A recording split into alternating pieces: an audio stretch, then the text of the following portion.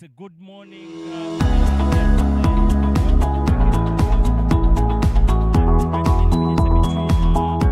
Victoria Strikers and Bunyonyi Warriors. Of course, earlier on, Victoria Strikers. Earlier on, let's have a look at what happened earlier on in the center there. One match, one opportunity, one ticket to the finals, and the stage is all set with Victoria Strikers to lock horns alongside Bunyonyi Warriors. With me is Janet Mbabazi, Ritam Samali, Sharon to oversee proceedings, and Janet will flip the coin. Tails is the call, and heads it is. Janet, the toss is in your hands. What's your decision? What do you think is a more achievable target? I think for my team, anything 100 plus, anything over 100 is good. You know you lose, you out, but you have a mountain of experience as a leader in crunchy moments. How much of help is it coming into this eliminator?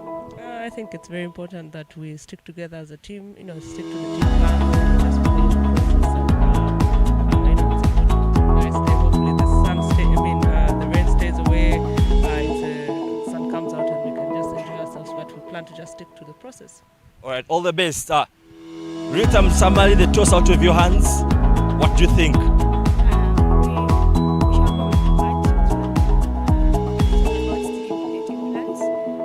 shall stick at scoring 120 plus.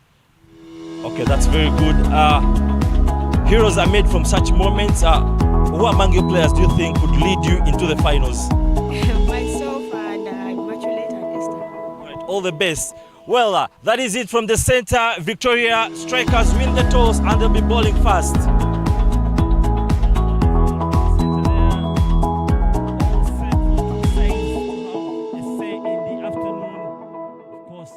The other side will be closely watching in Avengers around the ground to sort of maybe sneak at what tactics will be put into place, and of course being ahead of them. Of course there will be in terms of the energies, there will be ahead of that. Whoever goes they will not be playing they will simply be waiting for the finals. But nevertheless, the Victoria Strikers there is still having those last words.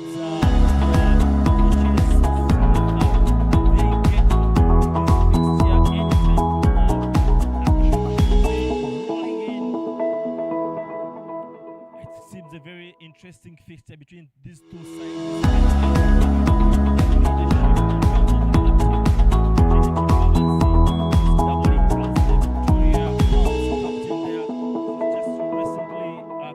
The Easter Women's T20 series she's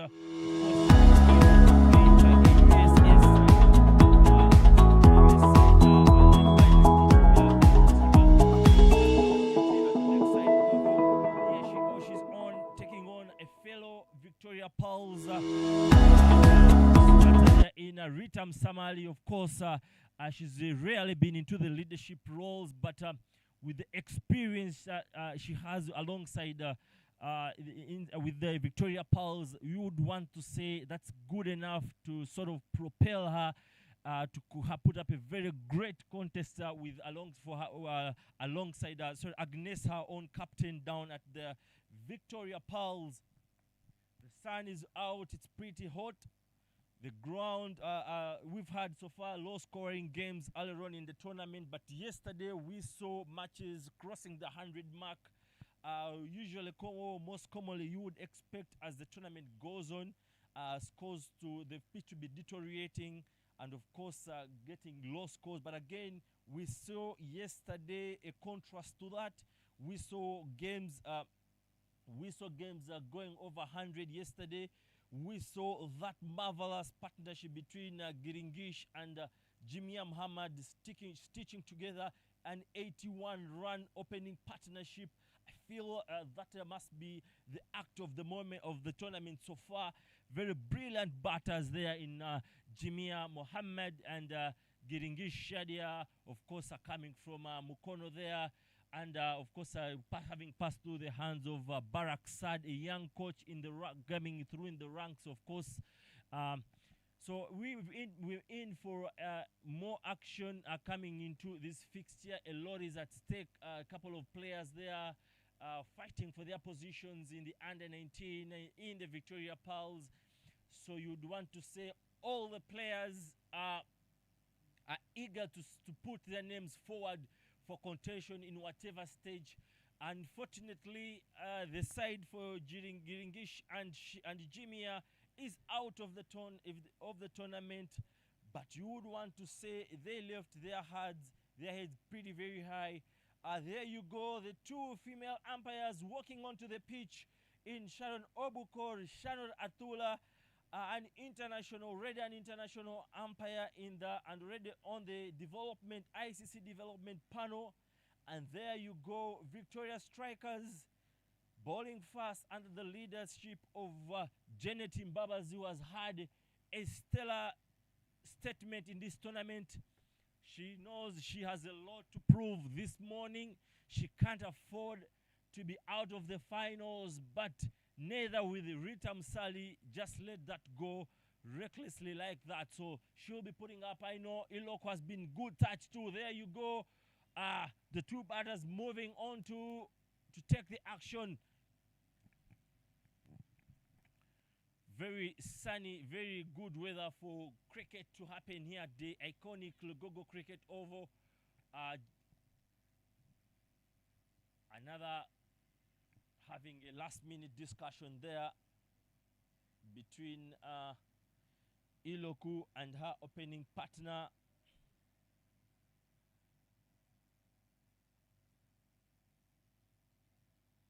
There you go, Janet Mbabazi. Amuge taking all the necessary adjustments to make sure everything is right in the place, in its right position, and have that early inroad. She has had quite a very great outing too with the ball, very economical.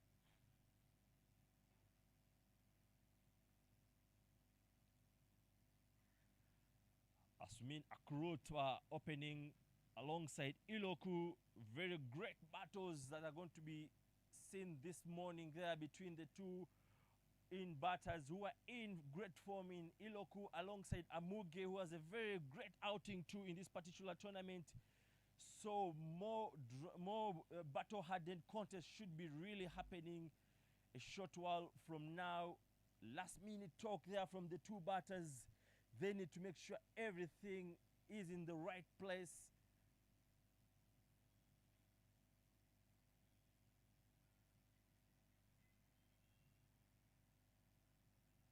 There you go, Amuge from the Kampala Road end. Start to the short one. Iloku not looking to not in any sort of rush, taking her time, but everybody there knows how dangerous she can be. She could easily take away the game from the Victoria Strikers. They are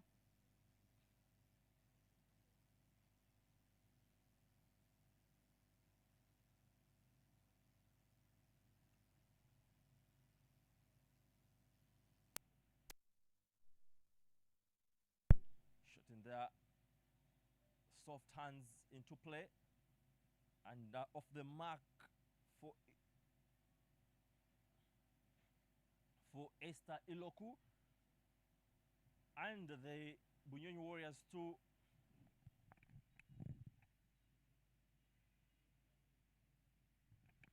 Kevin Amugo currently standing in the 50th position in the bowling charts.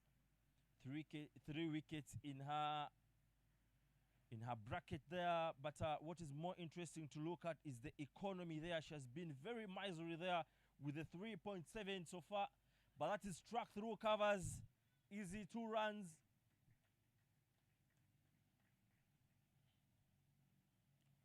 Looking at so far the stats, games won in this tournament so far have been won by the 3 top order batters. Of course, currently the ratio standing at 5-1 in favor of the top 3, having a stronger say in the proceedings of the match. So Bunyonyi Warriors should be really aware of that. Back of a length that is cut through point, racing all the way for 4 runs. First boundary of the day from Asumin Akurut.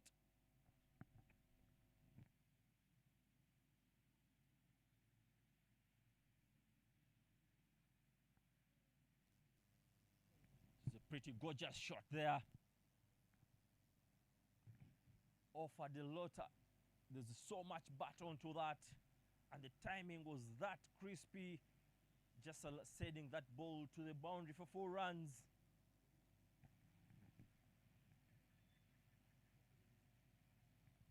Already the Bunyonyi Warriors seeming to be in business with that boundary with 3 balls so far into this over.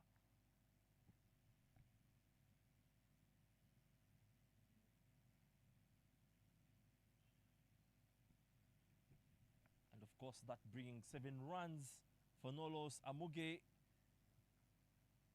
We know she can greatly come back there and dry up the runs, and that's exactly what Janet will be looking at.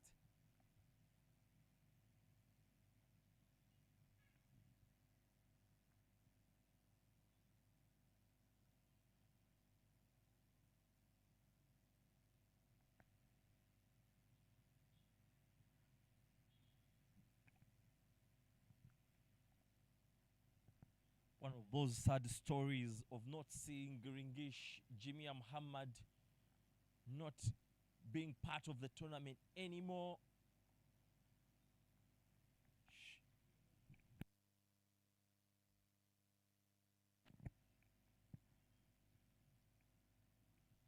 There's a call for 2 runs.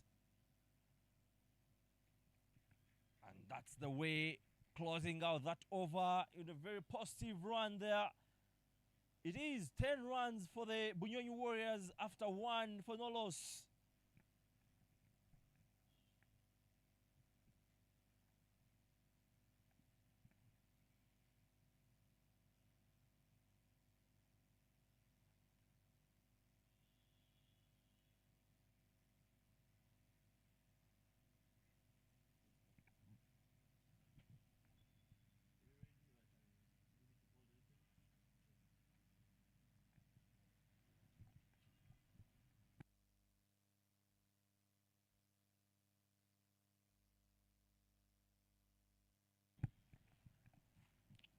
Janet Mbabazi left, right, center into the proceedings of the game. She's just making sure everything, no stone is left unturned, because she can't afford not being in the finals. I feel that could be headlines. Just remembering that she took that the Easter Women's Series unbeaten, so she can't afford to do that.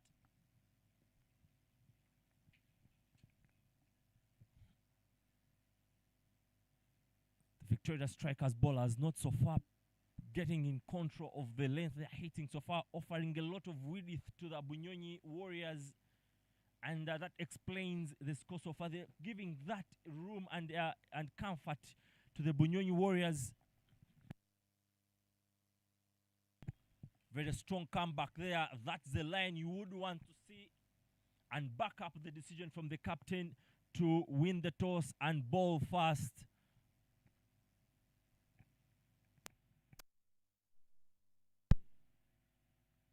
So far,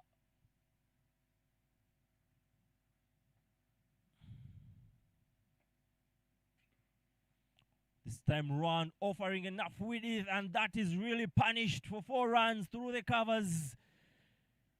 Asumin on the song this morning. What a show that was. Enough is simply a gift from Naomi to Asumin, and got and deserved that sort of punishment. It's 14 runs that bring, of course, 14 runs to the Bunyonyi Warriors. Strong comeback once again from Naomi Jane. But as we get into almost the closure of the second over, with me joins Naomi Kayondo, the princess. Good morning and welcome. Good morning, Yasin. It's nice to be here. And what a great start for the Victoria Strikers. Of course, someone would be wondering, 14 in just, 1.5. But something about them is that Naomi Amongin has been doing very well with the bowling charts. So I'm saying that they won the toss and elected to bowl first. The plan is to stick on the plan. I'm happy to be here and to go on with the proceedings of this eliminator game. Nice one. And that closes the over. Great comeback from Naomi. 2 overs down with a score of 14 for none.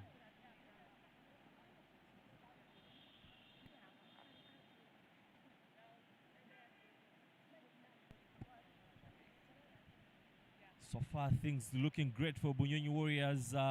When you look at the stats, Naomi, of the tournament so far, the top 3 have had a very great say in terms of the results. We have 5 wins. We have five wins. We have situations where, in case the top 3 have had a great contribution to the game, it's a ratio of 5-1 so far. Top 3 having a great say in these wins. And so far we're seeing 14 runs in 2 overs for Bunyonyi Warriors. Change in bowling there. Amugi out of the attack.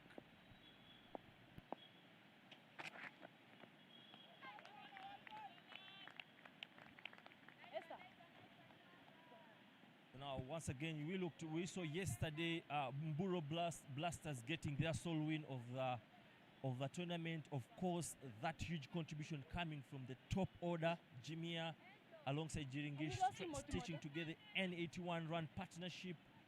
So that's how much influential the top 3 have been into this tournament.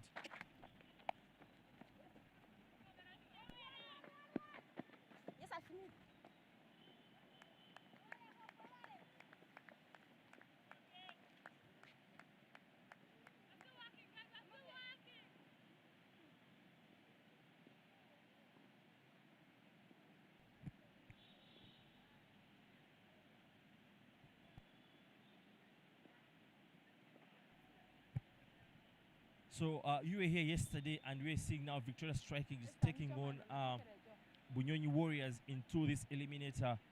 Yeah, what did you say about yesterday and coming into today's eliminator? Match day number 3 was quite an interesting one because we saw Mburo Blasters get their first win, but we also saw a game whose result flipped on the Choga Avengers, seeing that they were still topping the table with an equation of 23 of 24 balls in those last 4 overs. The Victoria Strikers were able to get past them because of that penalty, those 5 penalty runs that were awarded, care of a fielder that had gone off and come back without informing the umpire.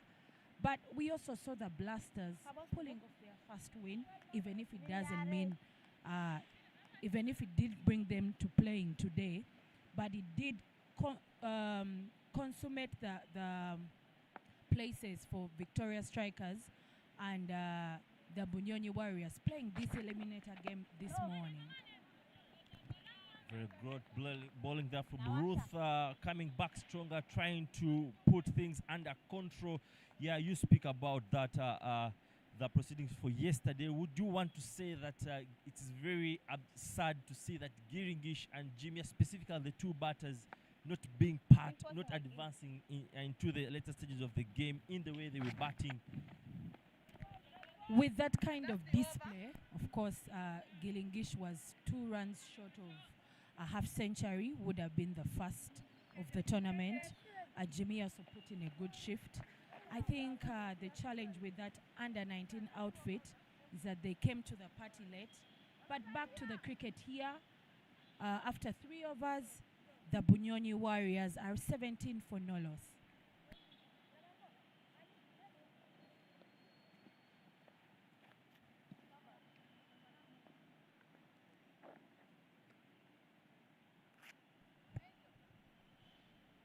so far things looking like the Bunyonyi Warriors are in more of control of this power play. You would want to say naturally, usually games as the tournament gets on in the later stages, wickets tend to deteriorate and you tend to see more of those.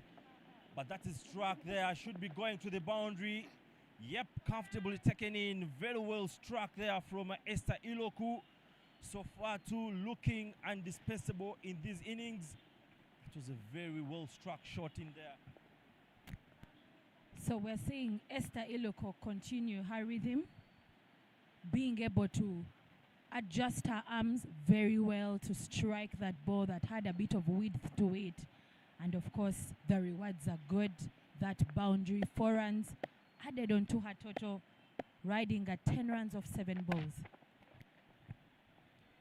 Very well batted. She's not looking at all like she's someone in a hurry. But just going back to the pitch, in most cases, naturally, you would expect pitches to deteriorate. You'd expect more low scores. But we saw how the tournament was building up, low scores. And then yesterday we had those marks over 100 mark. Could we be poised in for another over 100 with the way proceedings are at the moment? The Bunyonyi Warriors, match day number 3, saw them have the highest score of 109 runs, which the Blasters later chased. But today, seeing match day number 4 being the last, I'm looking to these teams doing a bit better. I think the coaches would want to see at least each of the teams this match day number 4 try and post about 120, even with that deterioration of the wicket because it has played 4 days. Smart, their soft hands into play there. What an incredible batting from Iloku. I would really feel sorry, Peter, I want to say for Kevin Awino, when I see someone I'm really competing for down in the Victoria Pulse, Iloku there, or would you be more happy that your mate is in such good touch of the bat, but at the same time you fighting for that very position for the starter in the X side? I think that's the beauty of the game of cricket. You need to continuously prove yourself, rise up to the challenge. Before match day number 3, Kevin actually was the highest scorer with, had the highest score of about 34 runs. But of course the task is on her to continue to prove herself to the selectors of these sides. But still, hats off to Iloko, who has done well with the bat and even with the gloves. Good use of movement there to negate the swing there, but getting off that single because of that misfield. But again, to create more interesting story, Kevin Awino is just right below Esther Iloku in the batting stand, and that is 6 and 5 respectively. But that closes out the 4th over with a score 25 for none.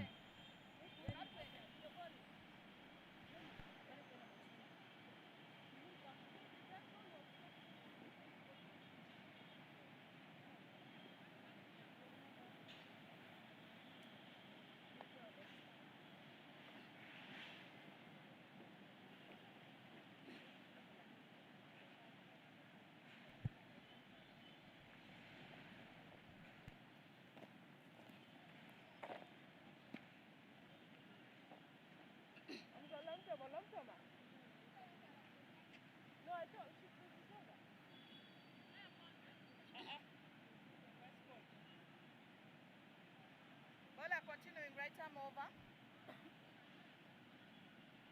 Hard. Push the ball hard.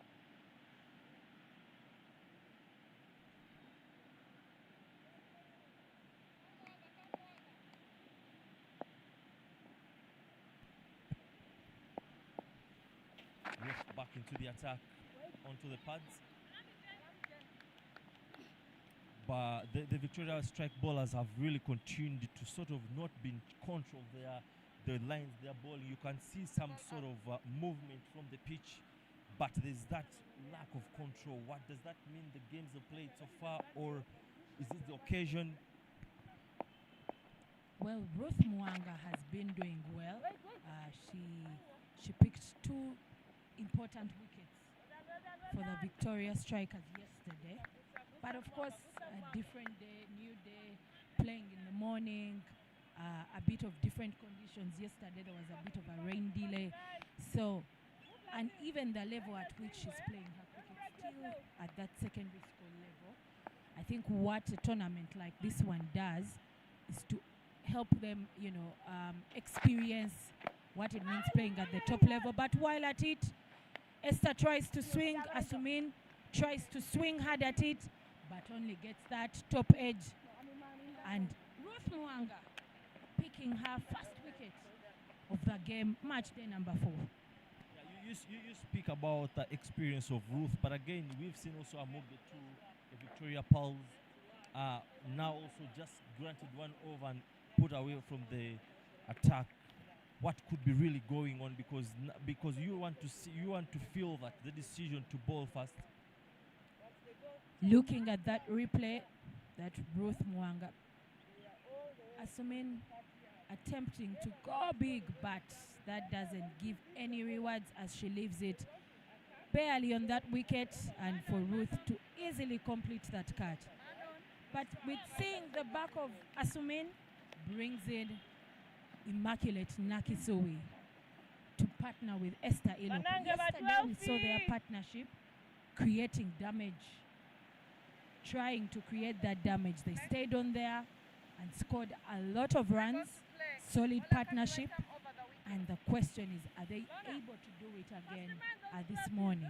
They did it yesterday in the afternoon. Are they able to do it again in the morning? Very notable thing, site also to take note of is that Konsi Aweko in her first stint at this level, of course, she was assistant to Okia in the concluded Easter series, but here she is a head coach for the Bunyonyi Warriors. You can't just imagine her getting into the finals and then going on to win that trophy. What would that mean in terms of the women into the coaching? But that is put into the body and smashed towards square leg for 4 runs. What a way to kickstart innings and make that statement earlier on from Immaculate Nakisui.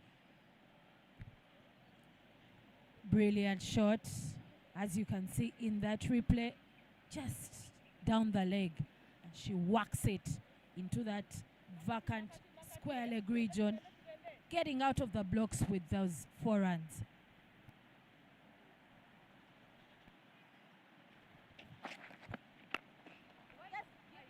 Struck with authority there, through covers there, 3 fielders running after that, but it should be easily 2 runs taken there. Classical creaming of that ball through the vacant cover region, allowing Immaculate to settle in with another 2 runs. I think it would be important for the captain, Janet Mbabazi, to remember that if they stick to the plan of bowling on the offside, then it is important that you have a deep covers. And while at it, Immaculate goes again, this time piercing through that point region where her good friend Stephanie Nampina is fielding, but she could not move to even save the team. Watching that in the replay again, powerfully piercing through and adding another 4 runs onto that total. Closing off the 5th over, the Bunyonyi Warriors are 36 for the loss of 1 wicket.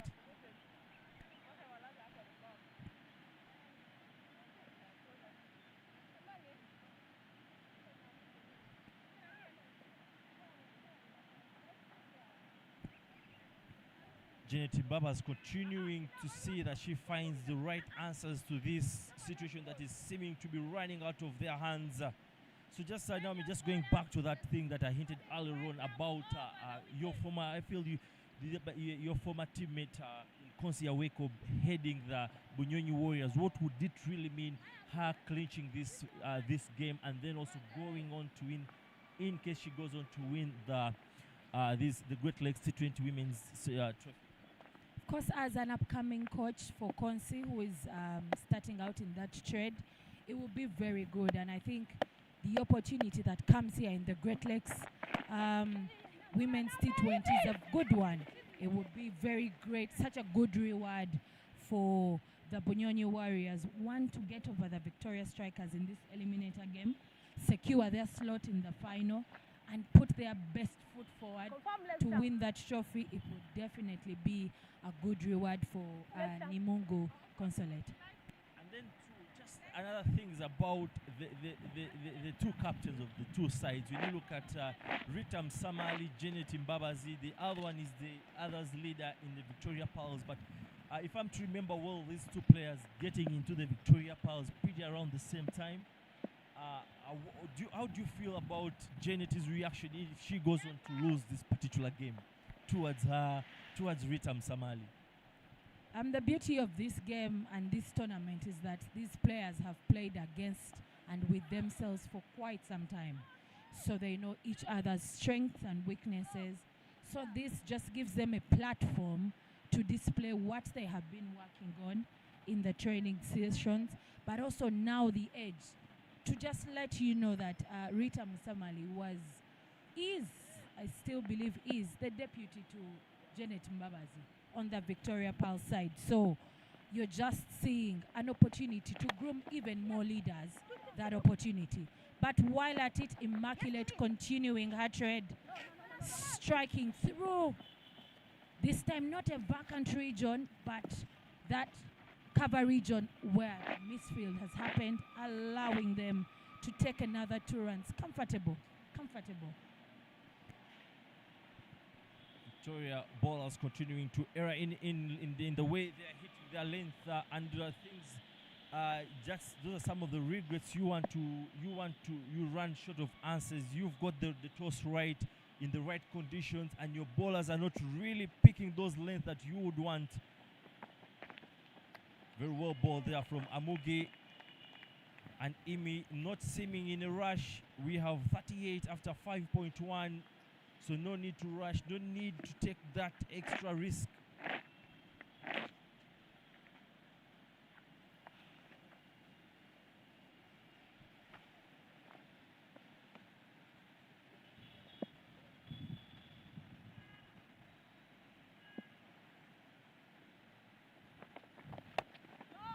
Great bowling there from Amuge. Right throw, pitching it up in the channel and extracting that. That's the side of move. Is that the right spot she should be consistently hitting moving forward? Kevin Amuge has been lethal with that ball for her team, Victoria Strikers. Not as lethal as she was in the Easter series, but she's able to establish the kind of length that would be a bit problematic for the batters. So in that particular scenario, Immaculate was caught in between, moving forward and going back, and rewarding her with that dot ball. Even looking at just this one, still a bit of wind, but she's still not able to flash it away as she has been doing earlier. I would want to give credit once again to Imi. They're not in a rush. It's 40 runs off on the board.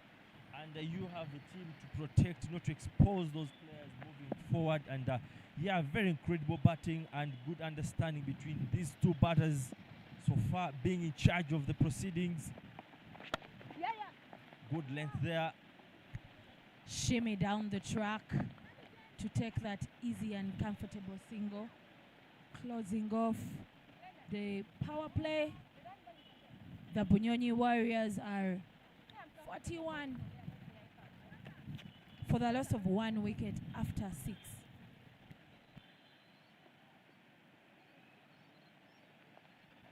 End of power play.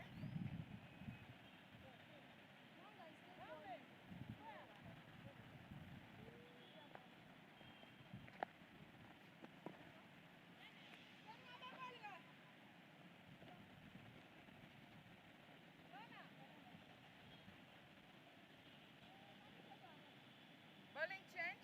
Coming right arm over.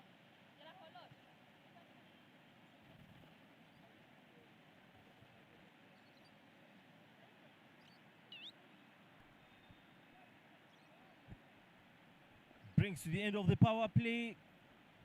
Bunyonyi Warriors comfortably standing at 41 for 1. 2 key batters in there. And they're changing the bowling there. Put outside of stump. Oh, very superb fielding there. Fantastic fielding there. That could have easily raced to the boundary.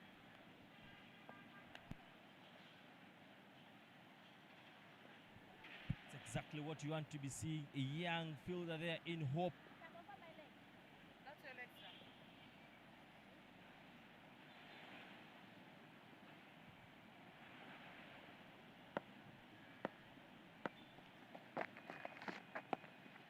Onto the pads, but Iloko opting to go for the soft touch there.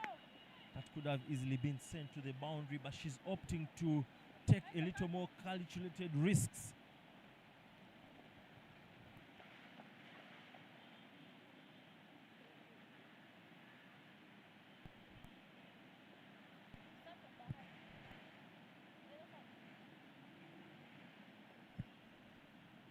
In apologies there for the graphics that could be changing any time from now, but it's Lorna into the attack from the Kampala end that is driven to the offside for what a single.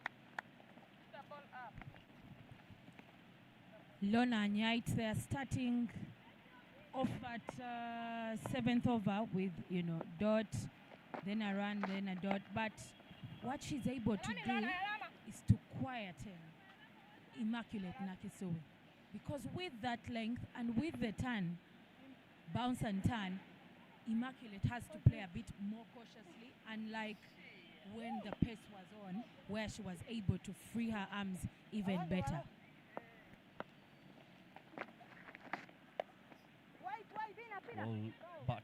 Good bowling from the Alona Anyait there, trying to bring some sanity into the proceedings. And of course, curbing out the power already that has been put out from Imi.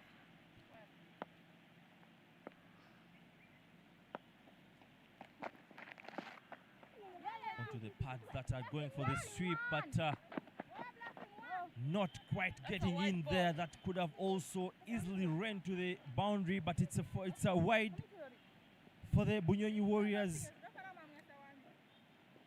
Some of those decisions that you take correctly, but going on to fail, but with things that are not in your control, as we're seeing here, Victoria strikers, bowlers continuing to err in length.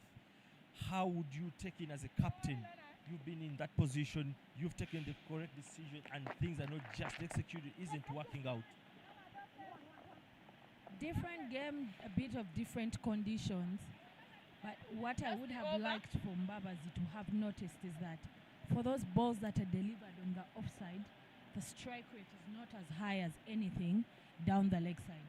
But closing off the 7th over, the Bunyonyi Warriors are 47 for the loss of 1 wicket.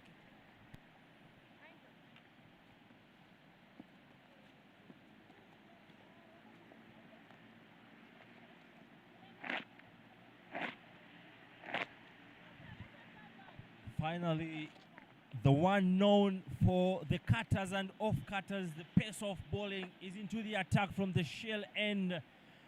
With Janet Mbabas, I feel Sarah Walaza should have a say in this game if it is to go into this Victoria Strikers' way, this particular innings, with the way she has the control, the variations. Is that the correct decision at this point of time? Or it could have been earlier on? I feel that decision is a fair one to bring in Sarah now, considering that the power play is done. She also now has even better protection as she delivers those. But also Sarah has a wise mind as a bowler to know how to do the pace off, how to swing the ball away or cut it.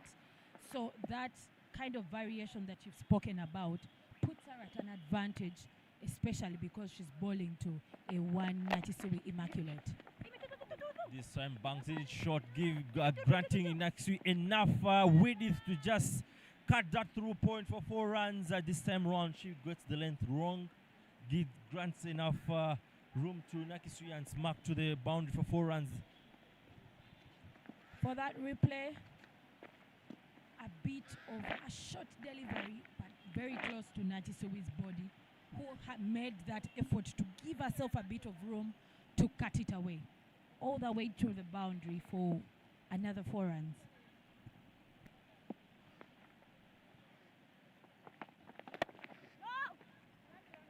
of a length there, and soft hands into play. I just love the way the Bunyonyi Warriors batters are responding, take the calculated risk, then again respond respectfully to that very good ball. The Warriors riding at slightly under 7 runs and over puts them in a bit of a comfortable position. If you have 7 runs and over, you're looking to score about 140 runs, which would be a very defendable total for them. This is the sort of situation Ritam Samali would want her team to be in, and with her confidence slightly low, would you think this is the perfect setup that she would want? And with the way she likes playing the shots, you are 52 for 1 after 7.3. Is this the ideal situation for her? But that is Esther Iloku doing her things. Smacked through point there for 4 runs, and there are the fists from the 2 batters. Watching in that replay, a bit of width, and of course with width comes that possibility, that space to swing your arms, strike that ball hard, cut it away, and of course the rewards are bountiful. 4 runs more. Who do you run to? Sarah Wala's experience, not in control. Amuge, not in control. Who do you run to? What would you go for in this critical position now? Just like the game is seeming to shift away from the Victoria strikers.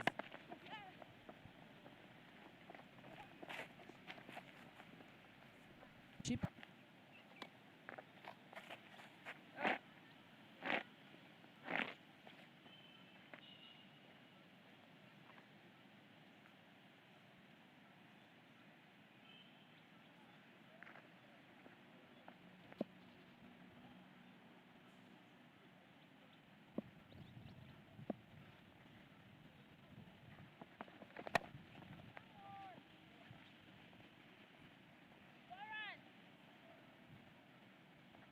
Okay.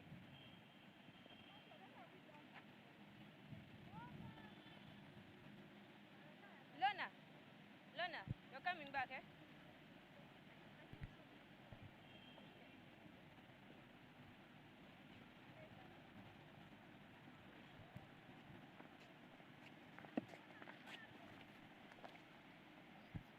Imi Nakisui is seeming alongside Iko Iloku almost unstoppable, but that brings the end of the 8th over with a score at 61 for 1.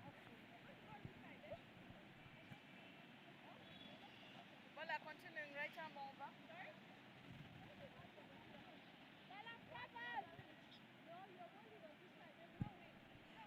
This is not seeming a good. These are not the best or ideal scenes for Janet Mbabazi.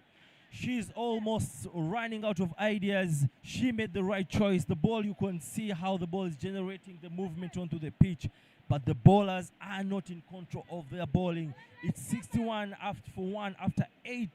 What is the ideal decision that Janet should be doing right now? What is the message that she should give to the bowlers to bring them back to the party? It's 7.6 now and over. The previous over bowled by Sarah Walaza has been one of the most expensive, conceding 14 runs, and yet the captain believes that she still can be able to break through. But I think bringing back Lona to quieten other innings is a very good idea. Her over will go very fast, and she will not concede as many. But it also gives Sarah Walaza a bit of time to think through her bowling and probably change a few tactics here and there to get a better result. Oh my God, that is on 2 pads and swiped away. Very brilliant fielding there from Naomi, closing out, just making sure it doesn't cross the boundary. But I feel these are the moments where you feel the captaining job is pretty tough, because even one of your very experienced Sarah Walaza has gone for 14. Kevin Amuge is running at 7.0. Very well ball there from the youngster Anyet. Tap and go.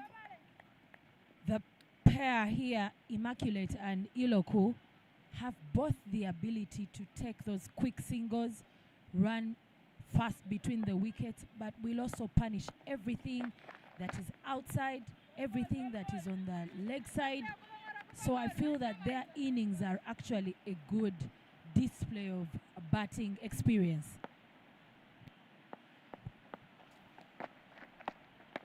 That's outside the offside, flighted up.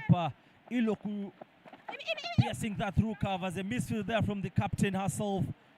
And easy 2 runs there. It's 16 runs shy of breaking yesterday's record partnership for the tournament so far.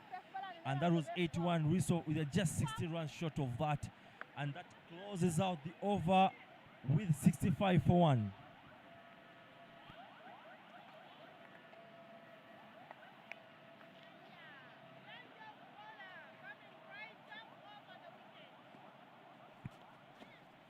Captain the Victoria Pearls and captain of sides for a very long time. What were some of those hardest moments you were into the game and you felt, why did I even take up this job? Or have you ever been in such a situation?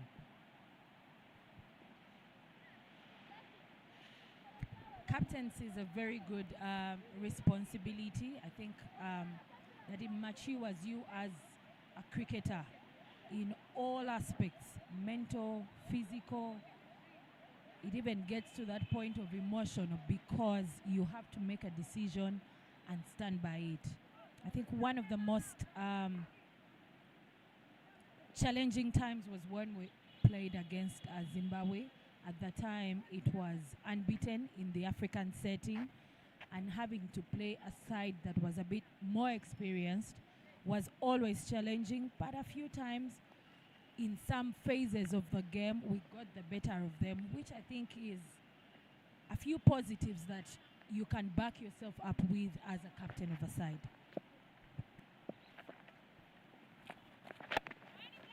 Short of length once again. I think Apio, there's a change into the bowling from the shell ending. Apio, very well hard for that from the former Victoria Pearls captain in Naomi into the pad this time round. Punish one bounce there.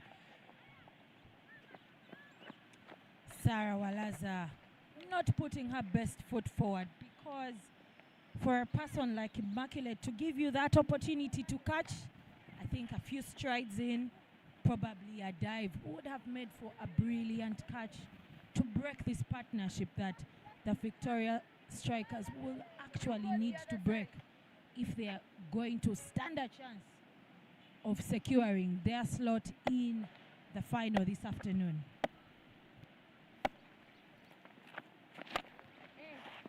It's come through on for a single there. There's some sort of silence now, seeming like everything is going a little bit silent for the Bunyonyi Warriors. But once again, the Victoria strikers continuing to give freebies for the Bunyonyi Warriors. Do you want to feel that that particular shot from Imi could have easily gone to the bound if she had given more direction to that shot? Maybe an issue of strength as opposed to direction, but for me it is the insufficiency of the fielding effort by Bwalaza, because that creates a chance, an opportunity. Sometimes you must create the opportunity yourself, but while at it, Immaculate goes big, the ball goes heights and miles there, traveling and seeing that first maximum in the game this morning, making that the 9/6 that we are seeing in this Great Lakes Women's T20 tournament. Watching that replay, striking it with authority, sending it to that full distance, rewarding her 6 runs. Really dominating shot from Imi Nakisui there. Short one onto the offside, but cut through, almost a misfield there. What a way to close out the 10th over, the half mark of the innings with 73 for 1.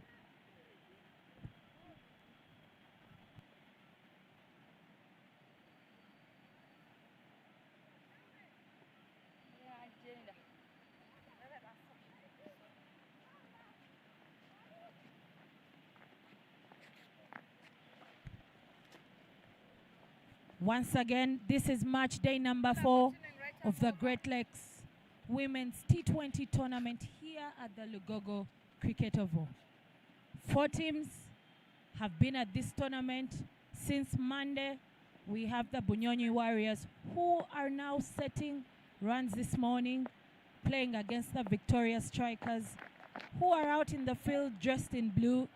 We have the Choga Avengers, who are dressed in purple and have already secured their slot in the final this afternoon.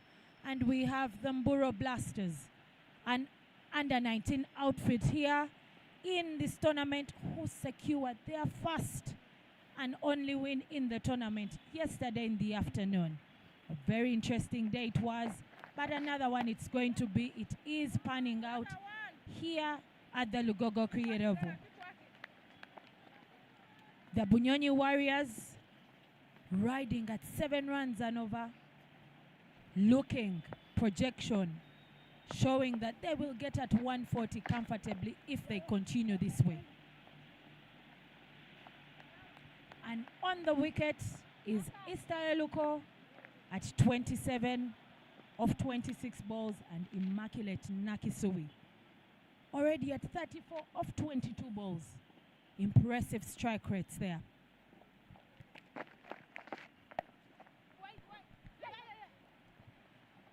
Nakisui Immaculate continuing to attempt to pierce through even the places that have fielders.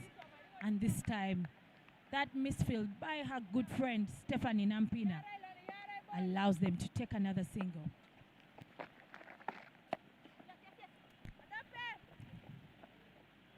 Eluko pushing that one to that mid-off region, allowing them to take another single. I don't think these are the best scenes that Janet would be want to see. Already the partnership is now soaring at 50 in just half mark, so they are not the best of scenes at the moment for Janet Mbabazi. Simply creating the best platform for Rita Msamali to get into there and just do her business, which means more trouble for Victoria Strikers. But in the end, that closes out the 11th over with 77 for 1.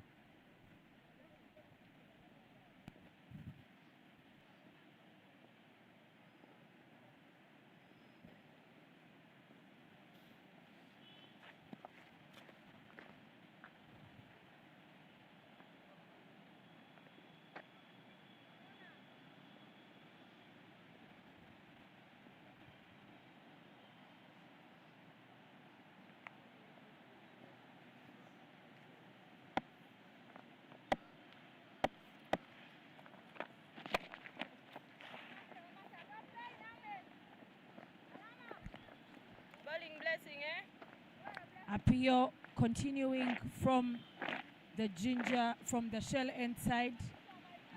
Apio Brenda, very good spinner there, starting out her craft a couple of years ago.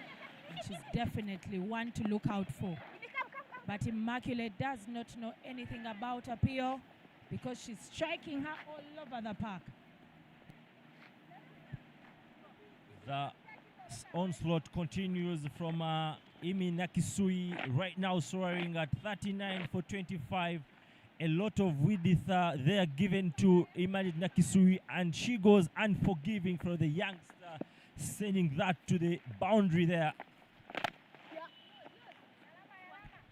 Little shimmy down the track, allowing to take that casual single. But I think it is the consistency of Naume Amongin Jen, who is riding the boundary and putting in the hard yards to ensure that her team does not concede any boundary. Nice one. Huge credit should be given to the Bunyonyi Warriors. If you're to notice how they've been taking on balls, anything that has been outside that stamp line, they're going on to pounce on it, and everything, however full it has been, however easy it's been to take on, they've simply played that down. So I think huge credit for the Bunyonyi Warriors learning how to take the calculated risks, and this is already paying off. Up in the air, and of course the catch is completed, sending Esther Iloko, who has played a patient innings, of 30 runs of 31 balls, sending her back to the dugout. Catch completed by that youngster putting on shot number 4. The Victoria Strikers pick the second wicket of the Bunyonyi Warriors, but also finally break that partnership. Well ball there from the youngster. She didn't really get much bat onto the ball. Legs were stuck way back into the crease, and maybe the clearing of the leg. You see there you go. Lack of that movement, proper clearing of the leg, and yes, paying the price. She must be really disappointed in the way they were moving, because continuing with that partnership could have easily propelled them to maybe the highest score of the tournament, but nevertheless a breakthrough for Victoria Strikers.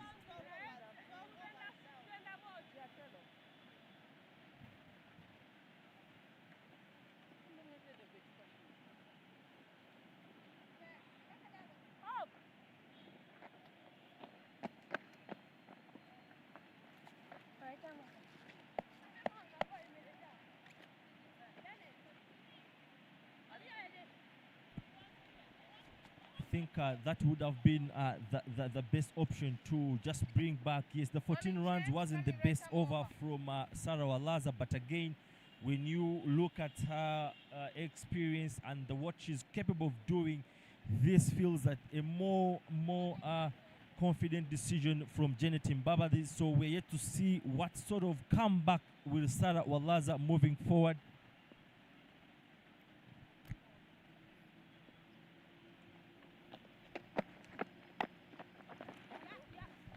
Brilliant idea there by the captain Mbabazi to change the side from which Sarah is getting into the bowling attack.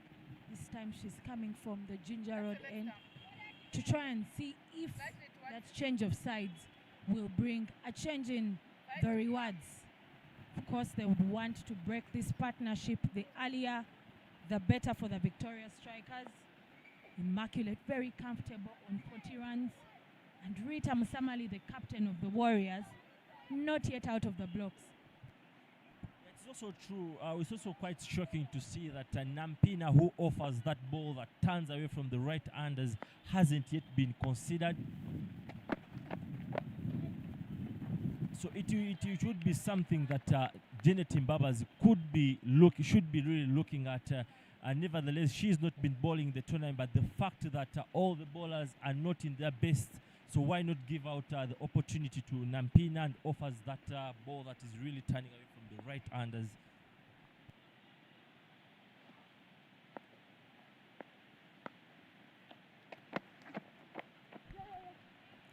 Rita Musamali getting out of the blocks with that delivery given to her on the pads, and she comfortably sweeps it square of the wicket, allowing her to get out of the blocks with 4 runs.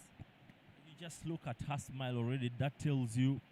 But there you go, how she quickly gets into that ball and swings very hard, quick arms there into the shot, and 4 runs for Rita Musamali. But just look at the body language, how she was smiling at it. That tells you a lot of pressure has been shrugged off from that earlier on partnership between Iloku and Imi. Continuing to keep the scoreboard ticking, and of course rotating that strike, comfortably playing that on the offside, allowing them to take another single. Rita Musamali already in the groove of things, partnering with Nakisui Immaculate, who looks in shape to score that first half century of the tournament.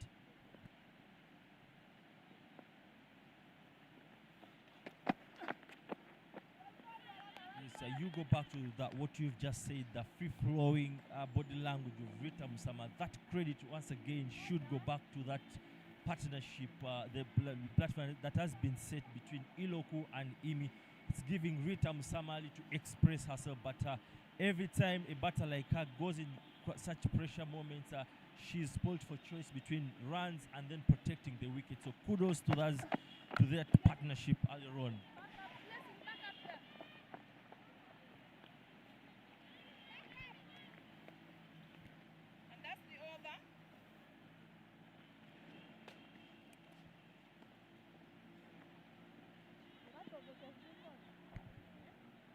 Closing off the 13th over, the Bunyonyi Warriors are at 91 for the loss of 2 wickets.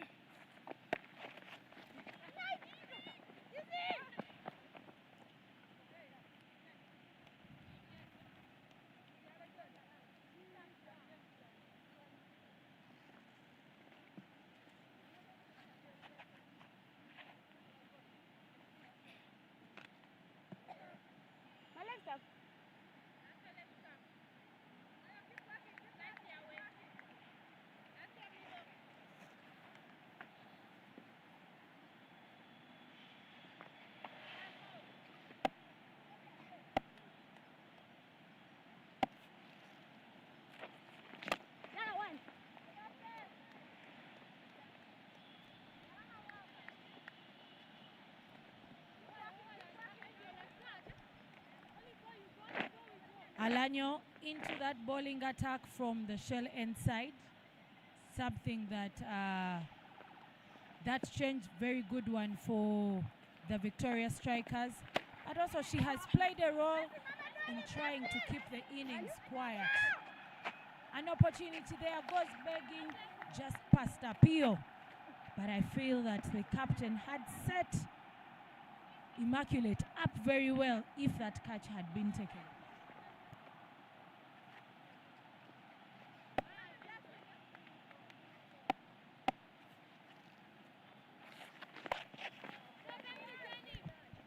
Delivering that one on the leg side. And of course that comes easy peasy for either of the batters on the wicket. Rita Musamali sweeps that square though. Nice one, Enjoy. Allowing them to take another single.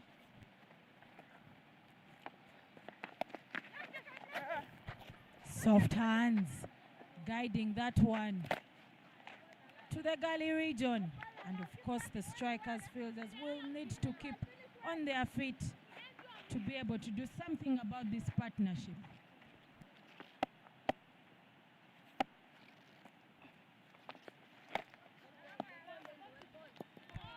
Swing and a miss, closing off the 14th over. The Warriors are at 96 for the loss of 2 wickets.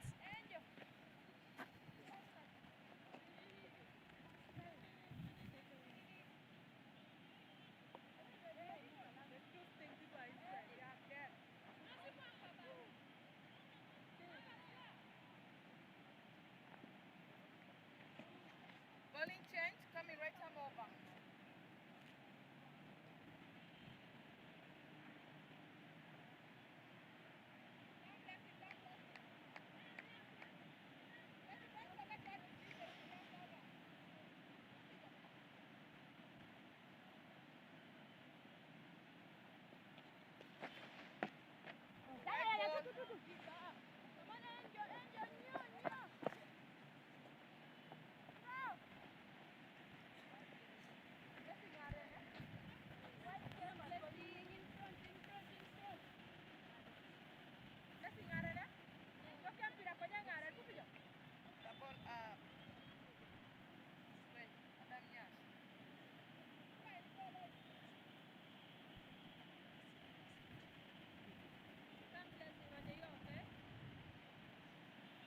We're into the last 6 overs of these innings. The Warriors looking to go to over 140, 150 probably the highest score that we'll have seen in this tournament. And this partnership is continuing to build. Immaculate getting even closer to that half century, already at 47 of 33 balls.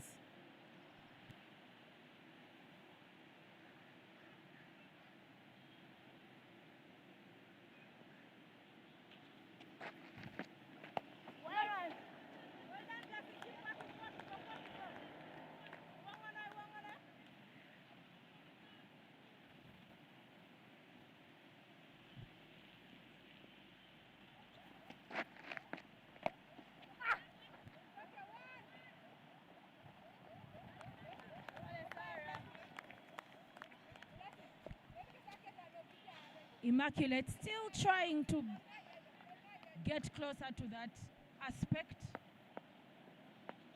Already at 48 of 34. And Rita Musamali will be happy to continue changing the strike so that Immaculate gets her well-deserved half-century. But these two have also played together for some time now. They definitely know that they are quick in between the wickets.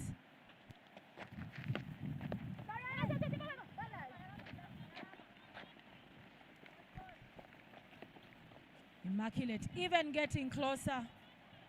Short of that half century by just one run. And a partner in Rita Musamali continues to keep giving her the rotation. But also it all comes out to the benefit of the squad, the Warriors. Closing off the 15th over, the Warriors are at 104 for 2 wickets.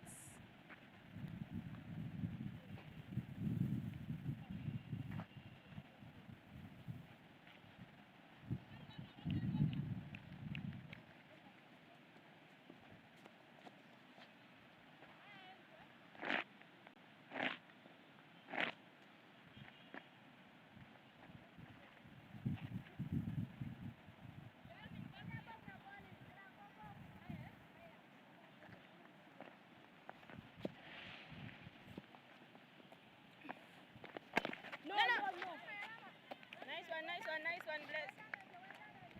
Nice one, Angel.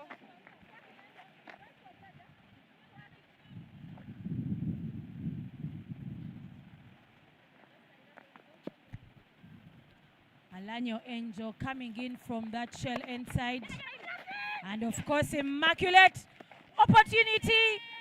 And she is home safe and dry, bringing up the first half century of the Great Lakes Women's T20 tournament. An opportunity there was to run her out, but she's very quick in between the wickets, allowing her to get home safe and dry. The first half century of the Great Lakes Women's T20 tournament.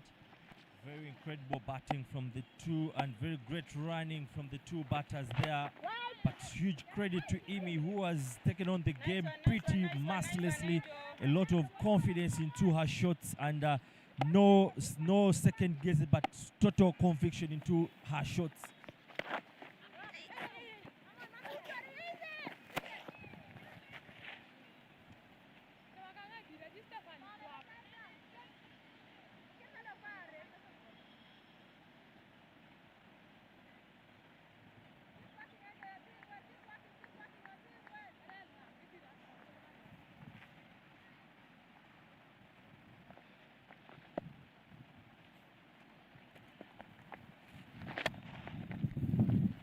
Continuing to swing those arms, freely playing this game is Immaculate Nakisui. You're bowling, Angel, eh? A little shimmy down the ground, allowing them to take another single.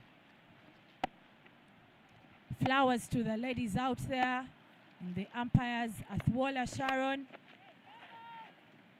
and Obukol Gloria, doing a great work in that umpiring section.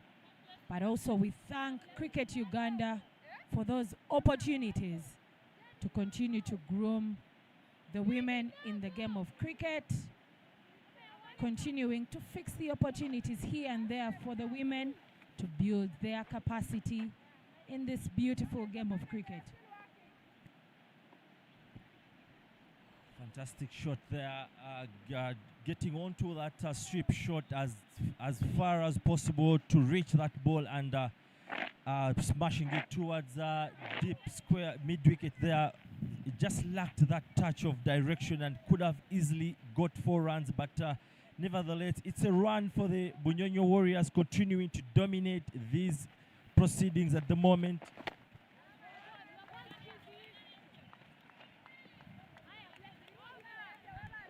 Closing off the 16th over, the Warriors are at 109 runs for the loss of 2 wickets.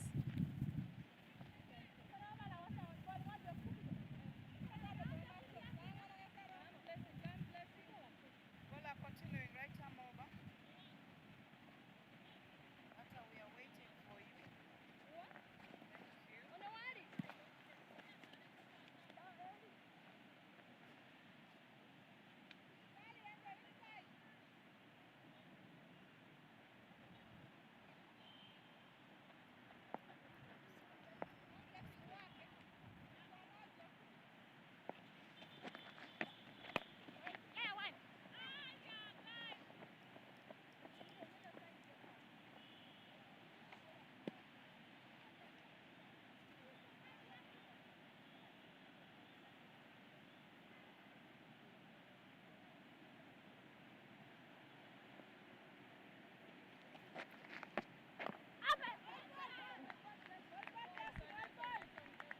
Thank you. Apio Brenda trying her luck with getting into the pads of Immaculate Nakisui, who is already rolling energetically after her half-century.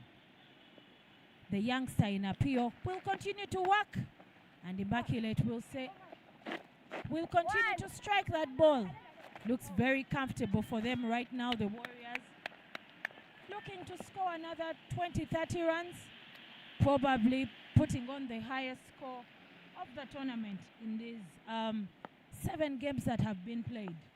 111 in just 16.4 balls. Good use of the feet from Immaculate Nakisui there, trying to negate the turn of the ball as much as she can. Another sweep there. Rita Musamali very comfortable with everything on that leg side. Going down on that knee to sweep it. And Naomi Amongin Jen does the cleanup work. Everything on the leg side is being punished by the 2 ladies on the crease. Immaculate does the same. Leg side delivery, sweeping it square, allowing them to continue We have 10 minutes to bowl keeping the scoreboard ticking. The Warriors are at 113 runs after 17.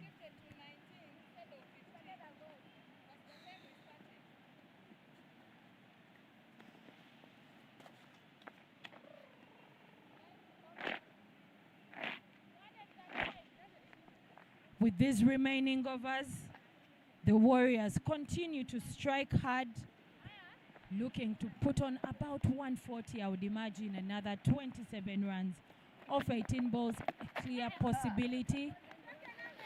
But then Nakiso is a bit exhausted now after having stayed on that wicket for the last 16 overs. Will she be able to push aside to put on the highest total? Questions for us. Of course, you wouldn't expect that when you talk about tiredness. You wouldn't really expect that from a person like Nakisui. 2 high-performance players, a consistent figure in the Victoria Pearls. You'd expect high levels of fitness with her.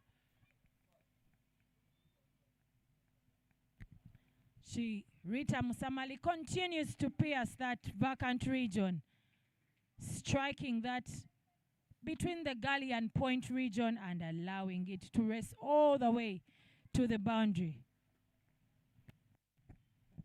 There we go, seeing that there into our pictures. Pitched up outside of stump, enough width for Imi there to just go after it for 4 runs.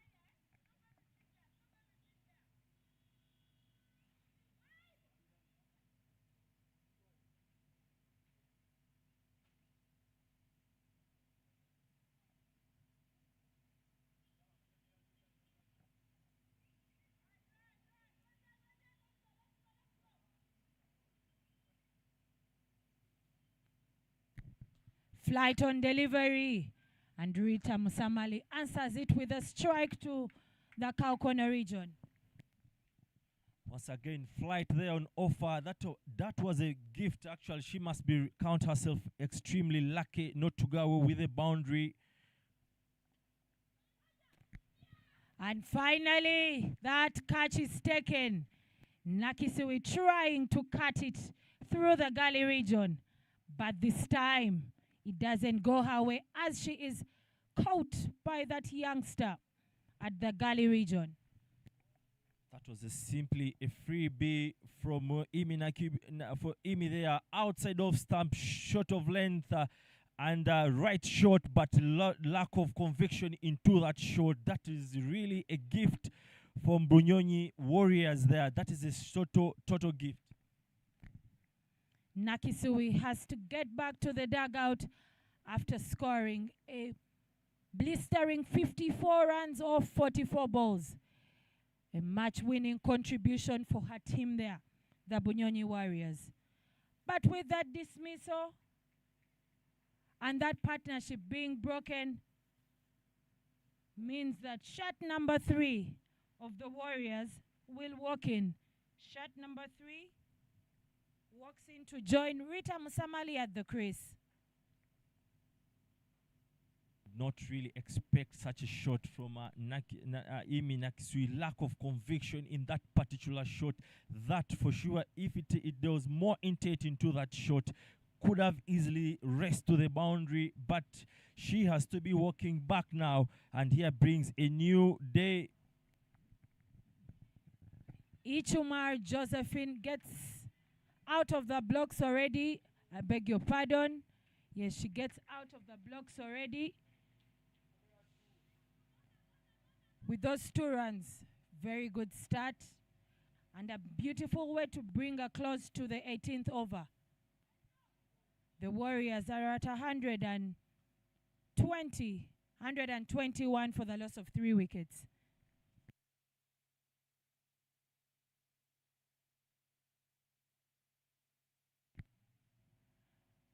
I beg your pardon, Nandera Immaculate, shot number 3, joins Rita Musamali on the wicket.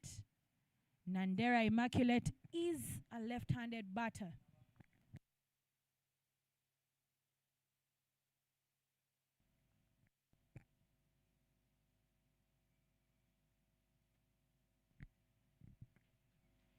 To deliver the penultimate over, the captain Mbawazi hands that ball to Lona Anyait to do her spin work, to try and do her spin magic, to try and restrict them to scoring that projected 140 runs. You would want to say the left-hander batter is also a very good tactical change there, because it gets in to negate the ball that is for the left-handers much. Oh, that's a dolly there, gift there.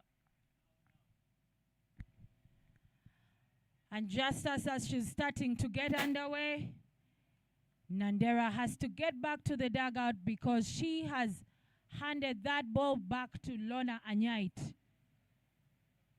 Very lazy play there, and she's very disappointed. So will be the coaches and her teammates. Of course, just like the previous over, the previous wicket of Imi, lacking conviction and intent into those shots. That's what usually happens, gifting away that dolly catch there to the bowler. Can easily tell that from her dejection, head down, a long walk back to the pavilion.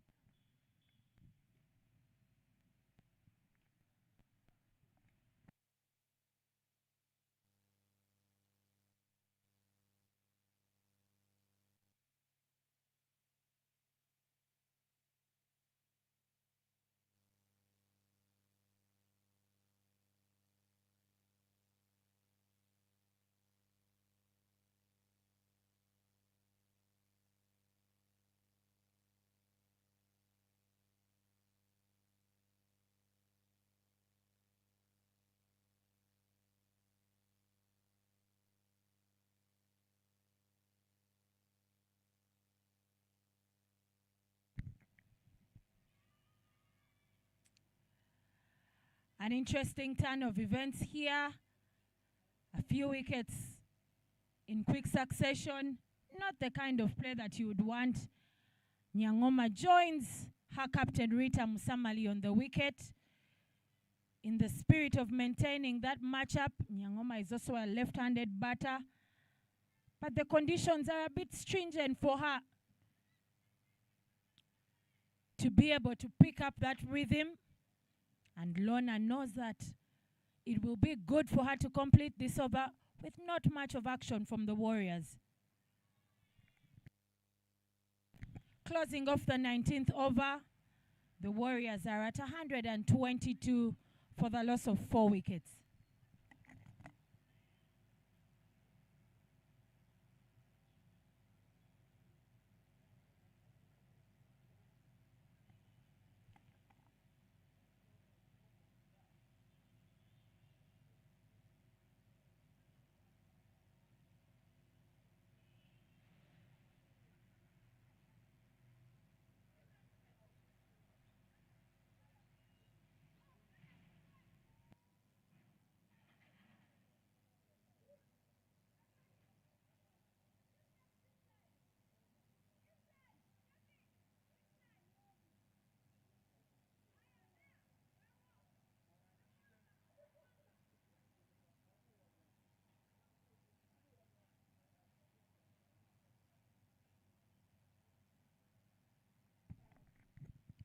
To deliver that last one from the Shellen side.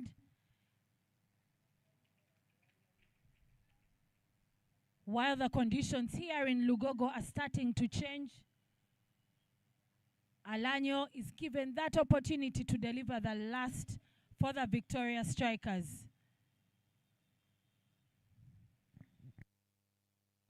Up in the air, who wants it? And Stephanie makes an attempt at it but puts it down. Opportunity goes begging. What a disappointment. That ball got to her. She made the hard yards to get to it, but she did not complete the catch. Rita Musamali lives to die another day.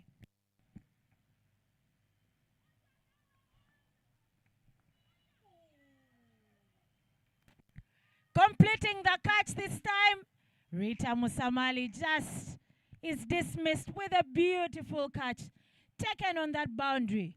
Shot number 4 of the Strikers, continuing to do her thing. Very incredible catch there from the young player there. Tossed up in the outside off stump. Great shot selection from Rita Musamali, but lacked that right energy to send that ball across the boundary. But a beautiful catch there from the young player there. Very great catch. Ruth Mwanga, shot number 4, doing it for the Victoria Strikers. Look at that. Very well completed. Aware about where the rope is. And of course, celebrating with the team that catch that was completed. Mbabazi Janet, very happy about that catch completed by the youngster on her side. That was one of those decisions, a very great decision at this point of the game, but just that lack of power to send that ball all the way.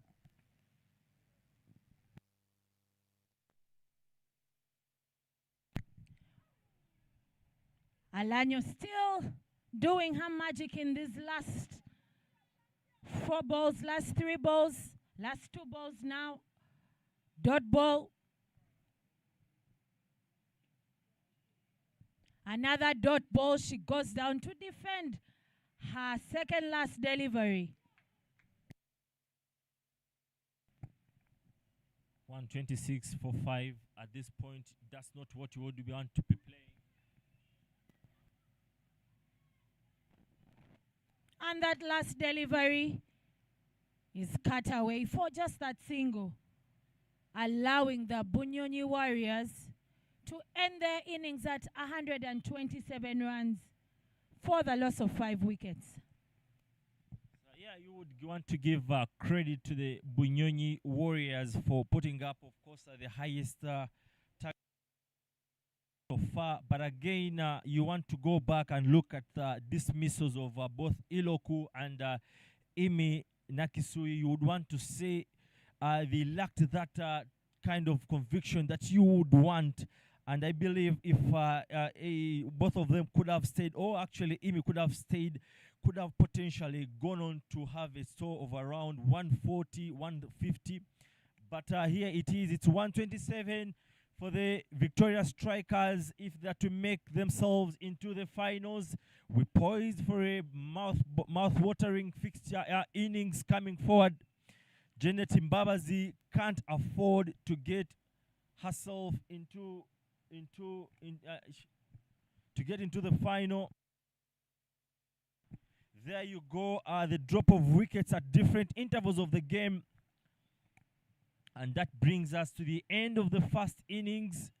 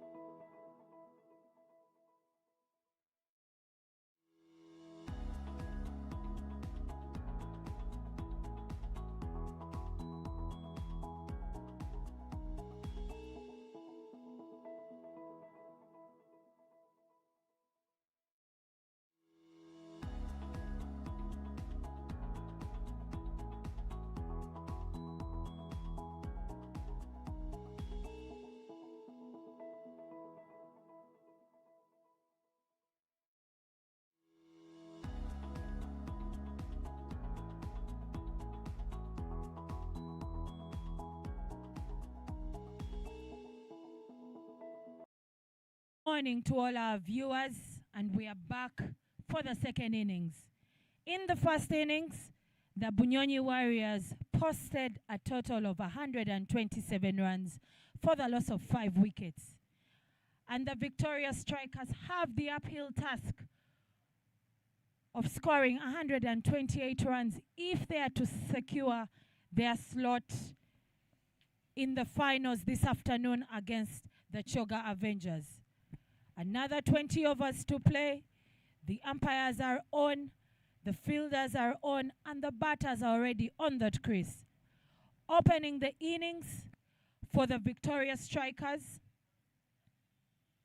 is Mbabazi Janet, the captain herself, has contributed positively to the team's performance and the team's totals. And on the non-strikers end is Stephanie Nampina, ready to go. Opening the bowling for the Warriors is the youngster in shirt number 1, already rolling, already hyped and pumped to defend that team total. Shirt number 1, Bunyonyi Warriors, is Nampamo Jacqueline. Here we go.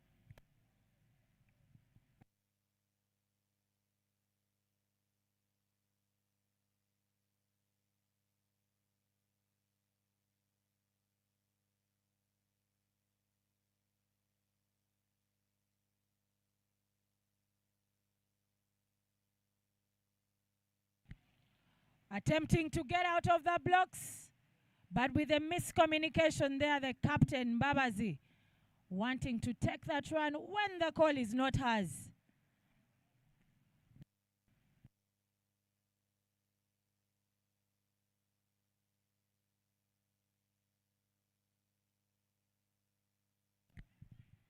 Tight line, but Stephanie Nampina is able to get out of the blocks, piercing through that point gully region, allowing them to take a quick single.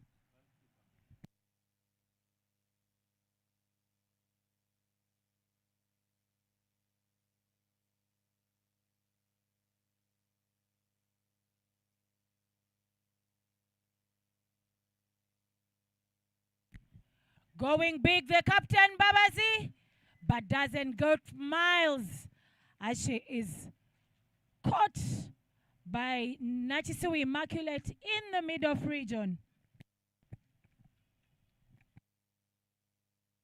Well, that's a brilliant breakthrough for the Bunyonyi Warriors, with Janet walking back there into the dugout. I almost put it that it was a very good tactical decision to open up alongside Nampina, because as I said earlier on, 5 games have been won in this tournament, with the top 3 having a huge statement into the proceedings. But here we are seeing Janet Mbabazi walking back with a 0, and all the work left for Nampina to take on the job.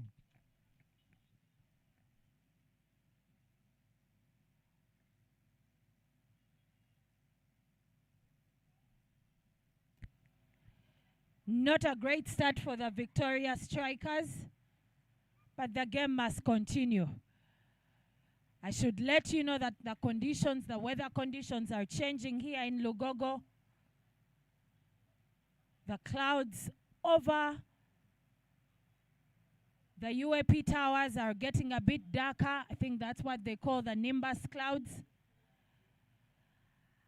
And the groundsmen are ready with the covers, ready to run on, because the heavens seem to be opening. But the umpires in Sharon Athwola and Obuko Gloria seem to want to ensure that this over comes to an end. Great ball there by Nampamo, who closes off that over. And of course, the umpires are asking that the covers are brought down.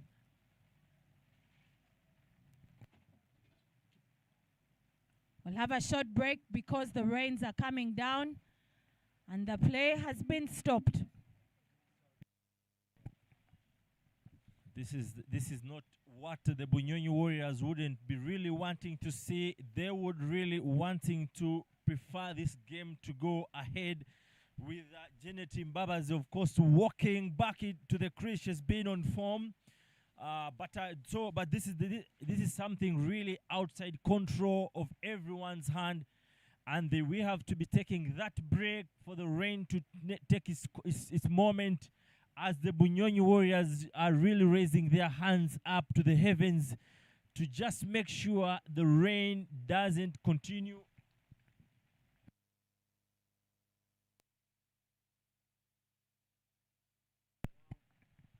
So here we take a short break and we'll be getting back into the action.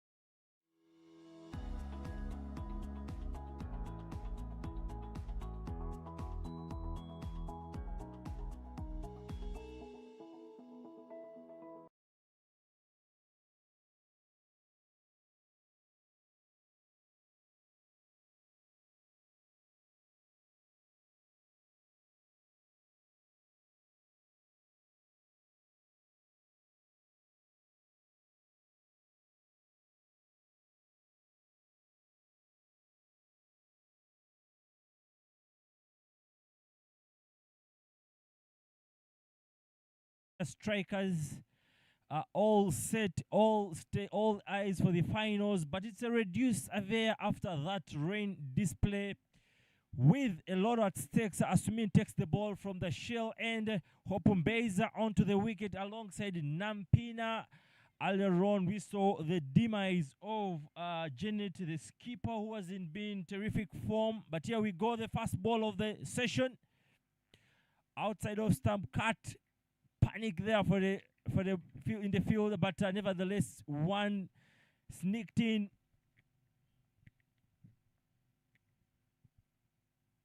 So be 48 runs needed of 5 overs, of course, keeping in mind that the one other over was played earlier on with 3 runs scored.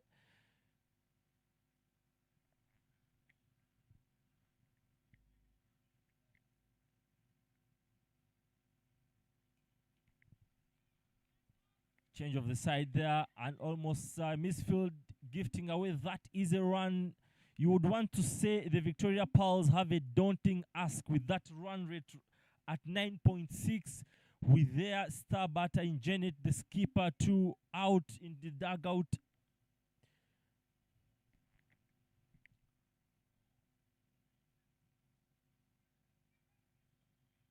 That's up in the air, should be easily taken. Oh no, misjudgment there. Not really having the right intent to run under that ball. That is an opportunity really let down to go. Just, of course, to keep you updated, it's the 6 overs to constitute a match. And already it's 1.2. So the score, that was reading 48 minus the previous. So we go to around 40.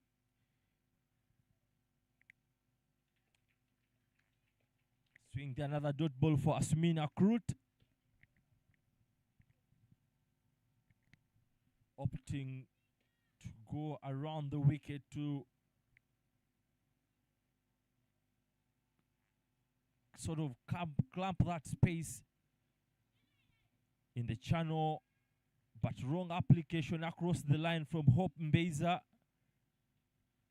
She's had, that's because marks the end of the power play in the updated laws governing the power play. It's no longer to the next over, but rather the next ball 2 counts, and that's the reason why we're seeing the end of the power play amid is an over.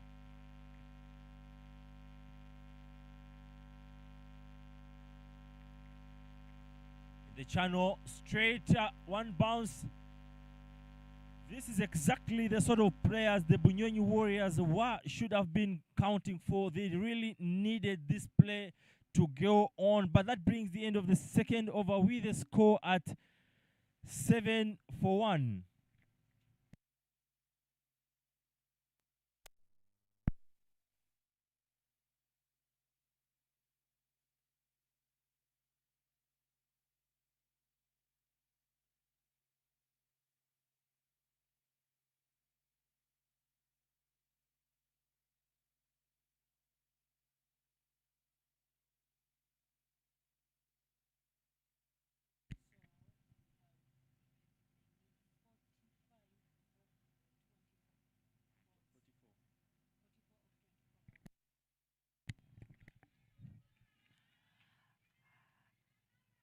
A kind of complicated challenge there for the Victoria Strikers, needing 44 runs off 24 balls, which makes 4 overs. This is all coming up because of that rain interruption, and a calculation of that Duckworth-Lewis method brings the equation to now what was 48 of 30 balls is now 44 of 24 balls.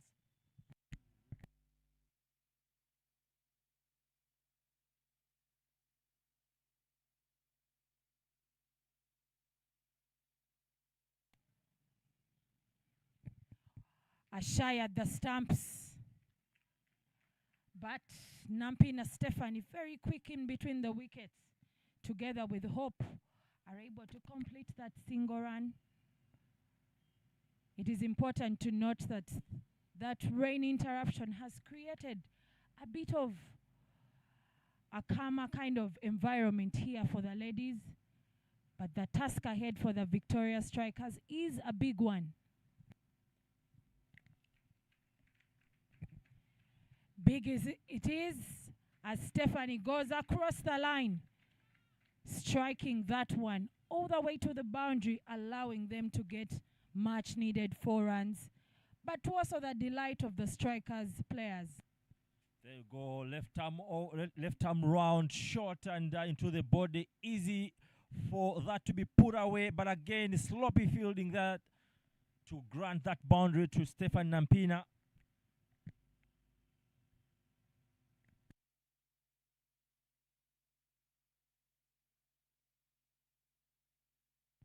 Stephanie goes again, and this time she goes big. It's going miles, getting the distance and getting her that maximum. Very well needed maximum to the delight of the Strikers dugout. Once again, taking her chances. That is right in the channel, and Stefan Nampina taking her chances, muscling enough power and baton to that one to send it all the way for 6 runs.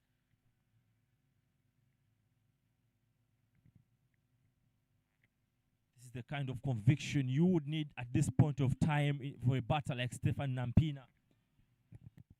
And she keeps going, putting nothing on those brakes as she creams one through the covers, asking the captain in Rita Musamali of the Warriors to put in a dive. But those are easy things for them because as players of the Victoria Pals, that is the bare minimum expected of them.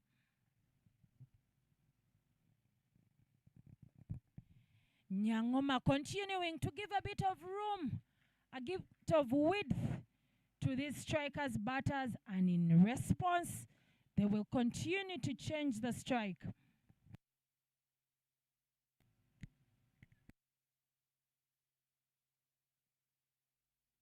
You would really think twice about that decision to send in Mbeza instead of Sarah Walaza.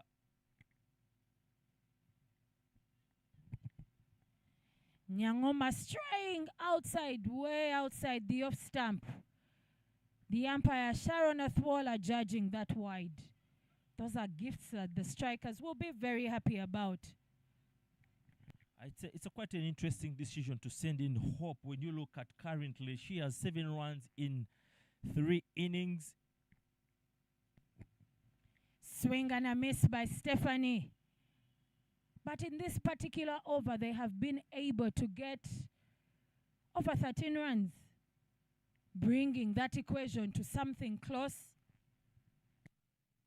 Closing off that 3rd over, the Victoria Strikers are at 21 for the loss of 1 wicket.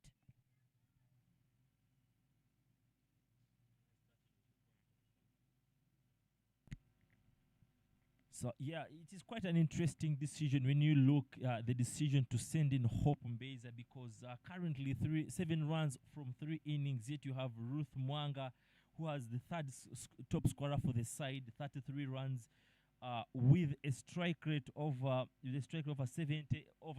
78. Sarah Walaza there in number 4, 29 runs, with a strike of 111. So it's an interesting decision to bring in Hope Mbeza that simply puts extra pressure onto Nampina.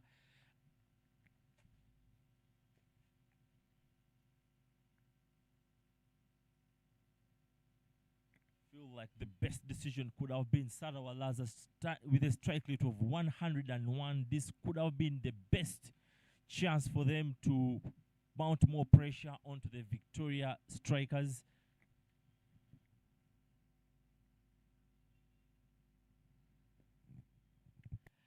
Very good work there by Hope, getting out of the crease, jumping out and creaming that one through the covers.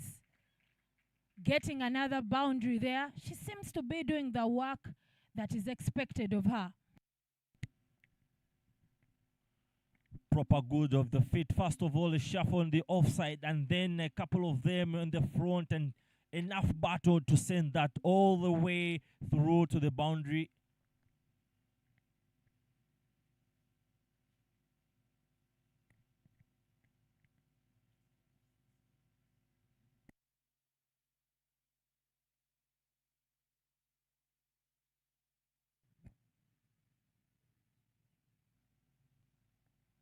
Swing and a miss. Hope continuing to press that accelerator because she wants to help her team secure that slot into the final this afternoon. This is the Great Lakes Women's T20 tournament here in Lugogo. Playing that eliminator game is the Victoria Strikers playing against Bunyonyi Warriors. Hope does that again, jumping out of the crease and cutting off that distance to allow her to rotate the strike for Nampina Stephanie, who is a more senior batter in this arrangement. And of course, so from the same school, but just going to the previous ball for Hope Mbeza. Good thought process of shuffling across, but again, the last minute execution was all wrong across the line. Stephanie goes big, and is she caught? No, because that grounds in front of Nandera Immaculate, who was guilty of not contributing with the bat in the morning. And I feel that that extra 2-3 steps and maybe a dive could help them have converted that into a dismissal by catching Stephanie, but she lives to die another day. While at it, Hope, still aggressive, still jumping out of the crease, but this time does not contact that ball. And the quick hands of Esther Iloko stamp her out. The Bunyonyi Warriors able to pick the third wicket of the day. Oh, fantastic bowling there, but again, this time Roa not quick enough to get anywhere close to that ball. You can see that wrong this time around. She gets a little straighter, not getting close to that pitch of the ball, and she pays the price for that. But again, still interesting. Sarawalaza still being held back. Someone with a healthy strike rate of 111.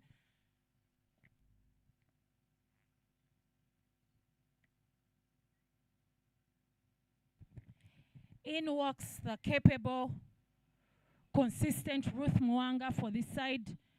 We've seen her earlier picking vital wickets. Match day number 2, match day number 3.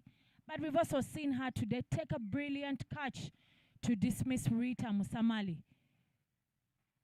A catch where she did cover the ground and took that one on the side, getting her into that position that I think that the coach finds her very comfortable to come in at this number to continue to contribute to the team's performance. Swing and a miss, but also that closes off the 4th over. The Victoria Strikers are on 27 after 4 overs.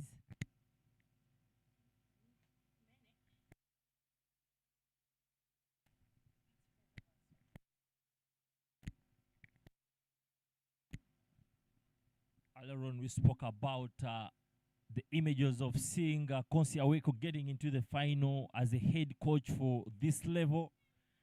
Are we seeing it almost happening with the way things are standing?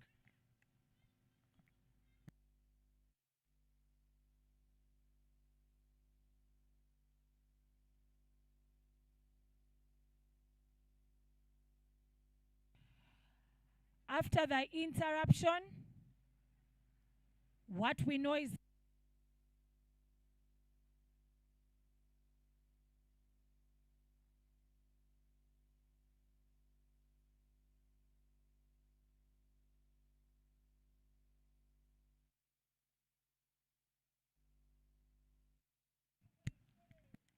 and to bowl that penultimate over.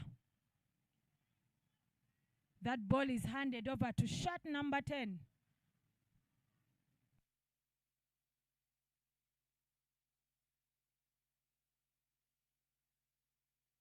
Hanifa is given the opportunity to deliver that penultimate over. Here we go.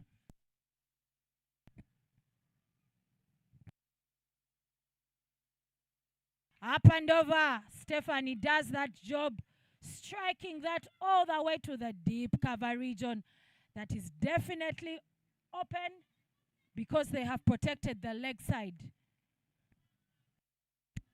That was a freebie outside, way outside of stump. Enough hands, enough width for Nampina to just open up her arms, send that racing all the way close to get to the boundary. But credit to Rita Msamali for that well put in effort.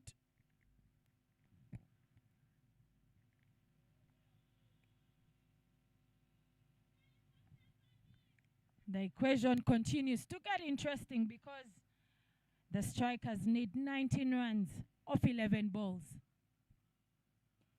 And Stephanie makes that stroke again, up and over to the long off region.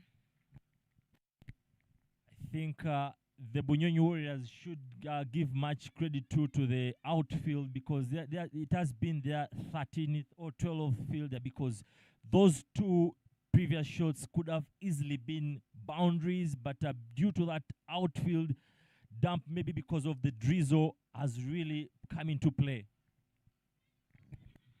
Quite an easy one it should be for Stephanie Nampina. Things like 19 runs off 10 balls. The attempt to go big is there, and the chance is put down. Stephanie will live to die another day.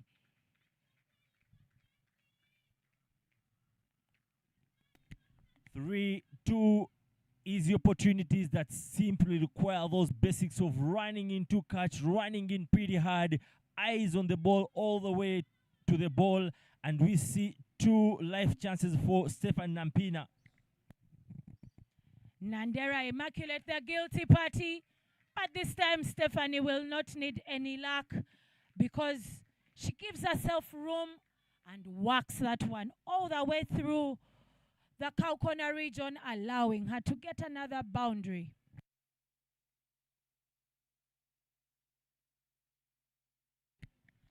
What a moment are we seeing here? Shot drifting down the leg, and then what do you expect? There you go in the replay from the young left arm of spinner. Very wide, a couple of short of length, giving that width once again, and powering that to the boundary for 4 runs. The equation continues to get interesting as the Victoria Strikers need only 11 runs off the last 8 deliveries. Stephanie goes big, this time dropping right in front of the long on fielder, allowing them to take just the one. 10 runs off 7 balls. Yeah, that's a very strong comeback from Hanifa. If she can just get it right in that slot.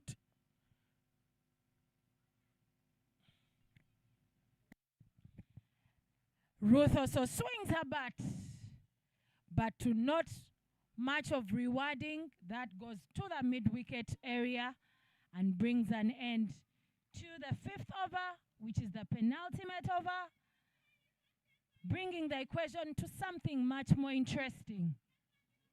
10 runs off the last 6 balls.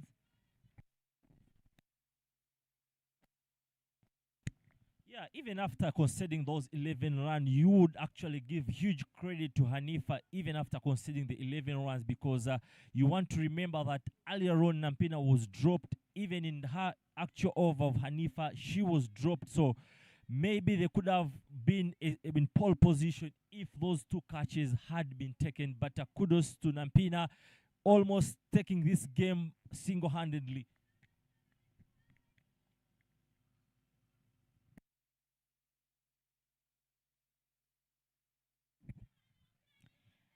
Nandera Immaculate. Shot number 3, given that opportunity to deliver the last over, the one that will determine whether they secure their slot in the final. Nandera Immaculate has been guilty of not making that hit from Stephanie an opportunity for a catch, but this time she has the opportunity to use the ball to make a difference, to help her team secure a victory and secure a slot in that final. A small disruption, but we shall continue to update you on the small scenario. Must be an issue with who is going to bowl that last over. Umpires must be saying something, the scorers, about whether Nandera is able to deliver another one. But we've not seen her bowl since the game started. Small slight correction there.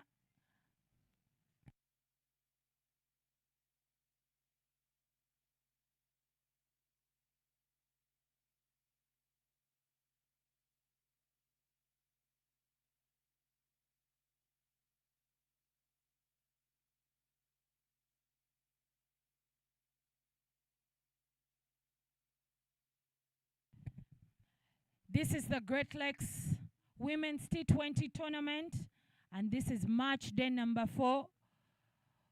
We have had 4 teams playing in this tournament since Monday.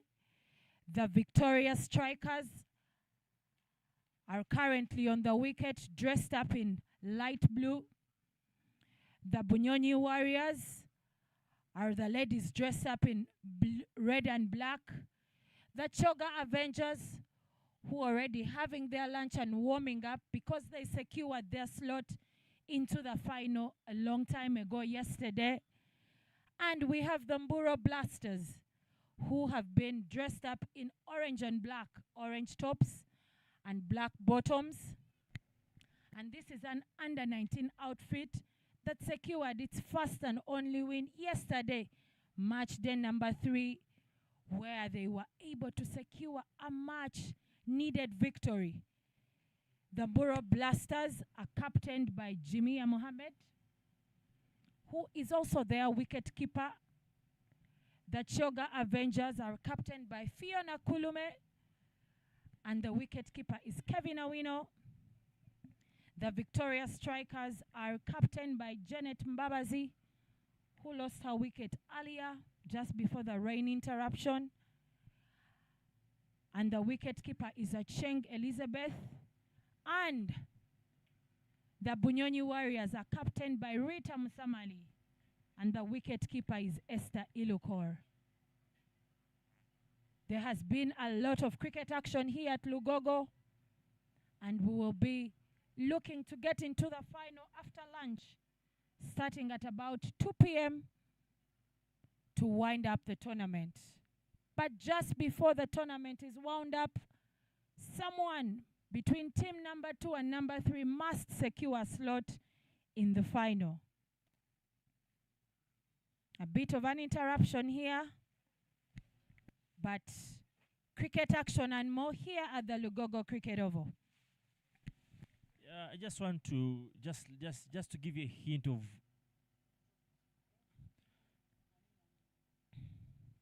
it has been quite a formidable tournament. I'll have to say they've been low-scoring games, but when you look at how teams have gone on to win these games, you'd have all the reasons to come more or to stay tuned and watch this final, because they've been low-scoring games. But you want also to see that the games were pretty very close in terms of chips chasing. So it's been a very interesting tournament. It's a good one to for exposure for the under-19 girls who are preparing for that World Cup qualifier down in Tanzania later on this year. A couple of things to try out, both for the Victoria Pearls, the emerging side. So very incredible scenes there to have all a lot of action that has been going on. Of course, currently with the senior men's side currently in Mumbai with their historical tour, first of its own. But just to give you a hint of what has been my standout sides of the tournament, Naomi, one is that of having the female head coach at this level. It's really an incredible one. And two, we're getting to see, just like the trend in the world cricket, wicket keepers batting in the top order. Apart from this game, actually, is when Rita Elizabeth has been dropped back. But all the way you want to see that wicket keepers have been opening the batting, and that's a very incredible trend moving forward. What has been a standout sight in this tournament, Naomi? Mine comes from match day number 3, the afternoon game where the Mburo Blasters, that under 19 outfit, won their first game in this tournament. They were not able to secure a slot to play today, but they were still able to put off a very good show. Jimia Mohammed, who captains that side, but also is a wicketkeeper on that side, was able to make a handsome contribution of over 34 runs to her side. And then Gilingish Shadia Nabulime getting to 45 run mark and helping the team cross over the line. Back to the cricket action here.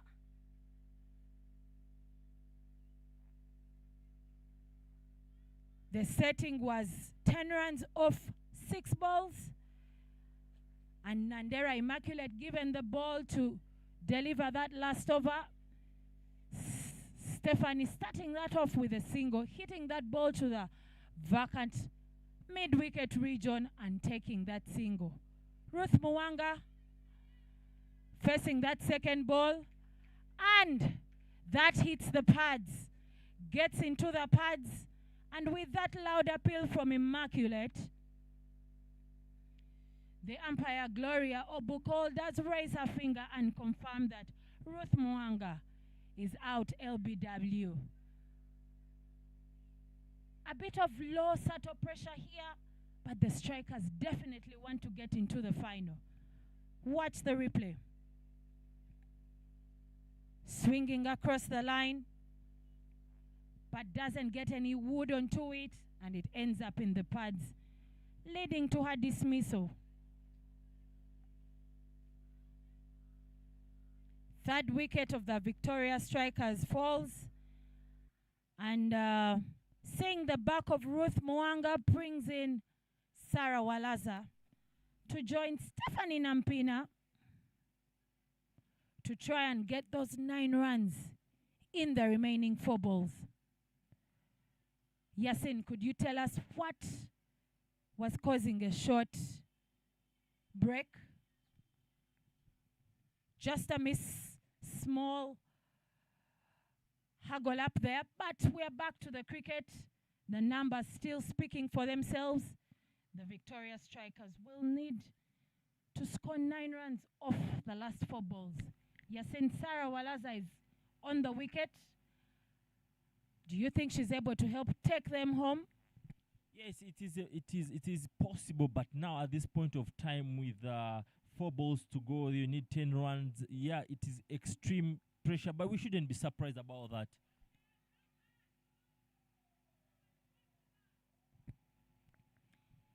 Eight of 3 is the equation, I beg your pardon. Sarah gets in there and quickly gets out of the blocks, giving chance to her partner, Stephanie, to have a go at these last 3 balls. 8 runs, 3 balls. Also to note is that the boundary, there is an extra cover, there is a long on, there is a cow corner, and a square leg fielder.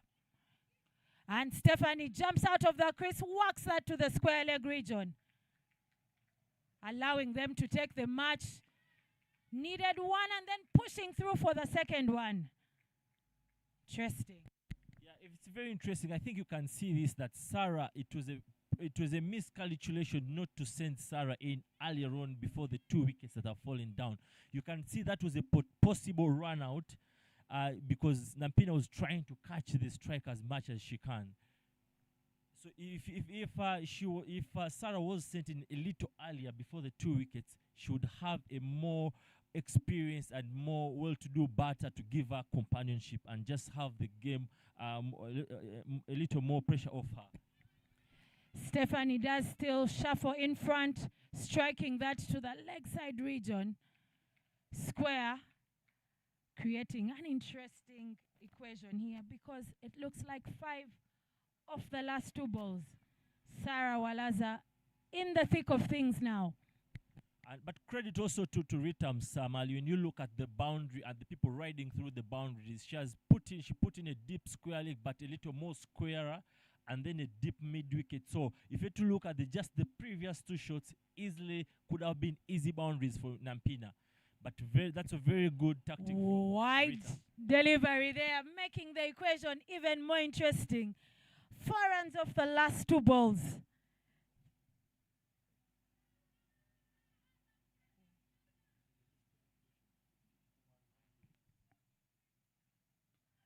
Sarah striking that one through the mid-wicket region, and they are happy to take that 1 run. I beg your pardon.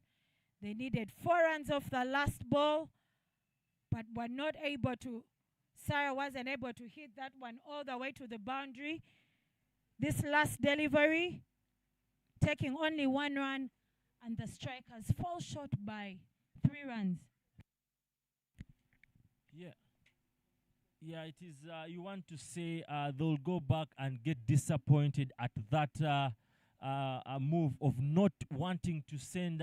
This goes back to the way modern game is played, keeping track of the data. You have a batter like Sarah Waraza with a strike rate of 101. You're sending in Hope Mbeza, 7 runs in 3 innings. And then you're also sending in Mwanga, who was in good touch, but when you look at her strike, it was quite below. So Sarah would have been the better option before Mwanga. But nevertheless, the game is out of their positions, and Bunyonyi Warriors are into the finals. What a way for the strikers to end their journey in this Great Lakes Women's T20 tournament. The Bunyonyi Warriors.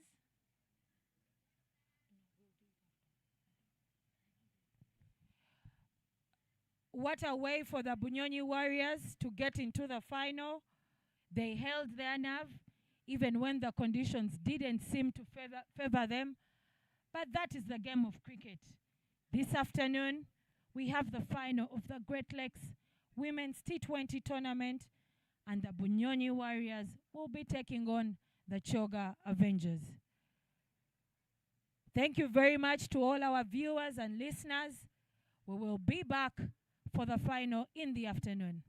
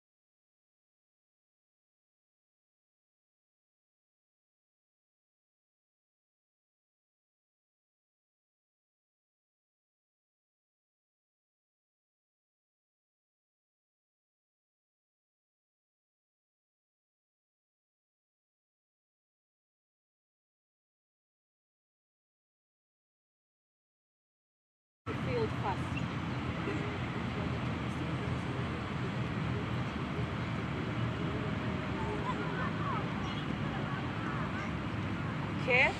Are there any changes to your side for this final game? Okay. Good luck in the final game. Captain Rita of the Warriors, what would you have liked to do this afternoon if you had won the toss?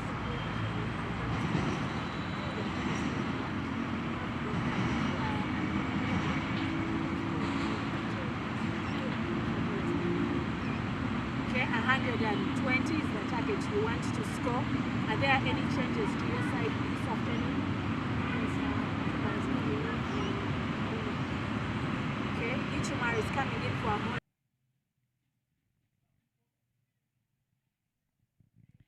Starting off the proceedings, as you have heard it from the center, the Choga Avengers won the toss and elected to ball first.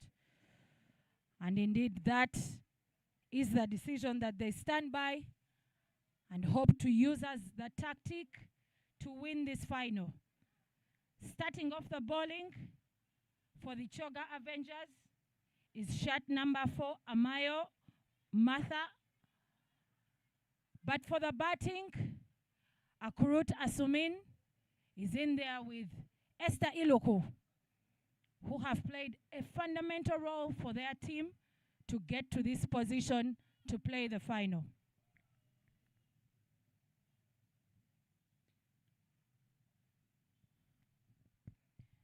Playing that with a bit of a close bat does not allow her to get any rewards from that particular action.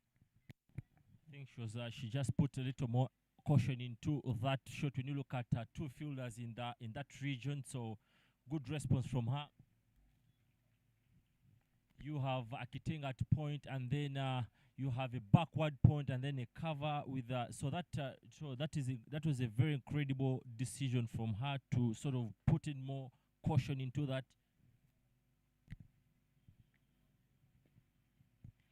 Amayo Martha gives her a bit of width this time, and she's able to strike that through, piercing that gap between cover and the short cover in between there, allowing them to take 2 runs, getting out of the blocks. Asumin Akurut.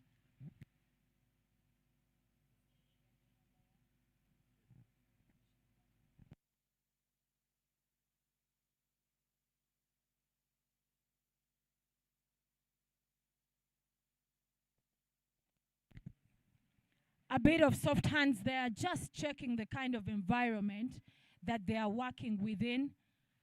But that also brings an end to not the blistering kind of first over that we have seen so far, but 3 runs for not in 1. The Bunyonyi Warriors.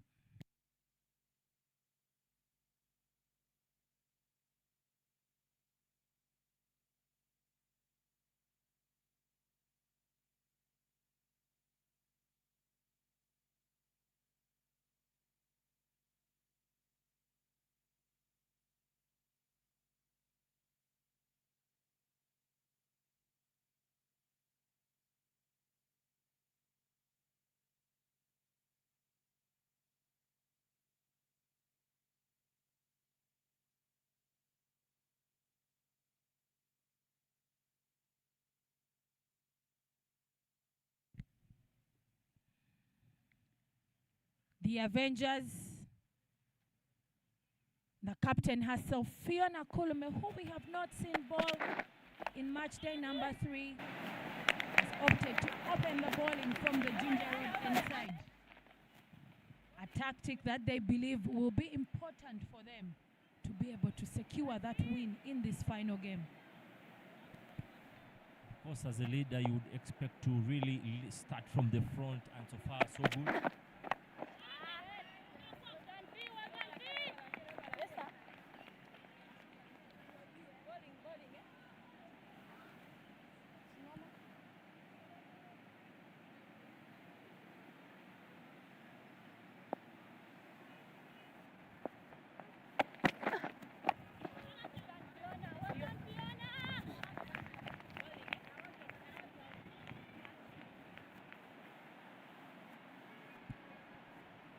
effort from Kulme, continuing to mount more pressure onto the Bunyonyi Warrior batters. Esther finally gets that one that pierces through the gap on the offside. Not even a chase from Mary Namiro will help them save that boundary. Esther gets her first boundary of the innings. There you go, the very length she kept bowling in the previous ball, but this time round an error in the line and punished all the way for 4 runs. Just take you back to look in the previous game. This is exactly how she started, a little more down but going on to be explosive. Still with that room, this time the captain is safe because shot number 14 there puts her body on the line to stop that, well, struck ball. Shot number 14, Akelo Ruth, putting in that good fielding. No rewards as that one is sent into her pads, plays it on the onside. Nothing to take home. Closing off the second over. The Warriors are 7 for naught.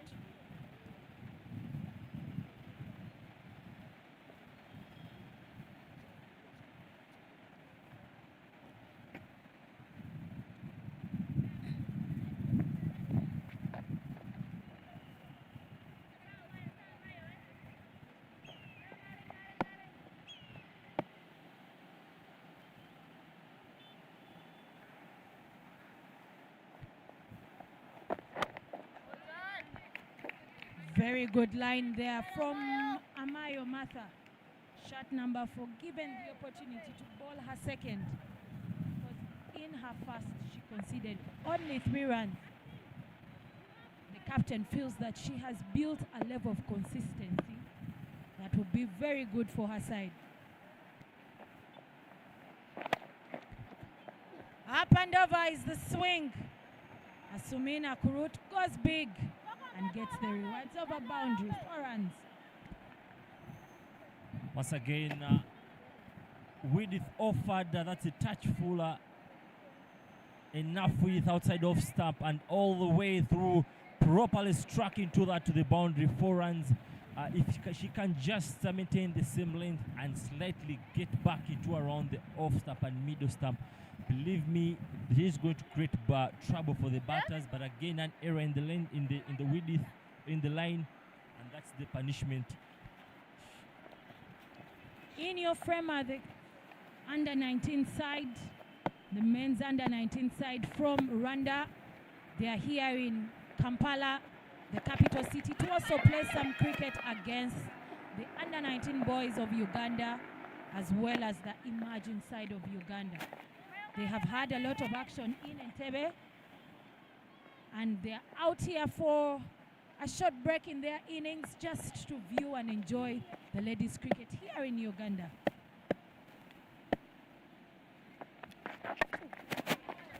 Perfect. Now you can see that exact delivery and the previous one, just a change in the line and the kind of lateral movement she's generating from the wicket seriously coming into play. Actually, the previous delivery being a chance for an LBW. So that's where exactly she needs to be hitting that ball. Amayo Martha continuing to do the magic for the Avengers. That one was quite faster, skidding off. Esther must have felt that that one should have been swept, but I think she didn't judge the height of the ball after the bounce. So not able to get anything off that one.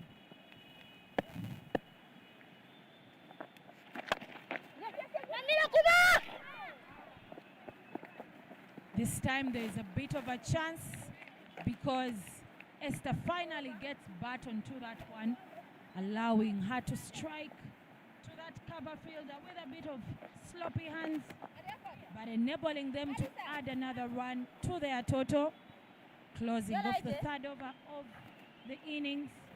The Warriors of Bunyonyi are 13 for naught.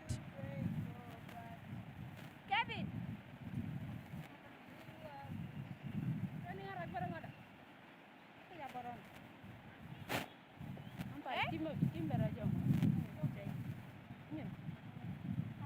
Then ask me. Stop stepping on, passing on my wicket. You have to pass inside. Outside. You're spoiling it.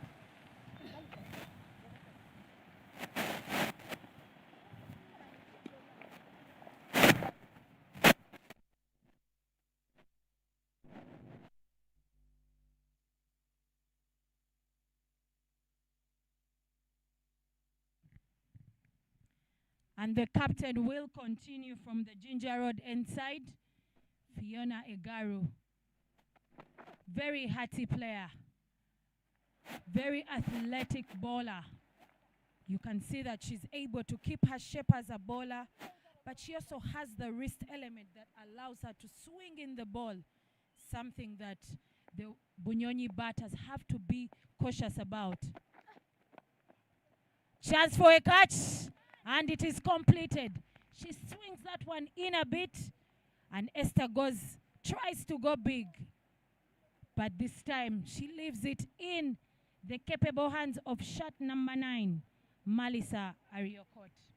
Yeah, very well bowled from Fiona Egaru, hitting the right line and length there, and being gifted there with that. There you go, right in the channel there, and some good movement. A dolly, a practicing match, a practicing catch there for the fielder to easily take that. There you go, there you go. The movement and the right lines there, light gifting her with the wicket earlier on before the power play. If they can continue just hitting those line and length with the way, when you see how the wicket is generating the movement on the ball, I can assure you we could see possibly a fall of around 3 to 4 wickets within the power play. But that brings in the player of the match of the previous game, and Imi Nakisui.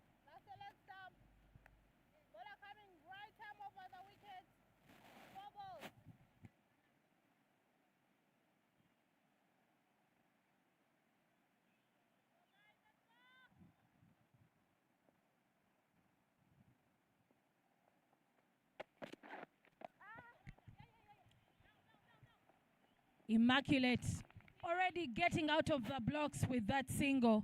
Shimmy down the track, allowing her to pick a much needed single. The Warriors losing a wicket before the end of the power play.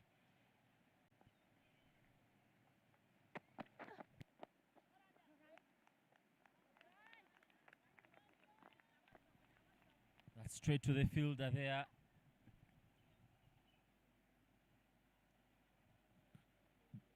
The Choga bowlers need to really put their control into check if they are to have a say at this game.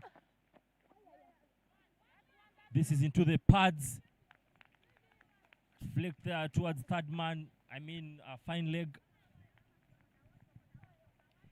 Yes, in an observation that has been on, and I would want the captains of the side, and specifically now the Avengers captain, Fiona, to take note of that everything that has been delivered to Immaculate on the leg side, she's able to whack it away, getting those boundaries, picking up those 4s and 6s, because she's very strong that side. But also this side, a challenge there. While she played it on the offside this time round, there was a bit of a miscommunication, hesitation by Asumin to get going, and the Avengers pick the second wicket, care of a run out that is effected by the able and quick hands of Kevin Awino. This is a very trying moment for the Bunyonyi Warriors, as a quick succession of wickets simply is going to create more pressure. Oh my God, on the second pick. Oh my goodness, where is the start? I feel that is the impact of not having that earlier on start that you're always told. Have a couple of steps ahead of you so that you can easily get into the crease. But she has to depart, creating more danger for the Bunyonyi Warriors. Very good fielding there by Amayo Martha, who hands it in very well to the wicket keeper, allowing her to effect that run out. That was also the end of the fourth over. The Bunyonyi Warriors are 15 for the loss of 2 wickets.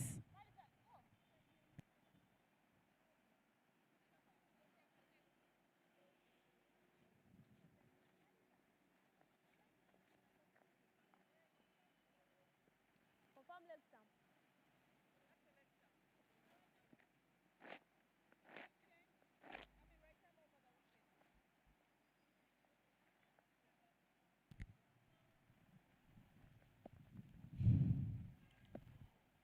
On the creases, Nachisui Immaculate with her captain, Rita Musamali, who know that they have an uphill task of posting a score that they're able to defend. At the toss, the captain mentioned that they want to set about 120 runs. Yeah, it could be possible, but that is when when she answers the right question here. She is a position. She has a lot of overs to play. How does she come to the occasion? You have Imi into her groove already. How do you come to the occasion as a captain? Very good hands there by Kevin Awino, shot number 13. A wicket keeper on the Victoria Pulse side also. Setting a rhythm even for her bowlers, encouraging the bowlers that side on lines and lengths to deliver. Malisa Ariokot coming in from the shell end side. She delivers that military pace and consistently. Very good run up, very good and smooth action. What we're seeing here, all a display by Malisa Ariokot.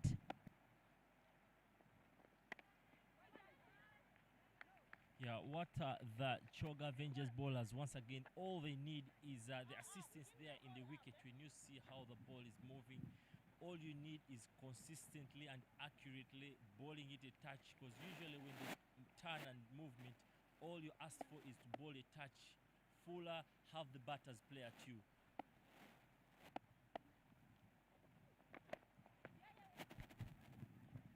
Fortunately, there's a third man, allowing Rita and Immaculate to only cross for 1 run, but that military pace by Ariokot is ably guided to the third man region. Very good thinking there by Rita Musamali, who notices that this pace may not be easy to hit over, but if you guide it, you're still able to pick a couple of runs. Very well bowled, very well fielded from the captain. That's exactly what you want from the captain. And finally, we get to the end of the 5th over, 17 for 2.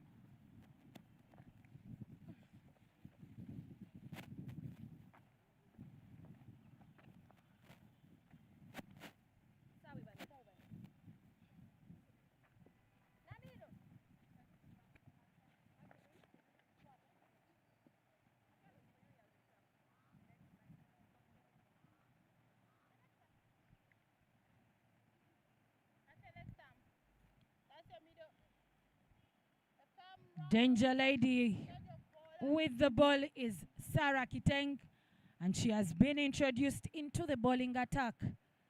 Sarah Kiteng has been fundamental for the Avengers, picking up vital wickets with her left arm orthodox. And this time she's bowling that to Immaculate Nakisui and Rita Musamali, who are on the crease right now. This is the Great Lakes Women's T20 tournament, final game of the tournament. And in the middle are those skilled and experienced umpires in Obukor Gloria and Sharon Athwola. These two also did stand in for the games at that ICC Under-19 Africa Division 2 qualifier Division 2 that Uganda ably hosted here with teams like Mozambique, Cameroon, Sierra Leone, Sharon Athwola, Obukol Gloria were all part of that umpiring setup to continue to give them that exposure and experience. Back to the cricket here. Akiteng keeping the Warriors batters quiet. Yes, and what do you make of the proceedings right now, the passage of play towards the end of the power play? Well, first of all, I want to look at how the batters in this particular tournament have managed to keep Akiteng. We know how lethal she is when it comes to picking wickets, but they've kept it at bay. Right now, standing in the third position with 5 wickets in 9 overs. That is pretty nice. So currently, if these 2 batters can keep out Akiteng in this over, I can assure you they have a big hand. I don't see any other bowler giving trouble to the Bunyonyi Warriors batters apart from Akiteng. If Akiteng comes to the occasion, then that totally the confidence shifts.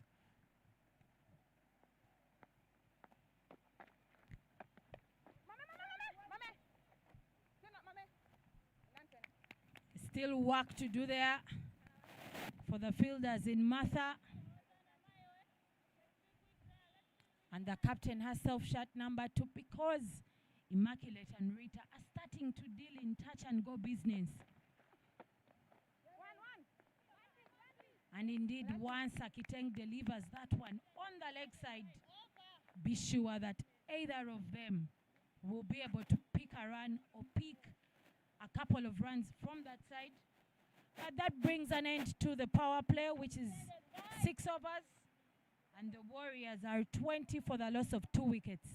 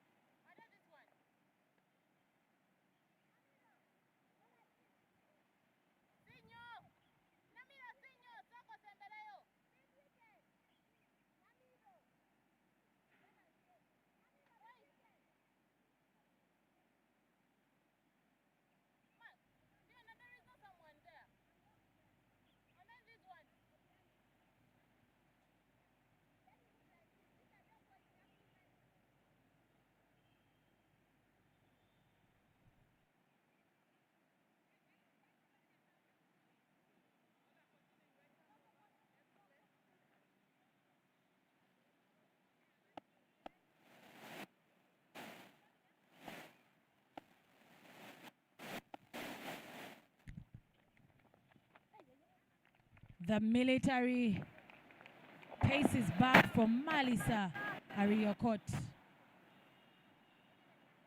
And since the power play is done, the Avengers have the opportunity to open up the field. And the captain feels that having a long on and that square leg option, boundary riders, is the best option. Of course, supplemented by the fine leg and the third man. Of course, that has kept Malisa's overs a bit quiet. Not much action. I think when you open up earlier on the pitch, because you don't see the current batters doing much, they're really going in for the soft hand. So opening up now, actually you've just spoken about that, and they've put already the long off out. I think that creates a more open space for the batters to sneak in those quick singles and doubles, and which simply grants them more confidence. So I feel that's not the best decision to do right about now.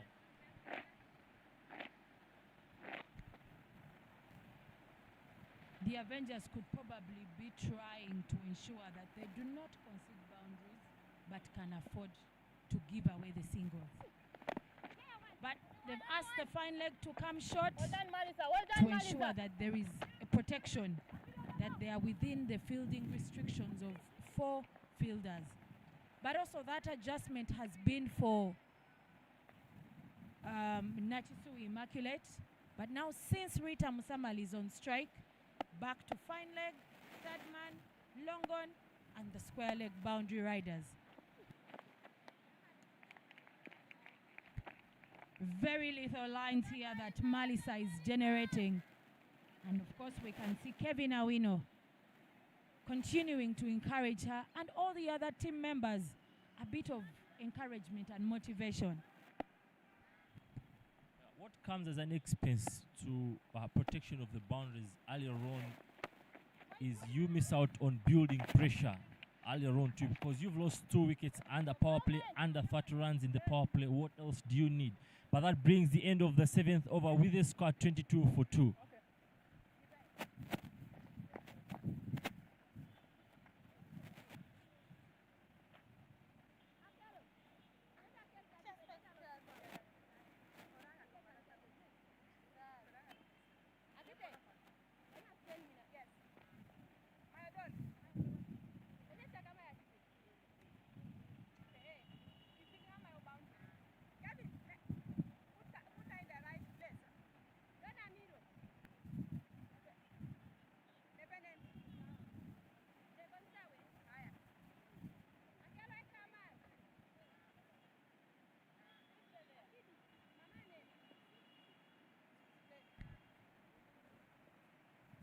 Akiteng with her left arm magic back into the bowling attack.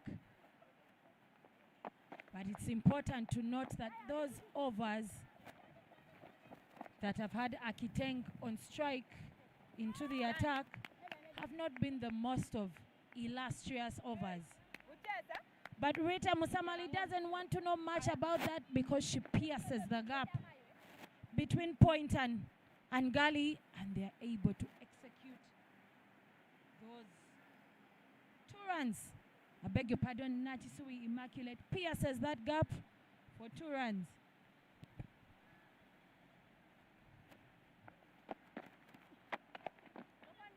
Actually, that could have easily gone to the boundary because she extremely hit that nicely because she definitely played it a little more late, granting that space between point and the fly gully there. But once again, the slow outfield coming into play.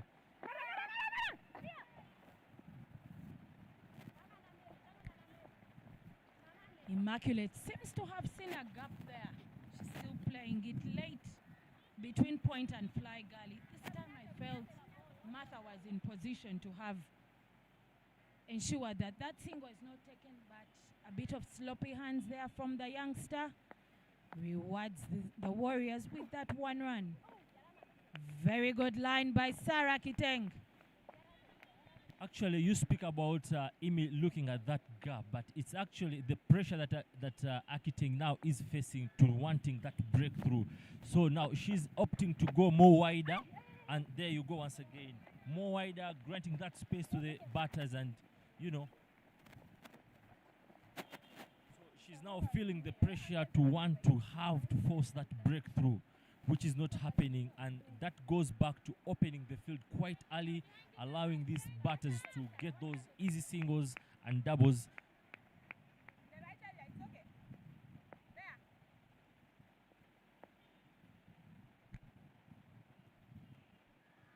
Would like to thank our partners and sponsors for this particular tournament.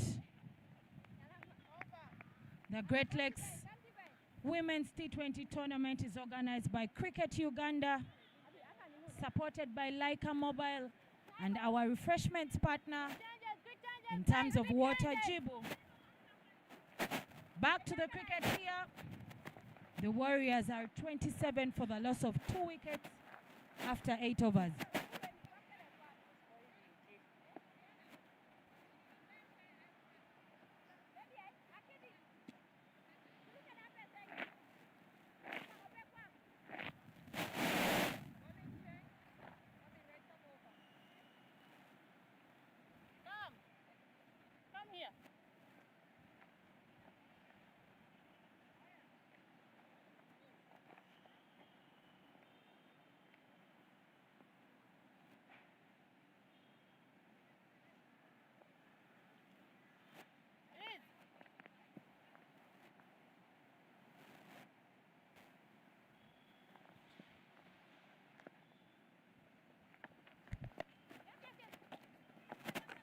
Wise play from Nachisui, guiding it a bit finer past the wicket keeper.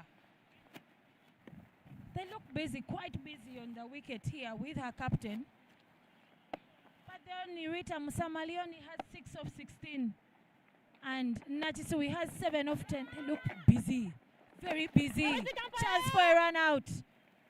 Had it been a direct hit from Sarah Kiteng, definitely would be close to something to think about. But this time round, Natisui is home safe and dry. Yeah, a breakthrough here will be a really turning point for the proceedings of this match. There you go, tossed up outside of a simple nudge. That earlier on decision there, that's a call for the non-strikers, and successfully Imi catching ground there. Very great running from the two batters.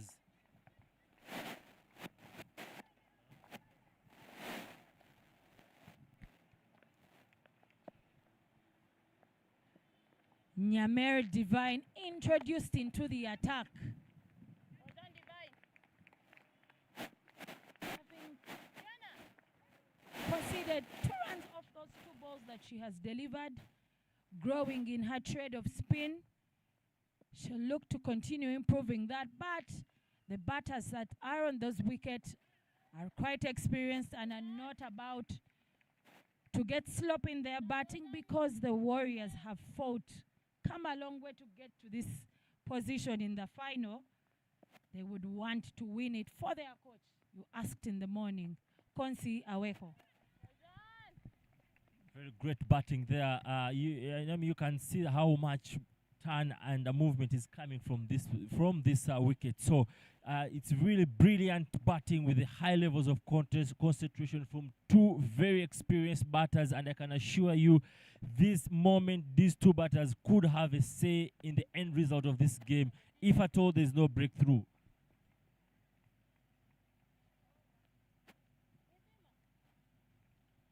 And that closes out the 9th over with a score reading 31 for 2.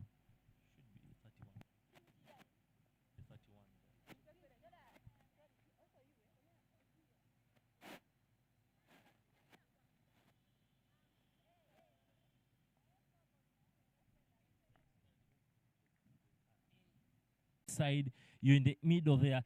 Give yourself to batter to around 15 overs and see what you have, and then that's where you can take all the risks. Chance for a catch, and that catch is put down. What a disappointment.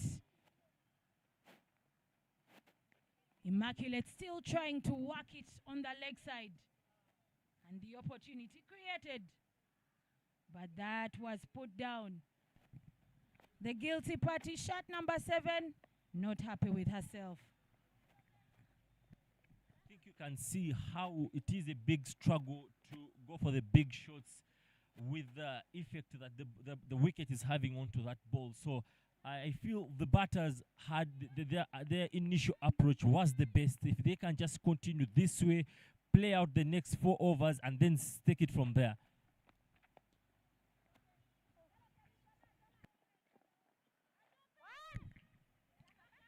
Hunger for runs is starting to build. The call for 2s are starting to get louder, but also the Avengers fielders are on their toes to ensure that the boundaries are not conceded.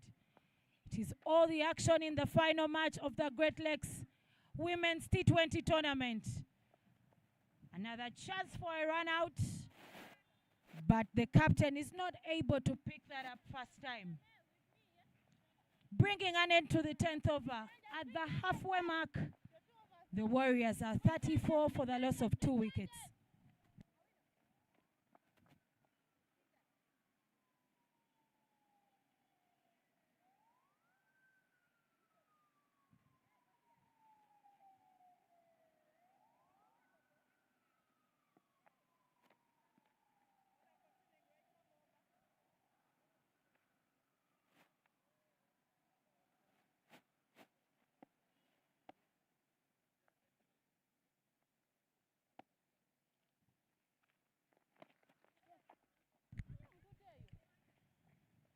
Divine is asked to continue from that shell end side.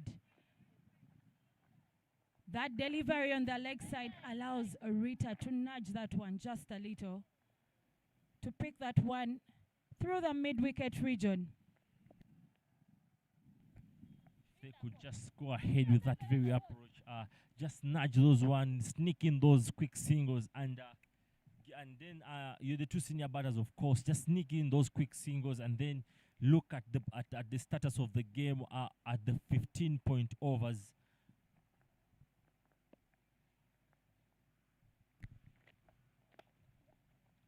Little shimmy down the track. And the Warriors will continue to take some of those casual single runs. Natisui Immaculate leading the batting charts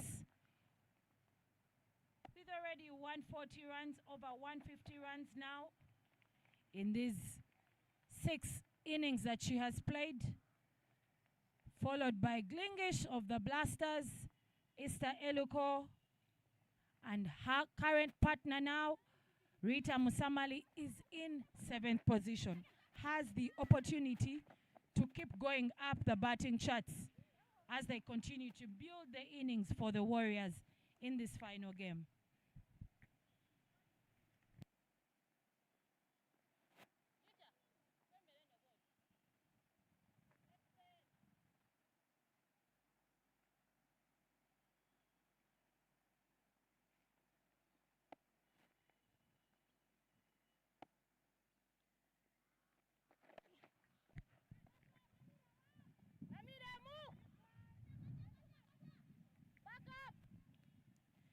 Rita Musamali and Immaculate continue to keep that scoreboard ticking, and it gives them the advantage of each having a goal, not sitting on that button waiting. Each of them is contributing pace by pace as they build the partnership. Immaculate Nakisui already on 12 of 20, a patient 12 there, and Rita Musamali, her captain, equally playing a patient innings of 13 of 23. Bringing a close to the 11th over, the Warriors are 39 for the loss of 2 wickets.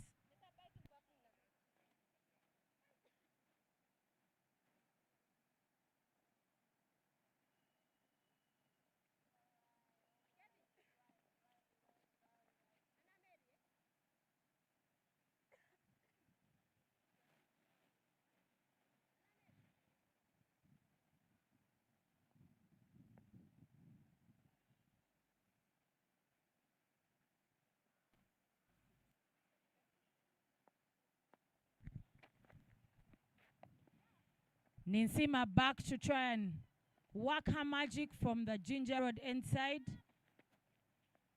But the athletic Aki D'Souza is ensuring that no boundaries are conceded, but also not allowing the ladies on the crease to take 2 runs.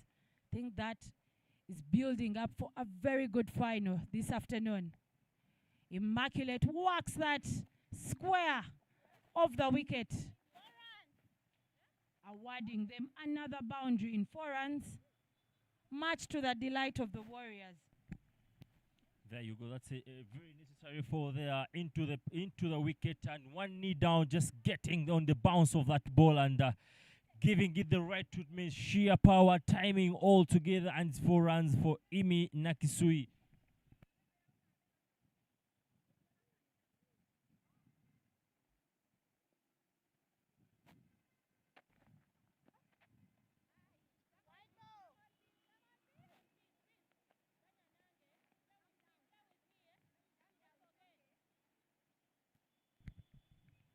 Yes, and with the proceedings of the match, talk to us about how the Warriors are approaching the batting element.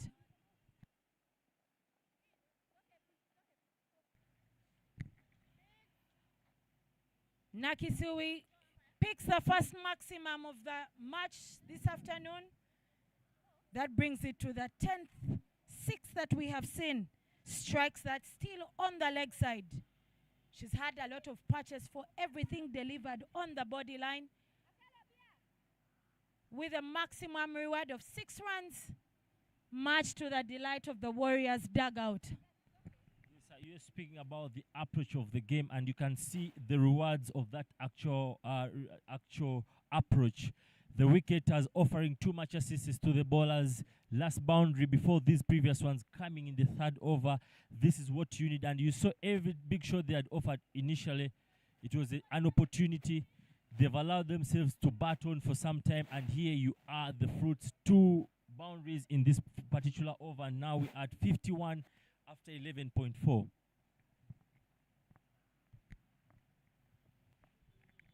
That run rate that was at about 3.3 and over is starting to build, and this time Nisima gets it into the pads of Immaculate. But the umpire in Gloria doesn't think there's much to talk about. Yeah, of course, Amy was waiting in for that bounce. She expected that ball to have more bounce onto it, but and for the change in bounce, almost sending her back to the boundary. Sending her back to the dugout. Cheeky play for that last ball. But closing off the 12th over, the Warriors are 51 for the loss of 2 wickets.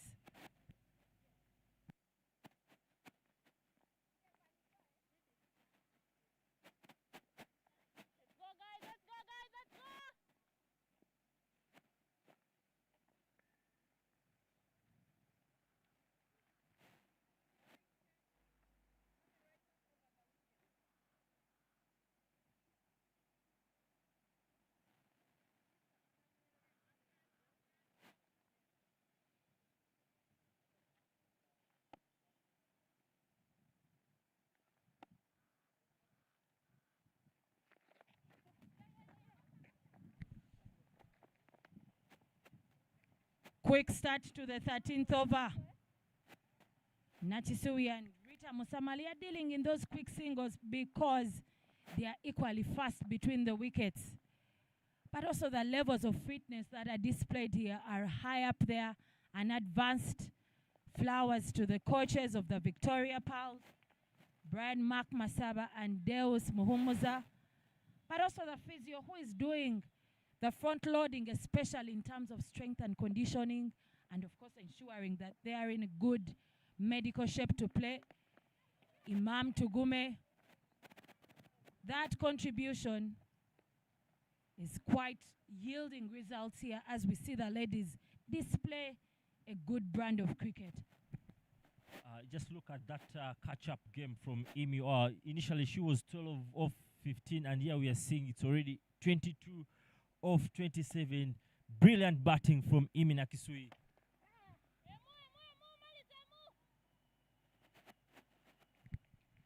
Nothing to step on the gas about, because they will not stop rotating that strike, looking for the gaps and piercing through those gaps.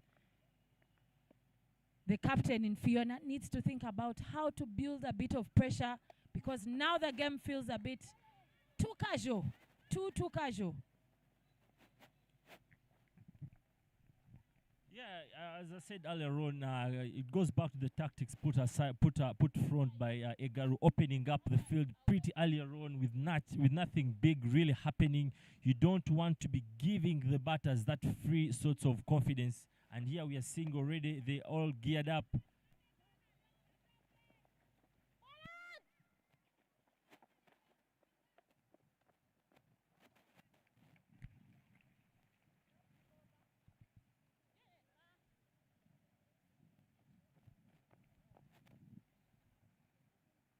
Closing off the 13th over, the Warriors are 57 for the loss of 2 wickets.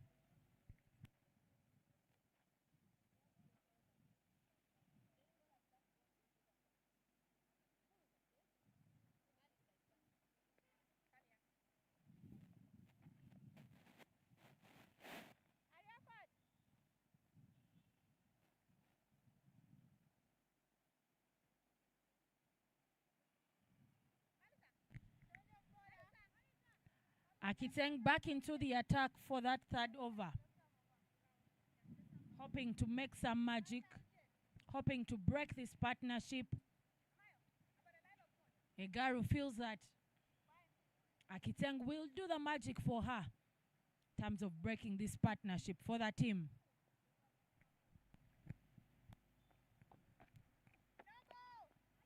Yeah, that's a brilliant decision to bring in Akiteng at this point of time, because now two experienced set batters are on there. The big hitter onto the crease there. So any breakthrough would mean serious business for the Choga Avengers. But now Akiteng kicks off with a no ball.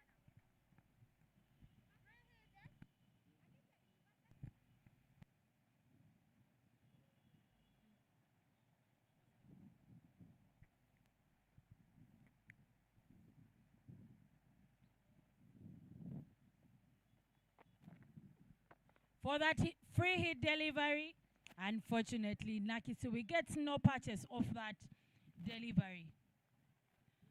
For our viewers, that free hit gives you the freedom to hit that ball as far as you can, as hard as you can, with the only dismissal that could accrue to you being a run out and a stamping.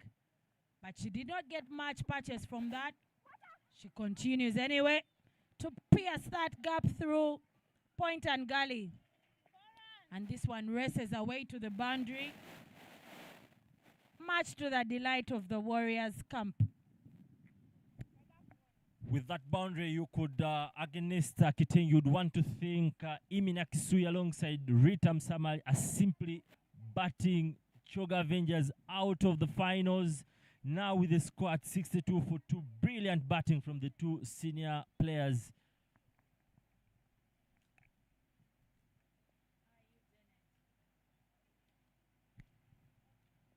Good passage of play here. Improving passage of play for the Warriors, because they were operating at 3 runs and over for the first 10 overs.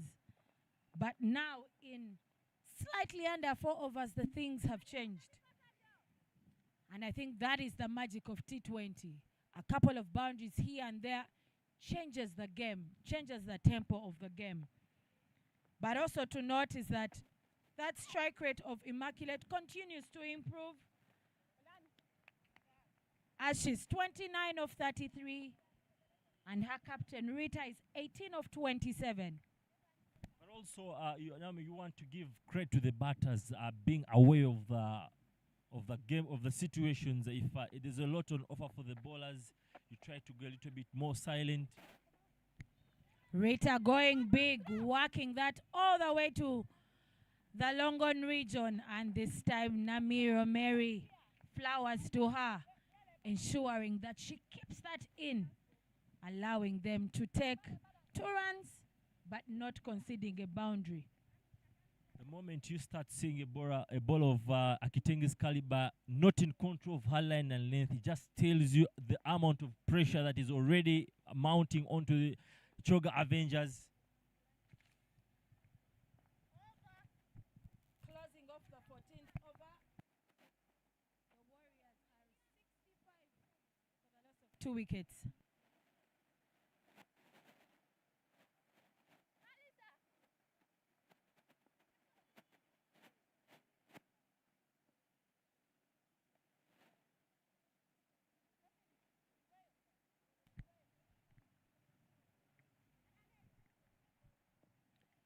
At the end of the 10th over, the Warriors were 30 for the loss of 2 wickets. 4 overs later, they are 65 for the loss of 2 wickets. It's quite easy to appreciate that in the last 4 overs, they have scored 35 runs. The ladies on the wicket seem to understand what the team requires of them in terms of upscaling that run rate, in terms of improving the strike rate to be able to post a defendable total. Also being aware of the conditions at that particular moment. So here they are in a very comfortable position and taking the game by their own terms. Very good delivery in there. Yoking Immaculate. And at that, into her, hit on that body side. You can see that she played it with not much of a stable base. And that's interesting. Facial communication between the bowler and the bat. That's the kind of cricket that you want to see. The brand of cricket that is competitive and very healthy. And indeed, she gets the better of that arrangement. Malisa Ariokot, clean balls, immaculate Nakisui, sending her back into the dugout for 29 of 34 balls.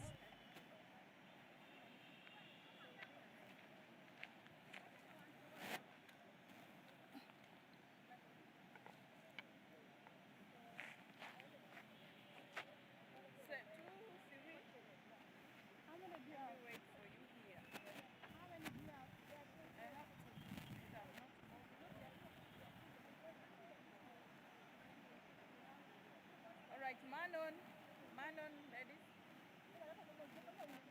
Lefty, right? Lefty, eh? Marisa, Where is lefty? you know what to do, eh?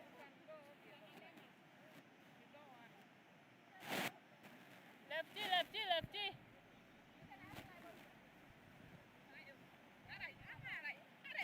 Come. Sit down. Kulume, it's your. I can see ya. Naniyo.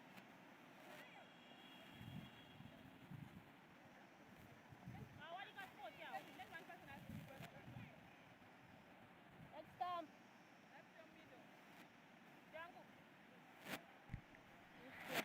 Back into the game, back into the final business.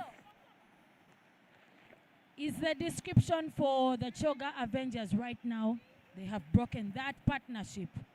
Were able to dismiss Akuruta Sumin. Were able to dismiss Nakisui Immaculate.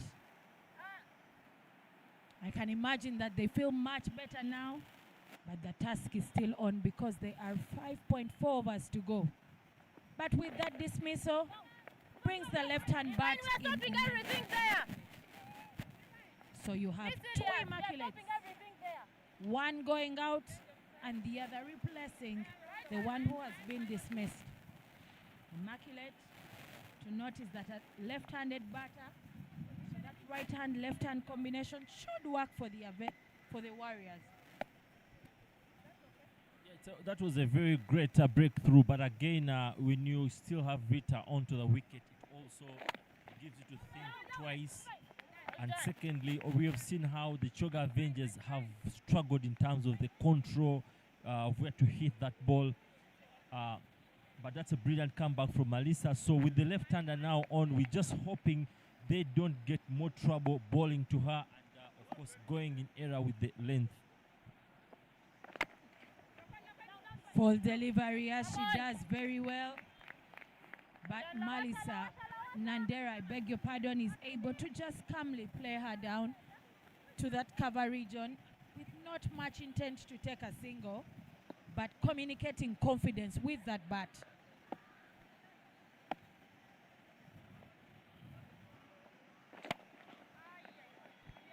Full delivery this time, shimmy down the ground, and it does get the full rewards. Tactfully, technically, very well played by Nandera, that left-hand batter. Hitting it all the way to back to the screen, allowing them to get 4 runs. There you go. She was opting for the Yorker length as it was proving some magic, but the imperfect execution simply granting that full toss, easily smacked down straight to the ground, bringing the end of the 15th over with a score 69 for 3.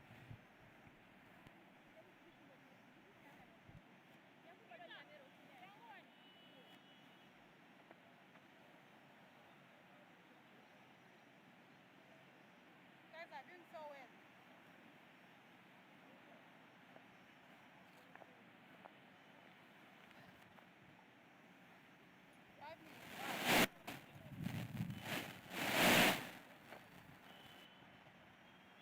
Open. Right arm over umpire. Change your bowler. Coming right arm over the wicket.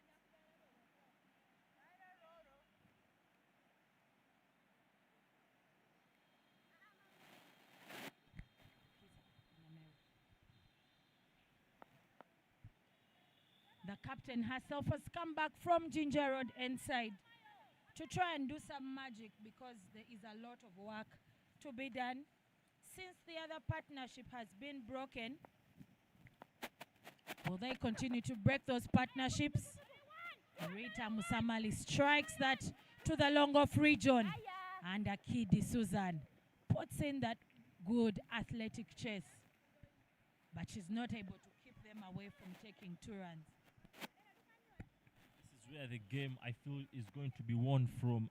If Kulme does not get Rita Musamali or anyone 2 overs from now, that means Bunyoro Warriors have a big chance to hit the 100 mark, and which will be a daunting ask. Rita goes big in the air. Someone wants it. Oh, Namiro spills that one. But she had definitely covered some good ground.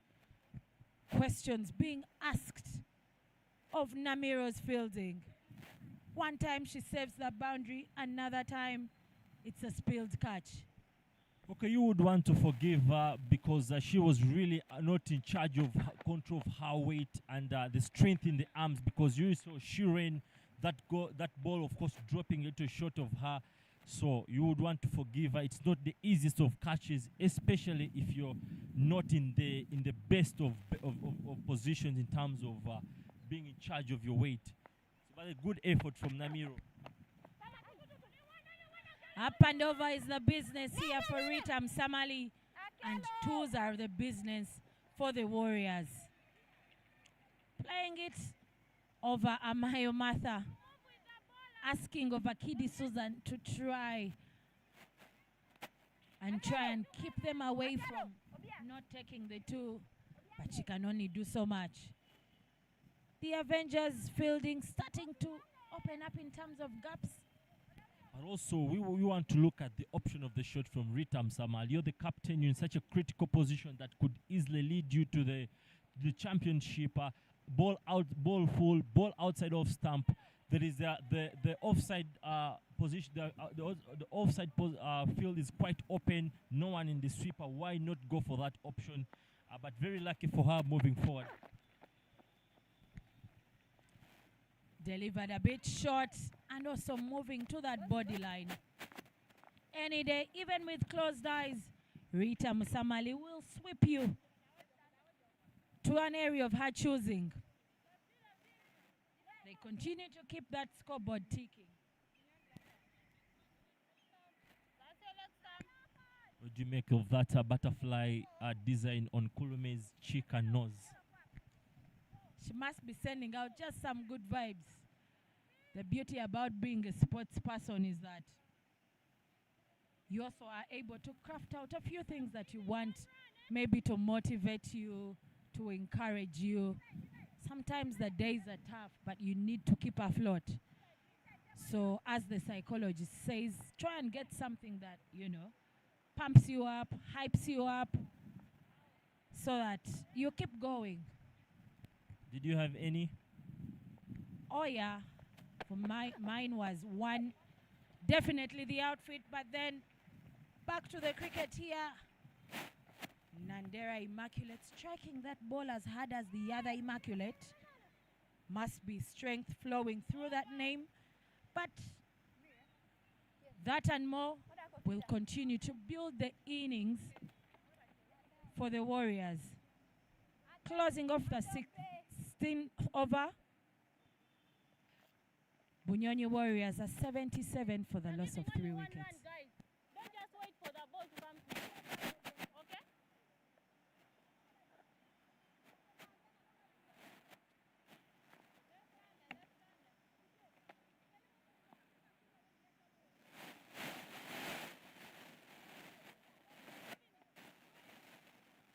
Indako.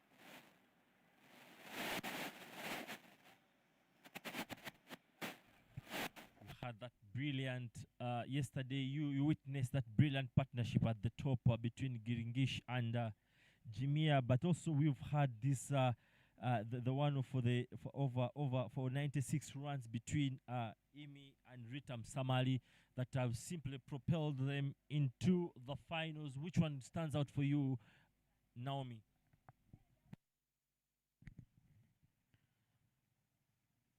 as a stickler for development and continuing to pass on what I have learned, what I have grown from experience, and also having been and still in position to mentor both Jimia and Gilingish. Of course, I'm already biased, but I like the fact that able to speak to these young girls and talk to them about their technique, what they need to look out for, basic being that they stay on the wicket, and I think they executed that very well yesterday with that partnership. And of course, I was a bit disappointed that Glingish came 2 runs short of that half century, but I felt that the two of them put up a very good batting display. So far, it's happening. Troubles for the left-hander batter against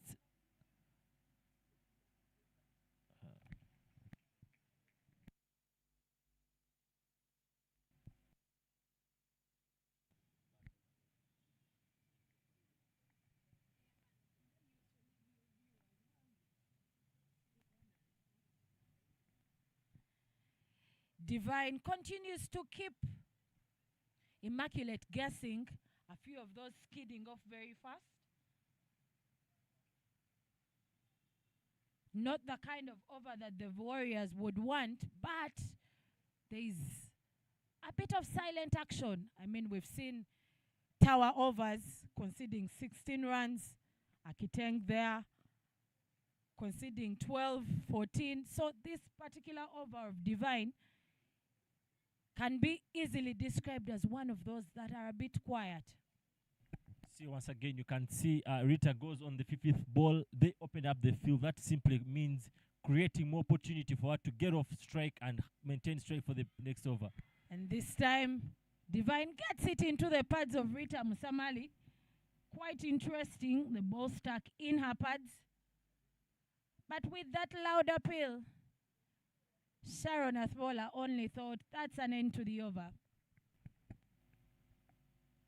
There you go, very well ball. There was a change in the bounce, and Ritam Samali couldn't quite get there as she had expected. More bounce off that ball, but the bounce making the difference there. But bring the closers of the 13th over, of the 17th over, 78 for 3.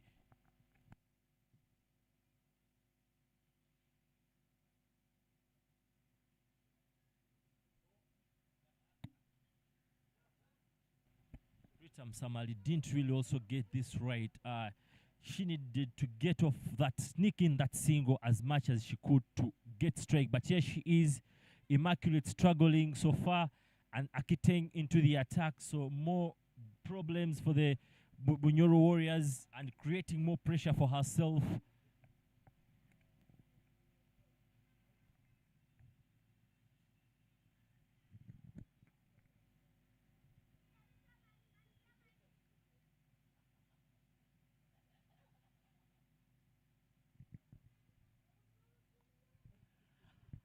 One of those tower overs was Akiteng's, conceding over 14 runs in that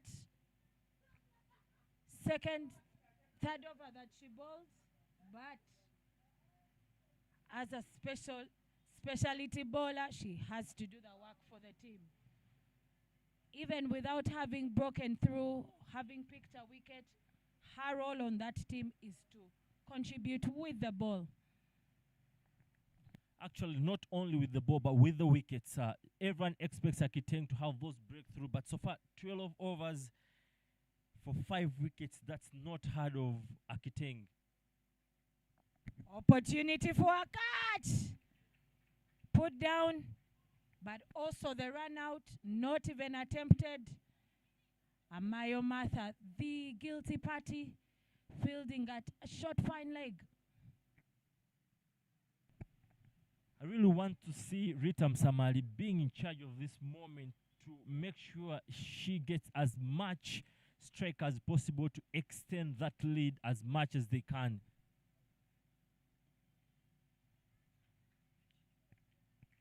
But anyways, that is A rotation of strike bringing back Rita Msamali.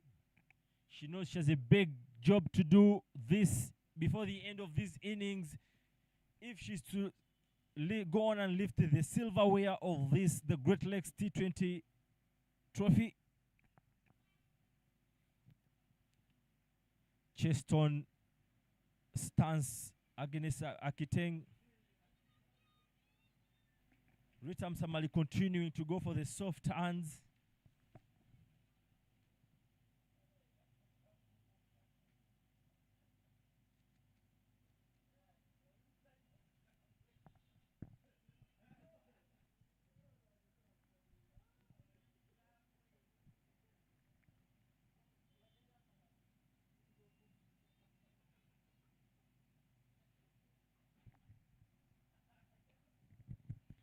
And the left-hander continues to strike hard, but also run hard, because definitely Rita Msamali could be shortly described as that motorcycle in between the wickets.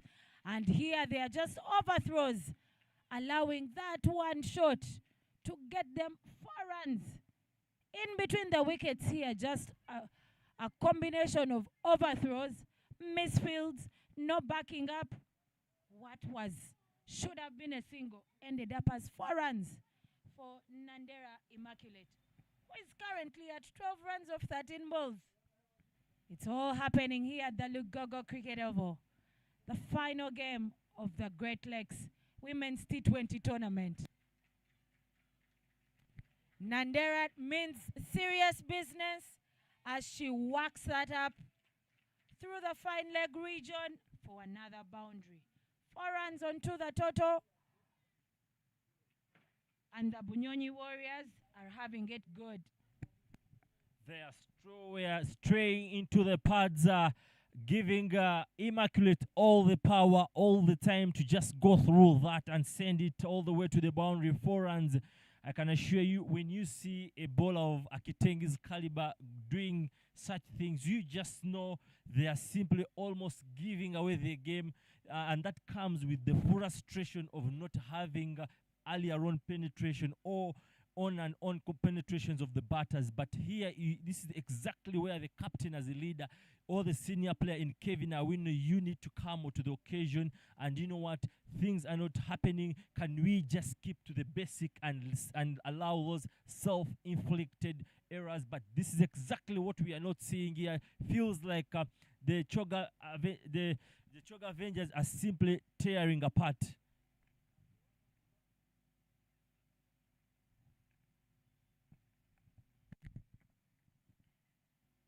Military pace is back from the Shellen side in the shape of form of Malisa Ariokot, with not much to save but bowling that penultimate over. She comes into the attack at the point when Immaculate Nandera and Rita Msamali are charged up. Already 90 runs on the board for the Warriors side. Let's see if there's much damage that can be created by Malisa.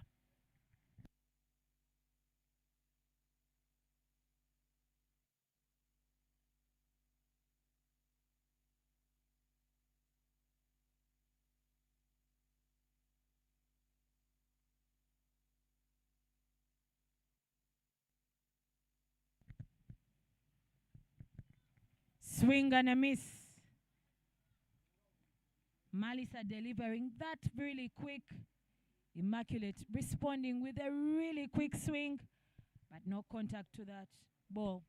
Yeah, brilliant bowling there from Malisa, just extending a little touch around the 4th length. She's seen Immaculate struggling with her skill set, and brilliant bowling there, almost sneaking in. That one.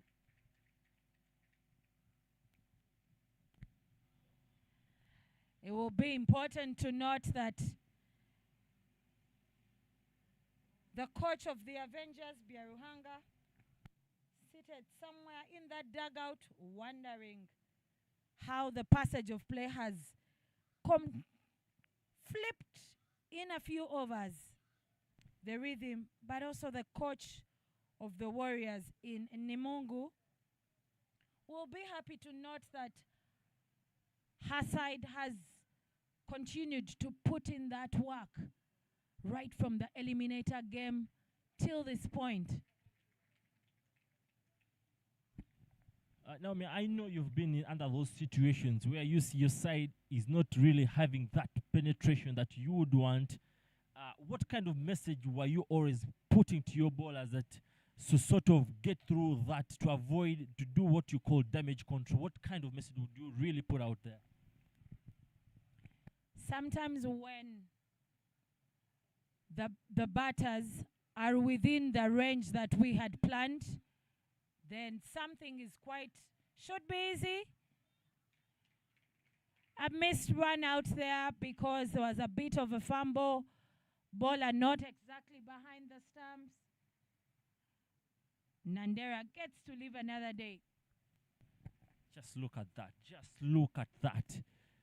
Nowhere was Imi close to the stumps, but still the easiest of runouts missed out. Look at the position of the bowler. You have to be at the front. You should be having the eyes onto the stump, but she is right in front of the stumps. And Malisat delivers that one with a bit of pace off to pick the wicket of the captain in Rita Musamali. Very wise bowling changes there. The variation, putting the pace off to grant her that much needed wicket. Yeah, very good length. Once again, you see there, pace off, as you said, Ritam Samali across the line, and the bells off. Very brilliant bowling there. Nowhere eyes on the ball across the line, and she has to walk back in a very, very critical moment because they would need around 10 to 9 runs more to have that decent score to bowl at.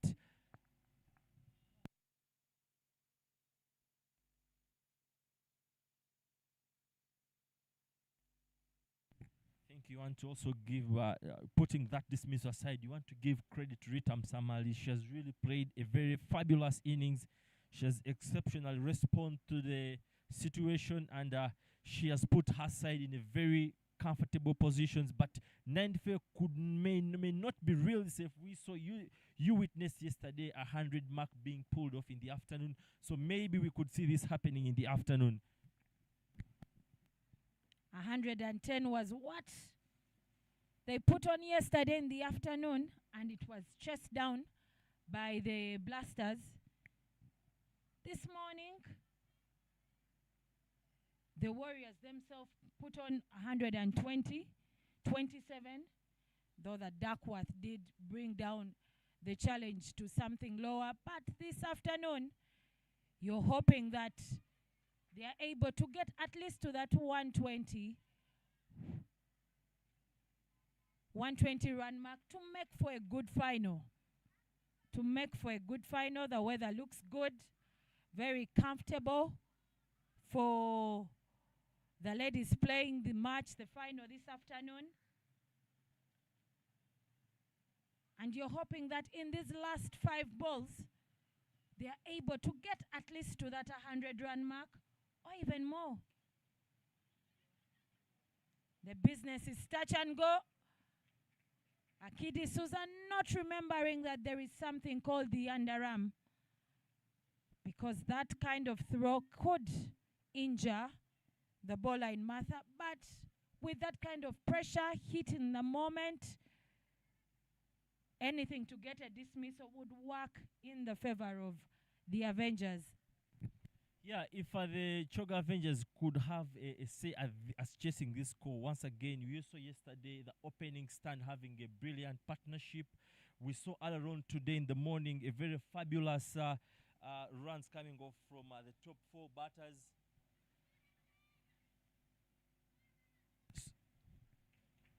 Good shy at the stumps from the captain, Fiona Igaru. But we also see Ichumar a bit guilty of closing that bat too early. But at this particular point, with just 3 balls to go, whatever can get you runs is what the Warriors will be happy to go with. Well said. So if they're to have a really a say at this, they would need between Melissa Ariokot and Kevin Awino. Going big and running hard is the business of the Warriors. Nandera Immaculate using that bottom hand to try and go over the inner ring. And she's able to get 2 runs there. Akidi Susan and Namiro Mary being asked of those hard questions in the field at the long on and long off. Swing and a miss. Martha dips that one in, not allowing the pumped Immaculate to get any bat to it. So I was saying you would want the 2 informed top batters, Melissa Riokot and Kevin, to get to the occasion.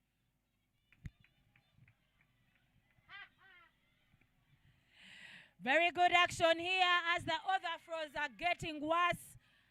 But firstly, the umpire in Obuko Gloria survived that one because that shot was bound to hit her. Very good reflex there from Obukor. And then with a miscommunication trying to take the second run, a run out is effected. Also on that last delivery, and Nandera Immaculate is run out. Oh my goodness, look at that sheer power. Proper clear of the leg and enough baton to hit. That should have really raced all the way to the boundary. But again, look at the drama missing that run out. And that, of course, bringing 100 runs in 20 overs for a loss of 4 wickets. So as I was saying, Kevin Awino and Melissa Riokot, 116 runs between themselves, needed to come to this occasion. There you go once again. Beautiful, beautiful shot there. And then a very athletic dive from the umpire there. Good reflexes by Gloria Obukor, who was once an opening bat for Uganda for the Victoria Pearls, but now taking on her trade in umpiring very seriously. What a first innings. There are 100 runs on board for the Bunyonyi Warriors. Looking at that match summary, Musamali Rita standing out 31 of 41. Nakisu Immaculate 29 of 35. Nandera Immaculate 20 of 21. And with the ball, Ariokot Malisa with her military pace, picking 2 for 11. Kulume picking 1 and being able to help them put on that, restrict them to that score, that total of 100 runs. We will be back. We'll take a short break and be back for the second innings.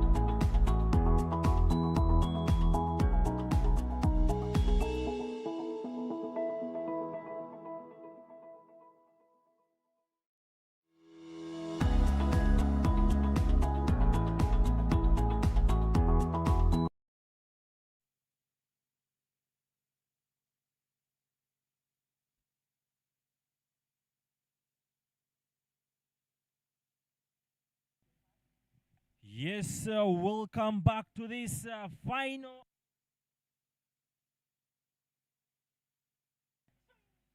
Choga Avengers will be looking at getting it to 102 to make it to take themselves as the champions of the 2026 Great Lakes T20 Trophy.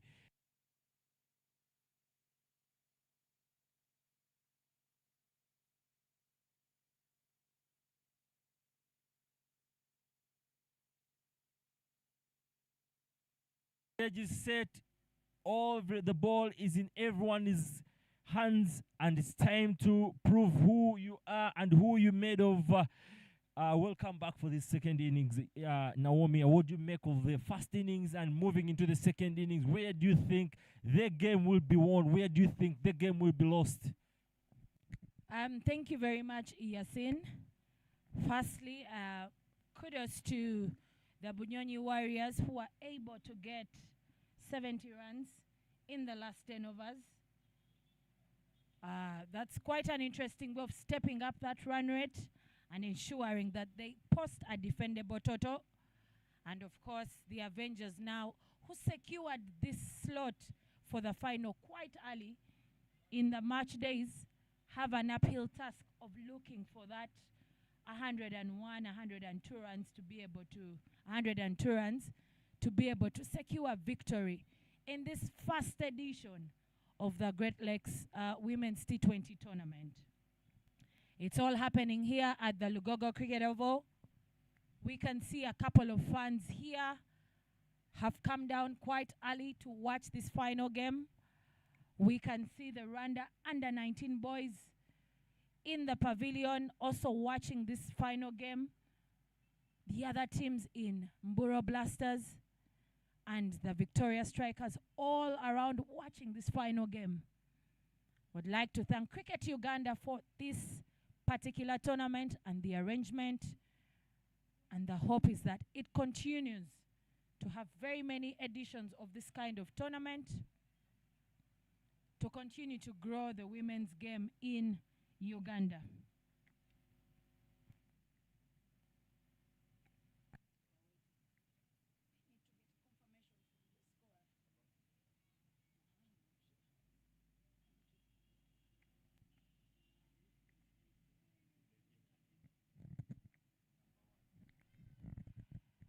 Starting off the batting for the Avengers is Kevin Awino, shot number 13.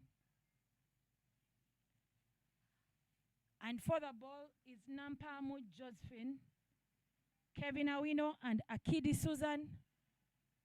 Akidi Susan, left-hand bat, also bringing that kind of flair into this context very, very early. Left-hand, right-hand combination. Yeah, that will be a big test for the young bowlers on the Bunyoro Warriors side to see how much they can copy to such a situation. And secondly, the biggest situation being the finals. How do you copy? How do you respond? As they know their coaches are keenly watching and how they execute their... First dismissal of the day, of the second innings. Nampamu picks the stumps, disorganizes the furniture of Akidi Susan. Walking off after not disturbing the... Very well balled there. Claws onto the stumps, in the line of the stumps, and fully pitched up, and you have the fruits for yourself. Once again, that is the difference between the Bunyoro Warriors bowlers and what the Choga Avengers earlier on did. So fantastic execution there from the young bowler in Nampamu. First ball, 1 run for 1. That is a very good position you want yourself to be in.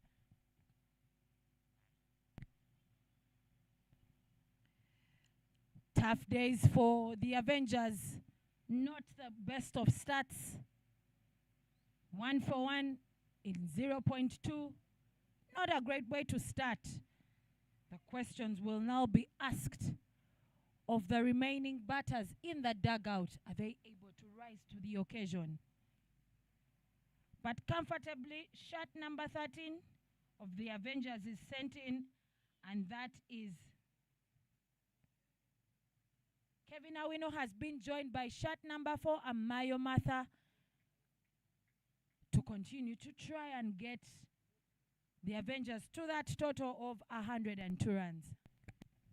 That has already brought, I feel, has already brought extensive pressure onto Kevin Awino because she has a huge duty to do from ball one. Remember, she's keeping in her mind her position down. She needs to cement that position on the Victoria Pulse. So we are here to witness how she responds.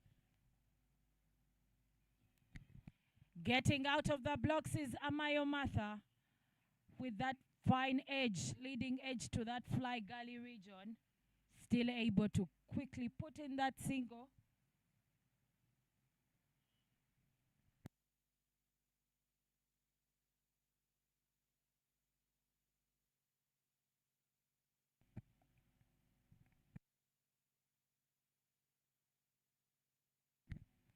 Short pitch delivery from Nampamo, and Kevin will have a good swing at it,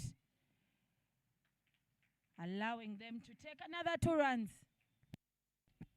You know, sometimes when you look at cricket, games are simply not one only between ball and bat, but a couple of those other things, of course, as long as they're in the spirit of the game. For example, if I was Iloko at this point of time, I could have a little chat down to Kevin Awino to sort of switch her, to put her off the game mentally, and I would really see how she reacts to that. Chapping is the word that you're looking for, Yasin. It is definitely legal and allowed to chap some of those batters, because it's also, cricket is also a mental game. And Kevin Awino seems to have learned that anything down the leg should go for a couple of runs, and she whacks that away to the fine leg region, allowing them to take another single to close off that first over. 5 runs for the loss of 1 wicket after 1.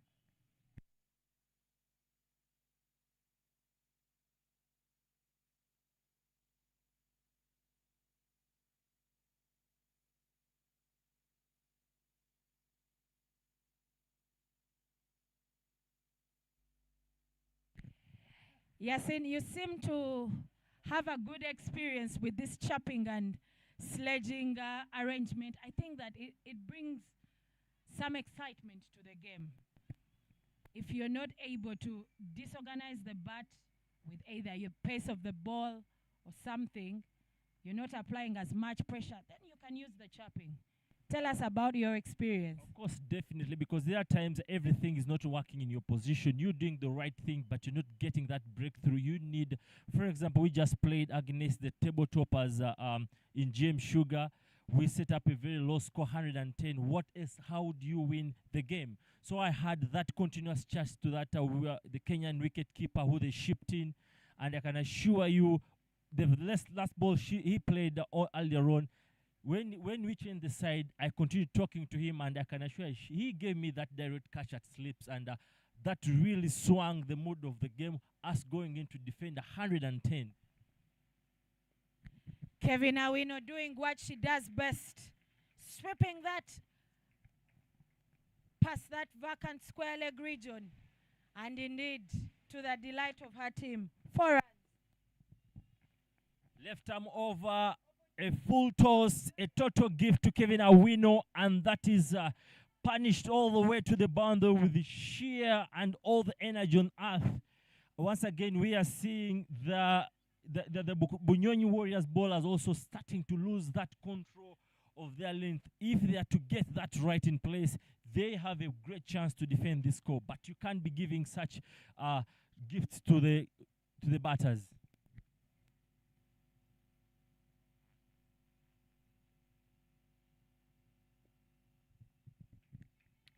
Vertical bat, stable base. Kevin looks in shape to build a good innings here, but also she must come to that realization that the batting this afternoon will be anchored around her seniority and her delivery. I think Naomi, you can see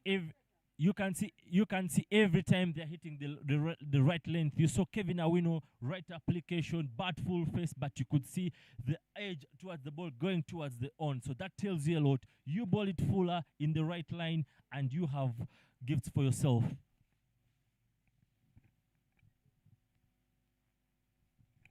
Fantastic change there. Deep square leg into place to protect Tahir.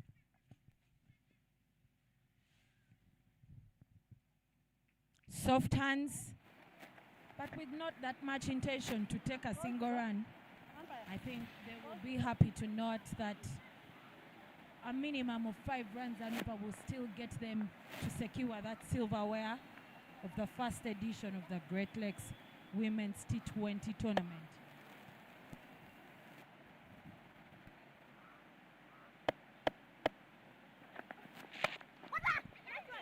Struck very hard.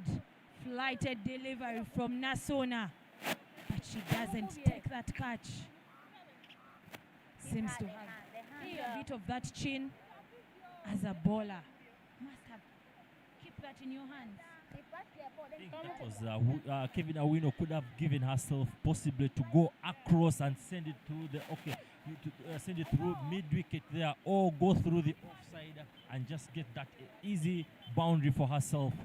But lucky to go away with that. I feel she's being tested for a concussion. You can see the smiles there. That tells you she's in the right position to go ahead.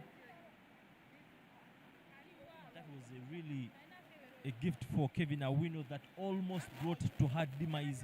It's a full toss all the way in the air. What is the point? Punish it all the way for a boundary. But lucky to go away with that. Looking at that concussion test that has been conducted, everything looks positive, and Nasona is able to get going again.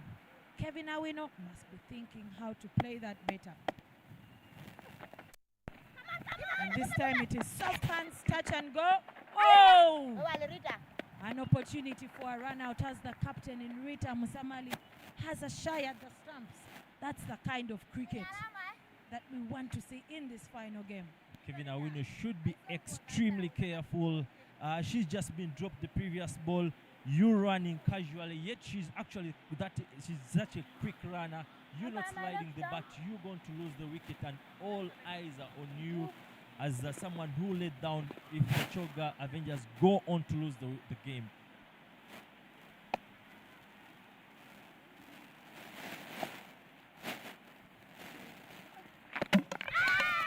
And Nasona gets a lot of patches from that wicket because she does bowl Amayo Martha, disorganizing that furniture.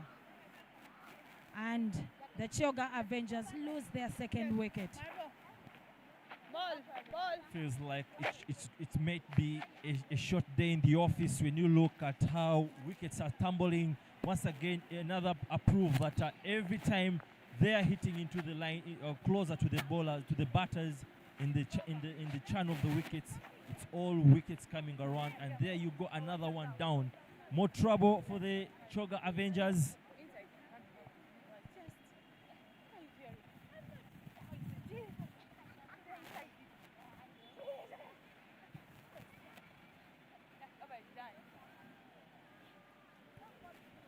you'd want to see what is the position of the Choga Avengers. Alako, who has been in great form out of the X side this afternoon, and it's already 2-0 for it's actually 10-2.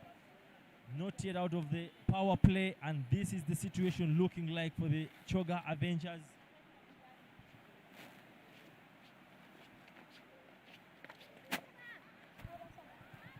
In your frame is a legendary Muchoma master. He has the skill to keep cricketers right at Lugogo till about 10-11 p.m. till when what he is chomaring is done. But back to the cricket. Kevin Awino now carrying much of that responsibility because they are not yet out of just gotten into the double figures. They need another 92 runs if they are to win that silverware. But she's fortunately joined by Malisa Ariokot, who has the ability to strike that ball. She has had stints with the Victoria Pals, and she has gone on to cement her place as a reliable, dependable all-rounder on that Victoria Pals side.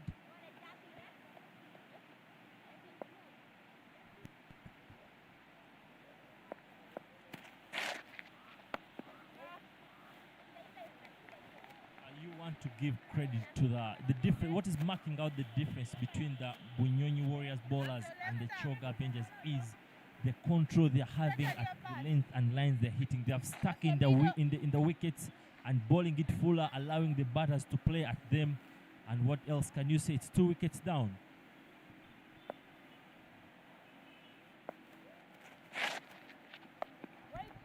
Width on offer. Kevin Awino trying to strike that one, but he doesn't have much power in it. Conviction is what you call it. And so Nandera Immaculate will happily send that back.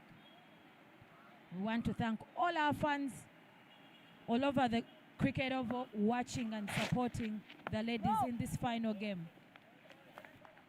Very incredible bowling once again, sticking to that, come forward and play at me.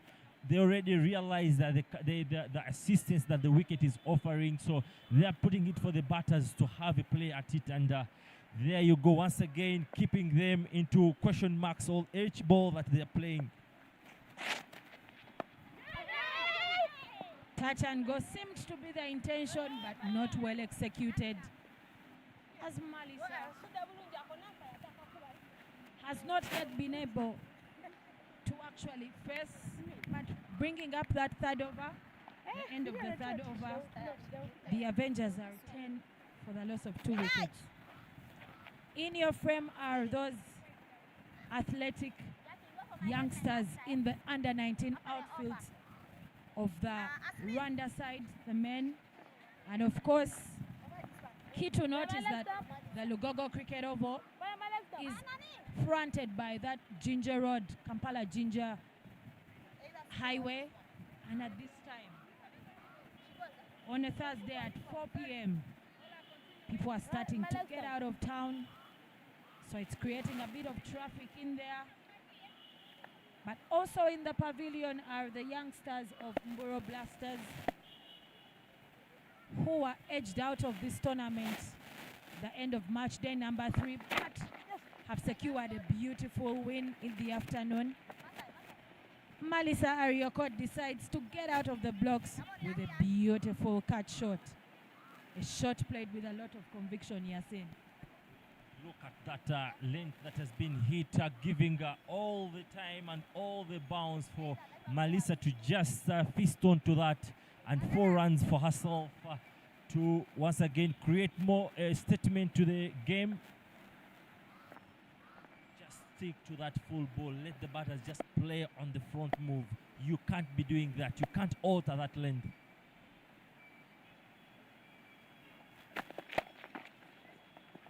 Up and over. Is that conviction striking that ball? Malisa giving herself room to swing her arms, because with that width on offer, the returns are massive, especially once the execution is perfect. One ball short, poor length, another ball, wrong lines, and sent over covers for 4 runs. Beautiful batting from Malisa. Exceptional that shot was. Need to get the right line, the right length to see that you create the pressure that was earlier on put onto the Choga Avengers. Striking that into that gully region, chance for a run out, but even now we know very fast between the wickets, but still good fielding back up there by Nasuna herself, but even the captain in Rita being able to pick up that ball first time, hand it in, continue to shy at the stumps. Beautiful fielding display by the ladies. Except actually, especially Rita, she has been in great form when you look at the fielding. So brilliant. That's exactly what your team needs to be looking at. If my captain is doing this, she's my senior player. If she's doing this, you tentatively expect all the players on the field to also put on that body and soul approach. Brilliant stuff from her.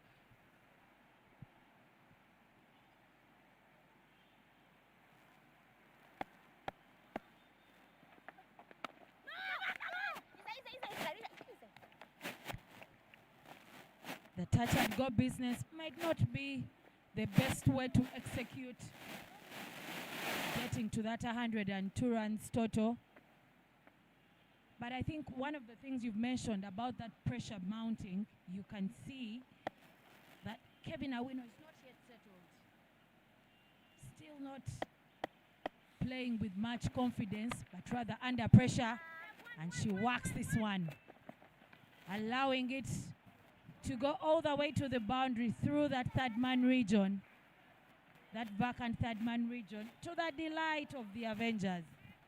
Once again, poor lines, granting Kevin Awino all the width to just free her arms and sending that one all the way for 4 runs. Bringing the end of the 4th over with a score 23 for 2.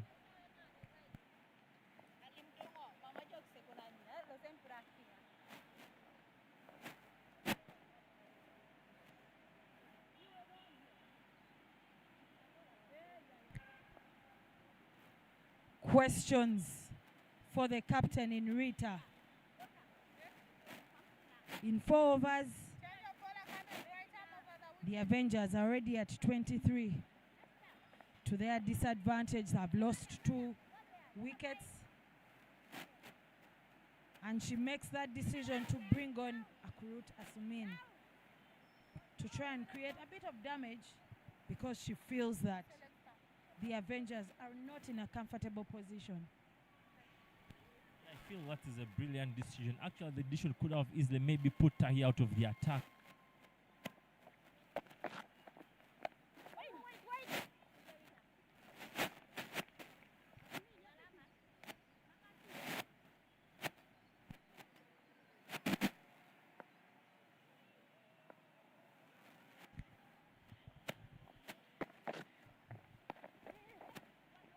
Touch and go. A simple nudge to the square leg region. And Malisa will be going already. She's had a patient knock. But looking at our fans there, the legendary Samuel Lusimbi. A couple of other people calling him Sam G. Right there at the tennis court, watching and following the proceedings of this final match of the Great Lakes Women's T20 tournament. If you're on your way to Lugogo, hasten up your steps, because there's a lot of good action here that you do not want to miss on this Thursday evening. That's where you need to be keeping that. Just keep it there all day into stumps. Full a little bit touch there for the batter to just come forward and keep playing at that ball. And that's exactly where you create the pressure. That's where you create the chances. Very well balled from Asumin.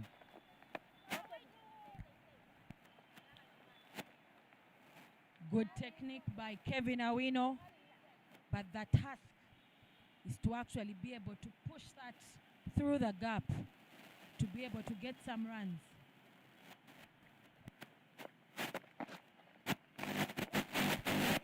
She plays that around her pad,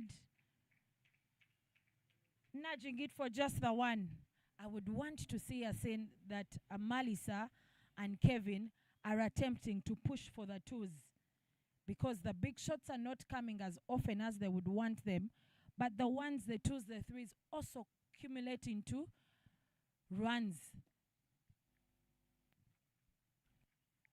I think Kevin Awino would not take those very big risks, because she knows that she has a huge role in the final result of this game. I think she's being a little more cautious in her approach, except for those loose ones outside of stump, going after that. But that brings at the end of the 5th over with a score at 25 for 2.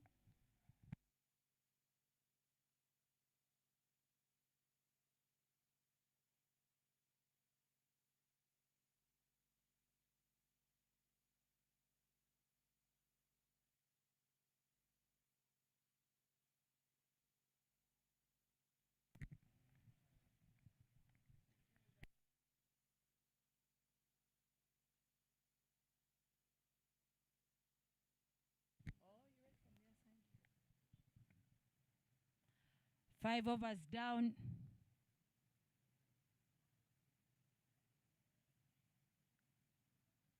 The Avengers will need another 89 runs 88 runs to secure victory, but that looks like an uphill task,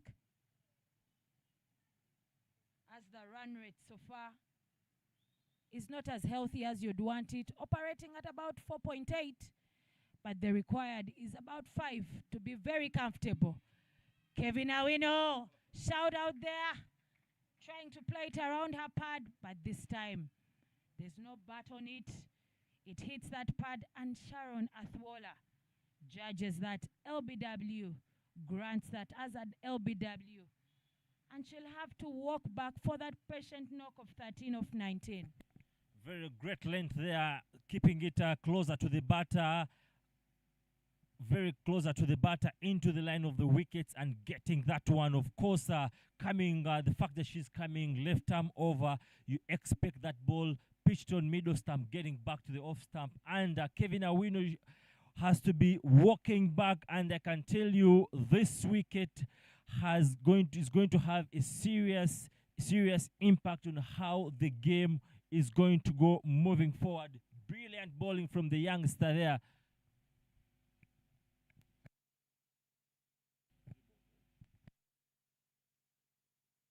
That's exactly, Naomi. You can see where she kept the length of the ball closer to the batter, keeping it in line of the stumps. And that's the mistake you want to see. You want to see the batter inflict on himself. So brilliant bowling there. The fans coming down here, and I mentioned that gentleman who is very good with the choma. You're seeing a couple of people, fans, being drawn towards his side of the ground. But the Avengers already underway, continuing to put in those yards after the dismissal of Kevin Awino.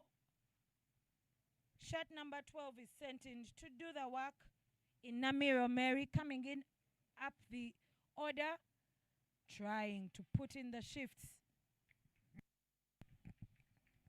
I feel like yes, it's not a bad decision, but with the style of Namiro's batting, quite aggressive earlier on, it is quite earlier on exposing her, especially now that they've brought on Imi, coming from left arm around, turning that ball away. It's pretty earlier on to expose Namiro. So you wouldn't be surprised if any time from now, Namiro maybe just loses it out. But let's see what happens next. Yasin, I would like to ask about your coaching stance. When Namira is brought in at 7, she has come late. When she's brought in at 4, she has come too early. What position do you think is best for her? Well, I want to tell also you... considering that this is a T20 game. The tempo comes up and down depending on circumstances. What do you think is the best number for her? So, well...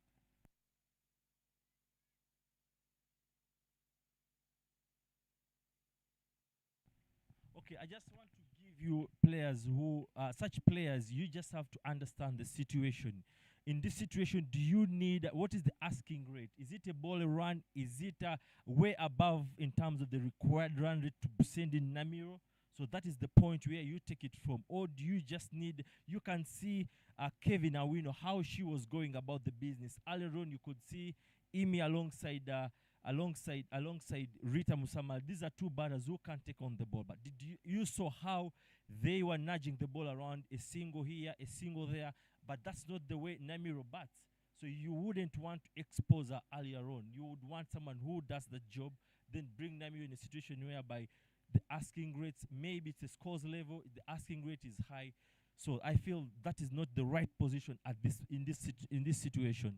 You have tactfully not answered my question, but the beauty about it is that we are in the comms box and there is a coach for each of those teams. Back to the cricket, Asumin creating a bit of trouble, and indeed with that overstepping no ball, it grants Namiro that free hit, something that she'll look to capitalize.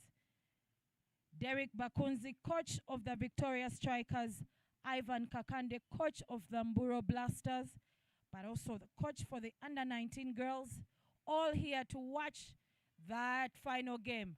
And Namiro answers that free hit question of Asumin, hitting another maximum, bringing that to the 13th maximum of the tournament. With that power, working it away. Of course, that is short outside off stump and giving the enough width for Namiro. Just swipe that across and sending it high into the boundary for 6 run. Incredible batting and sheer power onto that. The under-19 boys from Rwanda also appreciating the brand of cricket that is being displayed here at the Lugogo Cricket Oval. I think you've just seen what has just happened just after that 6. Ball into the channel, across the line, and inside it, and just missing out on the off-stand by a whisk. Namiro continuing to keep that scoreboard ticking, rotating the strike in her abilities. And I think at this point, she's doing what the team requires of her, not where she is most comfortable. Because in a team sport, the element of together is what is important. Swing and a miss. Swing and a miss. But the alert Malisa does call her for that run.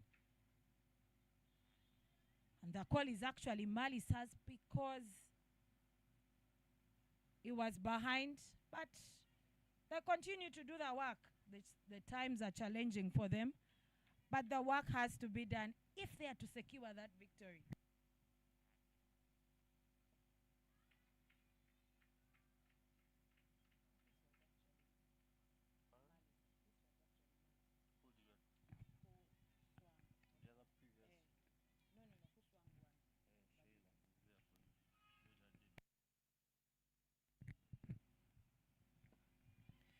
Namiro strikes that hard, piercing the gap through point and covers.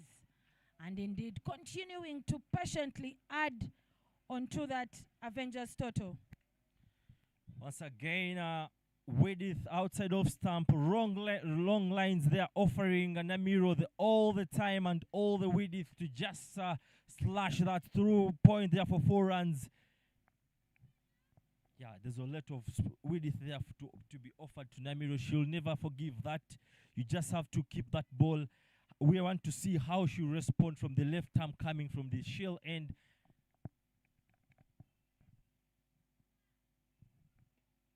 Up and over into the no man's region. She's only safe because Immaculate is riding the boundary in that long off region. Closing off the 7th over.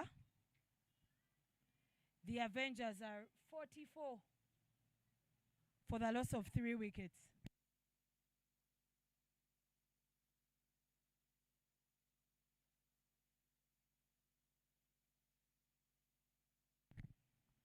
The broadcast brought to you by the Dream Catchers, the best in the craft.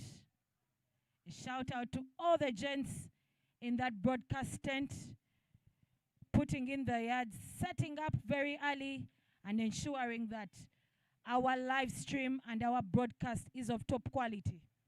Flowers to Dream Catchers.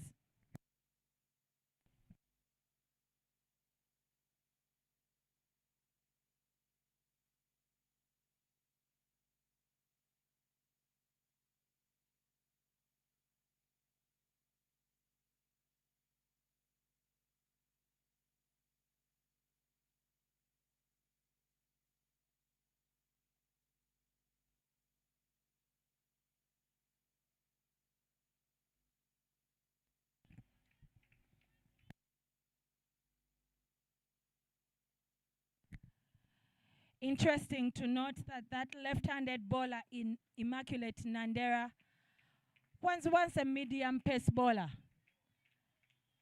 But the coaches felt that at her age and with a bit of flexibility, it was a wiser decision to turn her into a spinner.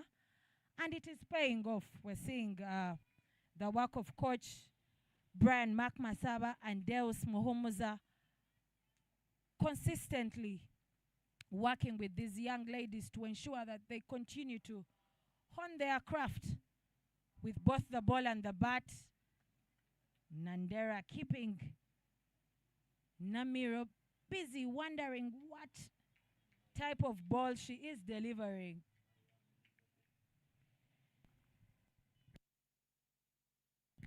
Oh yes, and this time she thinks about nudging it on the leg side, which does definitely give them an extra run. I think you can see how much Nandera has troubled Namiro if she has kept it in the channel. You look at how she dominated the previous bowler is because she was offered the right length. So if you can just keep it out there, I can assure you Namiro will tentatively face a lot to feel a little more uncomfortable. So well bowled from Nandera.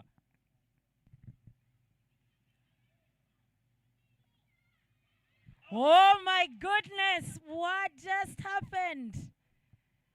Ball struck very well by Malisa, but there has been a miscommunication. Fielding very picked up, handed to the wicketkeeper who did not effect the run out. Look at that. Ball struck very well. Shot number 13 hands in that ball. And a fumble from the wicketkeeper in Esther Eloko allows Namiro to get home safe. I think she was herself to blame because she went for the run, she reached half track and she almost gave up. You only give up when you see you're dead, but she almost gave up the wicket thinking she was, the Ilok was going to take that ball and then only to miss out. But a couple of questions there for Iloko, who has been keeping for the Victoria Pals. What kind of run out was not executed? Questions for her. Maybe a bit of more work to do, especially with effecting that run out. But luck finds the prepared. Chance finds the prepared. And Namira will count herself lucky. Yasin, have you ever experienced such a lucky moment in your career? Personally, no, but I saw our teammate Juma and Alpha Doa in Makerere University cricket ground. We're playing with, actually, we're part of the ACC team. There is camper for a run. The ball.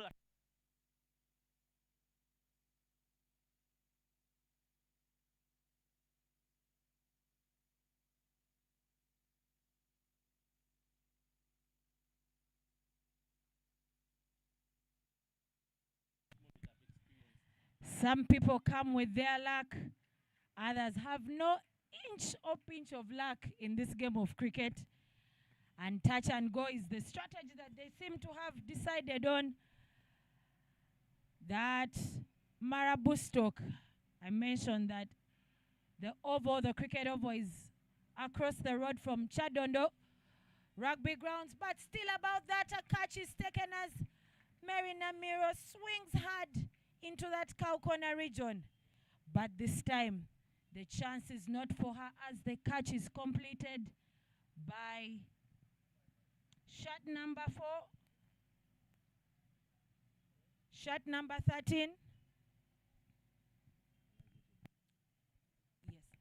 Beautiful, beautiful bowling, beautiful shot, but you can't put away that high-level concentration from Hanifa.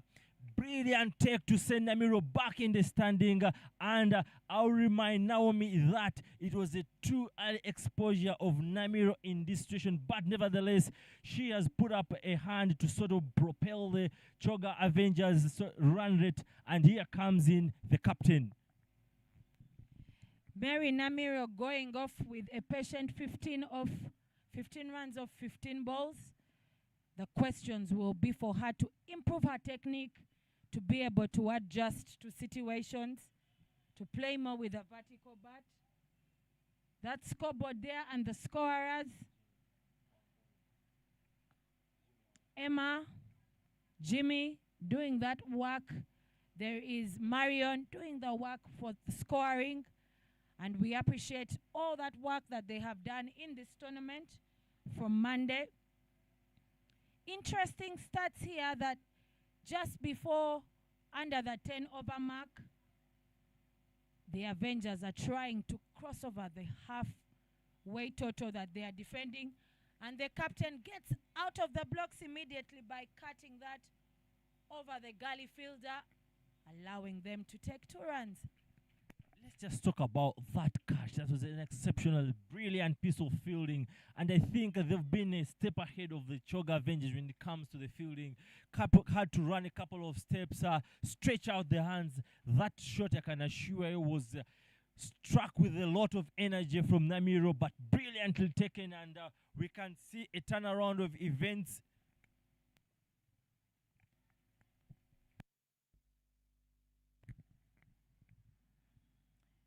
Flowers to the umpires, the ladies standing in the middle, Gloria Obukor and Sharon Athwola. And Ishomar is continuing to ask the questions of the captain. Is she able to play those deliveries that are straight up within the stumps? And she seems to be dancing because Ishomar is having that bounce and turn, allowing her to only concede 3 runs in that first over that she has bowled. Closing off the 9th over, the Choga Avengers are 49 for the loss of 4 wickets.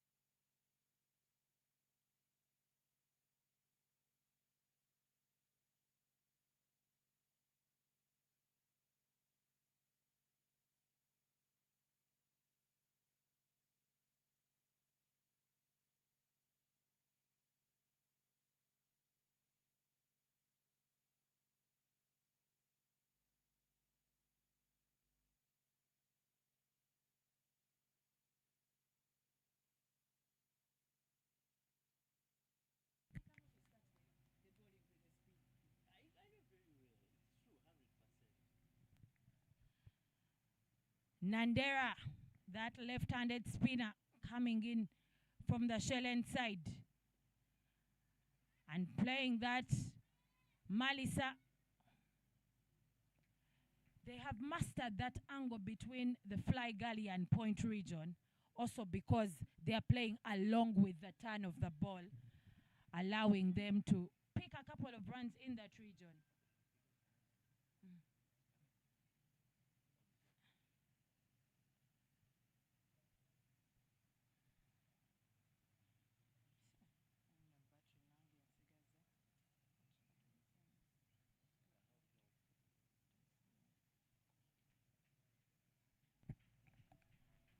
Nandera continuing to cap down the speed of the Choga Avengers batters.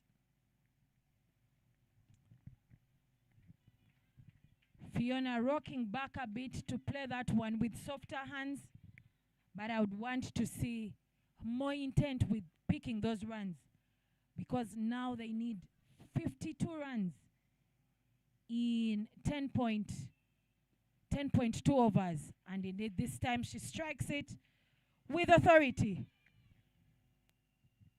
Past that point fielder of Rita Musamali, the captain, allowing them to take another 2 runs. Already past the halfway mark for the Avengers.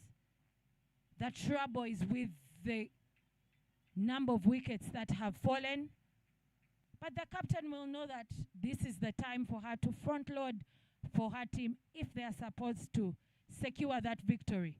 Soft hands, attempting to run, but Malisa doesn't think it's a very good idea.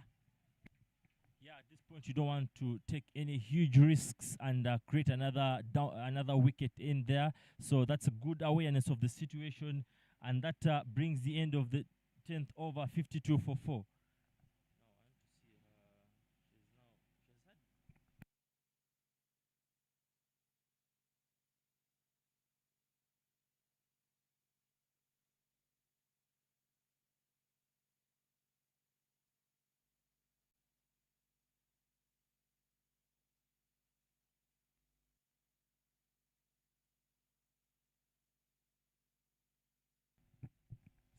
I think most people would slightly overlook the impact of Nandera, but she has put great pressure onto the Choga Avengers and, of course, gone to pick a wicket. And that has helped the other bowlers who are a touch not in control to also utilize that pressure, and you can see the situation of the game.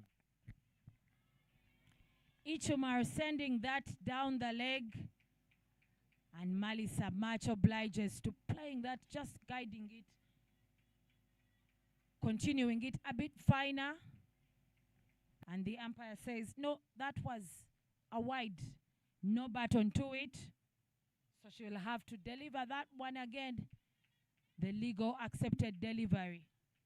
Ichumar handing them a couple of freebies. And this time Malisa gets good, decent button to it. Working it square of the wicket and allowing them to take another single. I want to give huge credit to the way Rita Msamali has gone about placing her field setting. She has really protected the bowler pretty nice in the right angles, in the right places. So much credit to her. Continuing to casually take those singles because the Avengers' required run rate is just about 5. So they know that anything above 5 is to their advantage. But even with 5, they are still good to go. Yeah, of course, 4 or 6 wickets in hand. What else can you ask for? Swept again comfortably. Being able to get down and sweep that one also speaks into the fitness, the consistency in the shot. And those are questions that Ichumar should be asking herself. If she delivers it on the offside, is there some patches for her? Yes, there is patches for her because there's not much of runs that are being hit on the onside, on the offside. Actually, Ikumaru should be count herself extremely lucky because the other previous ball could have easily gone to the boundary.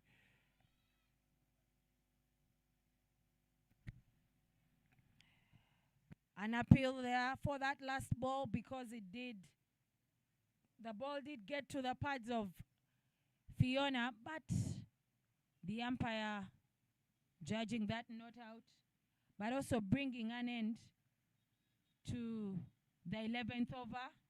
The Avengers are 58 for the loss of 4 wickets. The image there of Gloria, who's running in the drinks for the Choga Avengers. I've not seen a certain level of passion just like hers. She was earlier on in the ground, helping out with the cleaning, carrying of the covers. She was following the Uganda sides back in the Easter series, actually on her own costs. Have you seen this level of passion, or what's the highest level of passion you've seen with a cricketer, including yourself? Well, it's nice to see that the youngsters are passionate about the game. I think that's where many of us started from. You cannot question much about passion for this game that we all love. And it's nice to see her played against her when Ndeje was featuring in the league. And I remember she asked me a couple of questions about playing. You can see that she's a very good team player, a very wholesome being, decent, and is also passionate about the game. And I think those are the qualities that team sport engrinds in you as you develop. So we'll soon see her playing here, and she'll also be equally supported by her teammates the way she is supporting them right now. Creation of width there by Fiona Egaru, but this time the captain in Rita Musamali says, you will not pass here. Find another gap. Yeah, she's been extremely brilliant in the field, so not so surprised about that one, but very well bought. But just back to that very point, when it comes to team selection, how do you overgo this, where you have this player, great passion, limited in skill, then you have skill, limited passion? How do you go about this kind of situation? Yes, very interesting question there, but I'm not sure I'm in position to answer it because I have not reached that selector's level. But I feel that a team sport actually has a combination of those aspects. Yes, you have statistics, you have those abilities, but there are finer details about players, finer details that create a team bonding, a team gelling.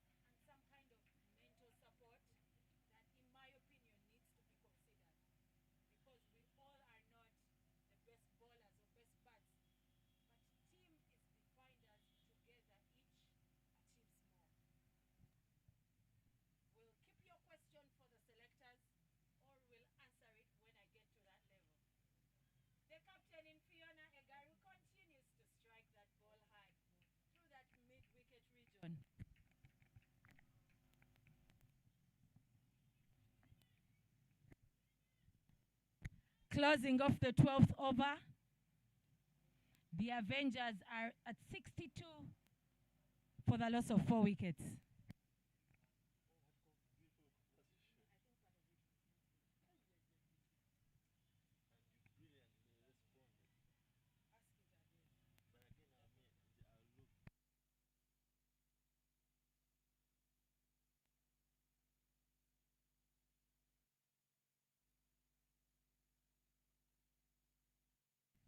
So, yeah, you talk about that team, but again on this very point, when you listen out to that conversation between Paul Mbagwa and Nasser Hussain, especially he was describing at that moment when Nasser Hussain was breaking in as the English captain. One of the key things he looked at alongside the coach was not only stats in the county game, but also character. They specifically about character. You have this quick bowler, but without character, you're not going to be in my side. Now you have these two extremes: high passion, low skill; high skill, low passion. What extreme, Naomi? I just want you to pick one extreme. I think I am for a person, a player who has character. Skill can always be groomed and nurtured and improved, but a character issue, a discipline issue is important, not just for sport, but in life generally. So I feel that a person with good character, a person with that team element, I feel makes for a better cut compared to just someone who is very skilled. Continuing with the cricket, this is the Great Lakes Women's T20 tournament.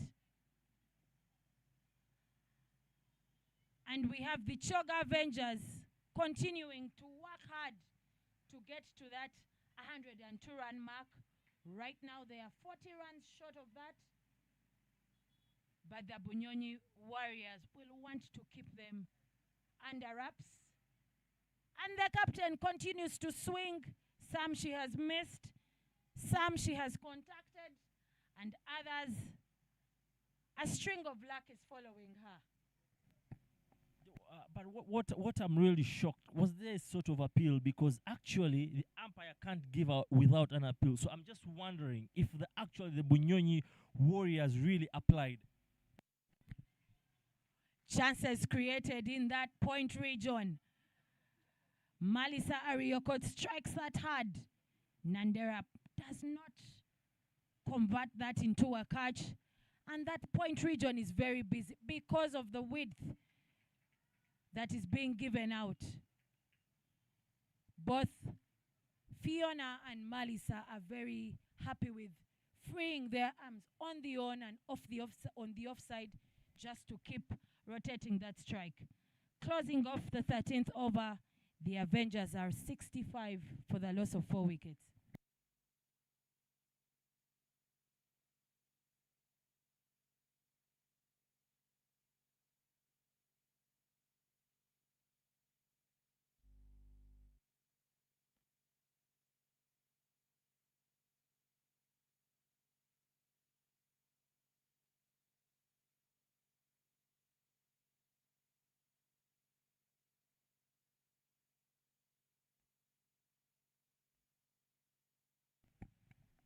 What a tense finish. The run rate now dropping for the Choga Avengers. But just wondering, in that previous ball, in the previous over that hit the pad, that we're just wondering if there was no appeal, or if it was not in impact with the wickets.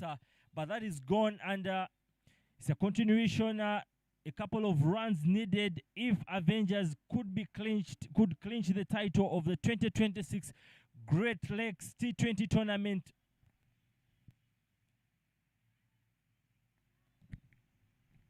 Oh my goodness, that has been put down, but exceptional effort there from the young girl. That was a brilliant, brilliant effort. Could have easily taken the catch of the tournament and could have easily turned down the tables, but unfortunately it has been spilled.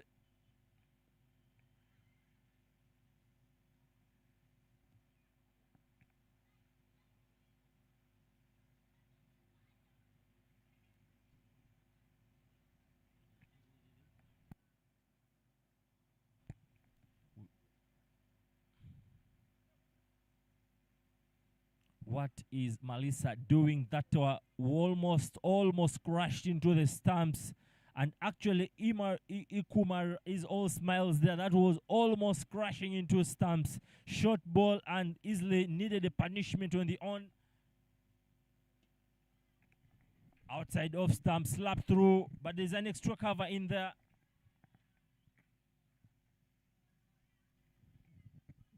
The math and the equation, like we earlier called it, is getting complicated. The Avengers are getting close, but not yet that close. Operating at 4.9 in terms of the run rate, but to get home, it must be 5 and over. There you go for that possible LBW. It is a softed appeal, but umpire in Sharon Sharon Atula not interested, bringing the end of the 14th over 67 for 4.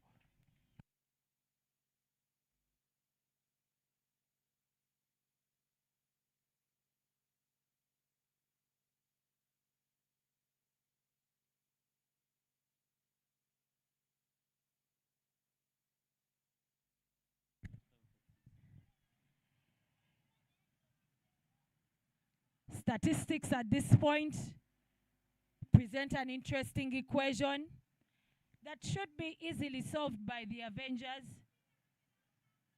if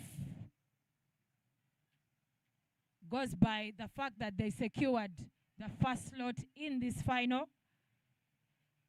They need 35 runs off 36 balls to secure that winner's trophy for the first edition of the Great Lakes Women's T20 tournament.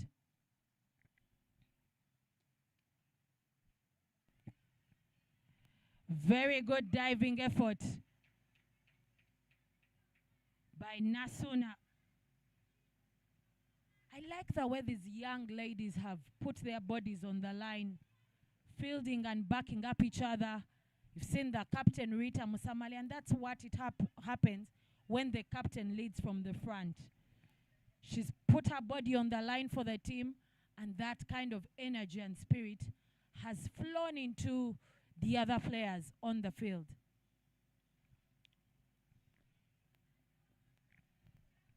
Freebie by Nampamo. Must be a bit of the pressure starting to pile. Looking at that equation, Yasin, what would be the lines for her to deliver? There's nothing big to change about. Hit the right length, the previous length, but the right lines. There you go into the stumps and you have all troubles. Up and over. Fiona Egari is watching closely how the field setup is being made by Rita Msamali. She's identifying those gaps, playing it with a bit of regulated energy so that they're able to take a non-risky run.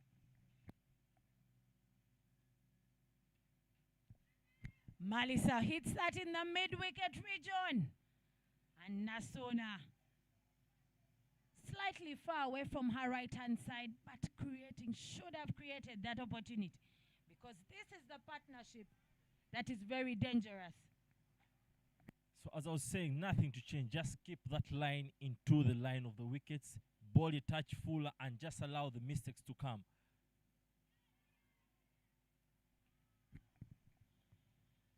That low height delivery getting into her feet.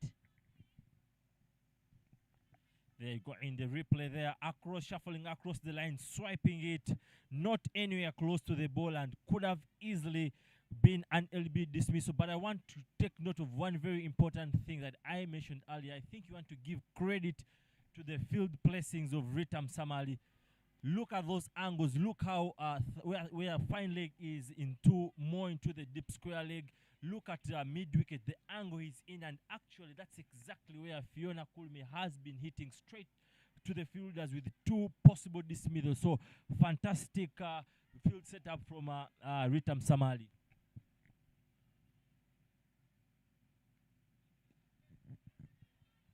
This time she plays it on the ground, striking it hard.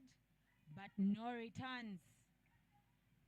The Avengers after 15 are 71 for the loss of 4 wickets.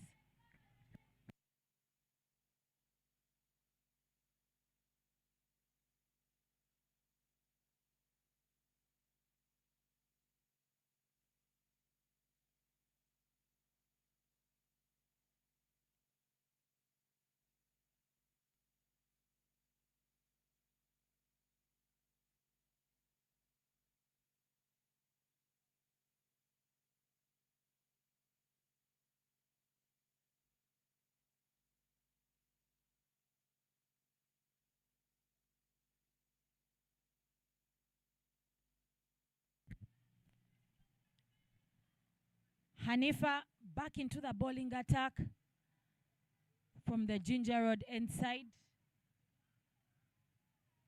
Brought in at a situation that is a bit a high ask for them. The captain, Fiona Egaru, is still on the wicket. Malisa Ariokot is still on the wicket. And the Avengers require 31 runs of 30 balls. If you're on your way to the Lugogo Cricket Oval, hasten those footsteps because the action is here. These last 5 overs, a brilliance of cricket display.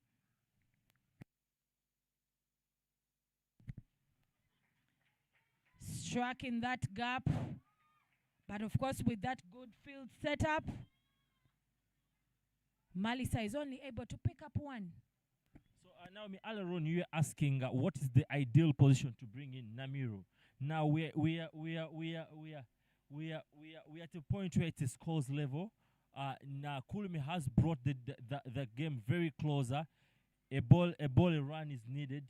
But again, just know as bowlers they have the upper hand psychologically because any dot ball simply shifts that pressure into the batters. So this is the point you need that particular batter who actually strikes the ball, gets you those 2-3 boundaries and creates you surplus of balls. So I feel this is the right position now. Captain knowing that every dot ball will build pressure. Every dot ball considered, the pressure is building. And of course, everyone knows that cricket is a mental game as well as a pressure game. And she shuffles across the stumps. Very good idea by the captain. It's just that the execution failed just a bit. But in your frame there is that area view of the Lugogo area, inclusive of the cricket ground, inclusive of Waike Mall, inclusive of the rugby ground. That this whole place is generally a sports area. Back to the cricket. Egaru says, I can walk that away to that mid-wicket region, standing tall and delivering. Brilliantly executed, shuffling across, enough strength and baton to that one. And maybe just lacked that direction to take it all the way for 4 runs. Malisa says, well, I can do it better than my captain. And indeed, this time she gets the rewards. Strikes that onto the right of the athletic Asumen, but not even her dive would save the day. Brilliant batting now. What makes the difference between that one and the previous one is the direction. Enough baton to that one, enough power, and yes, it's 4 runs, closing out that 16th over with 74 for 4.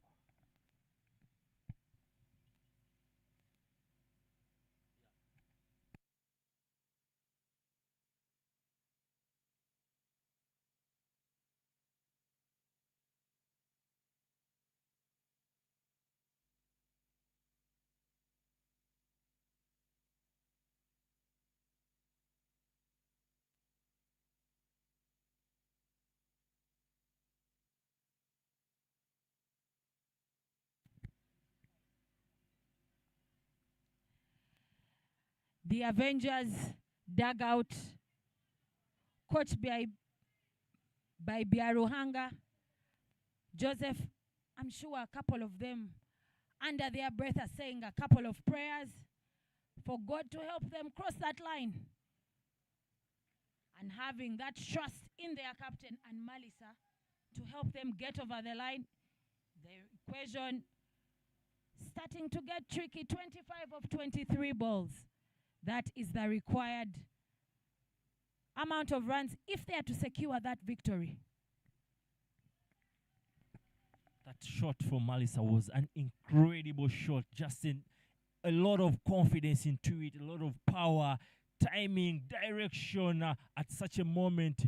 Exceptional cricket from Malisa.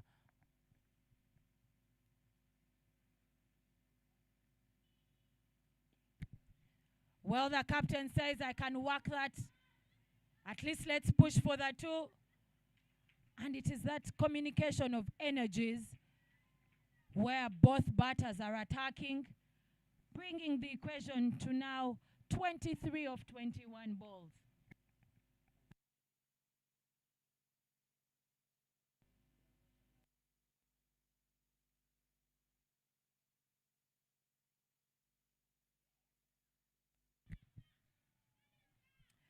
Miscommunication.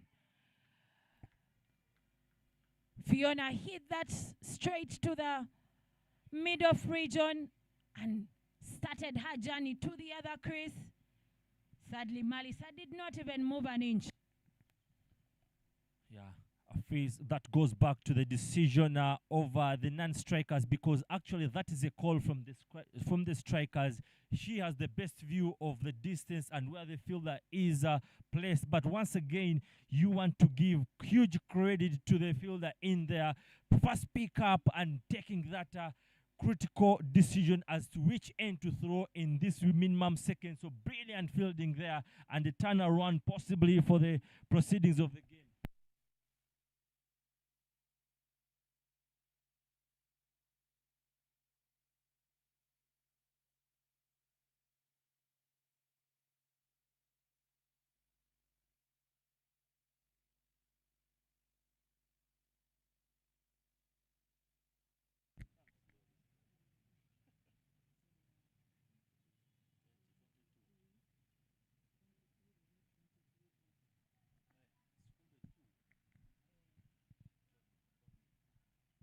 You have those youngsters from the different teams that are sitting out and watching the finals.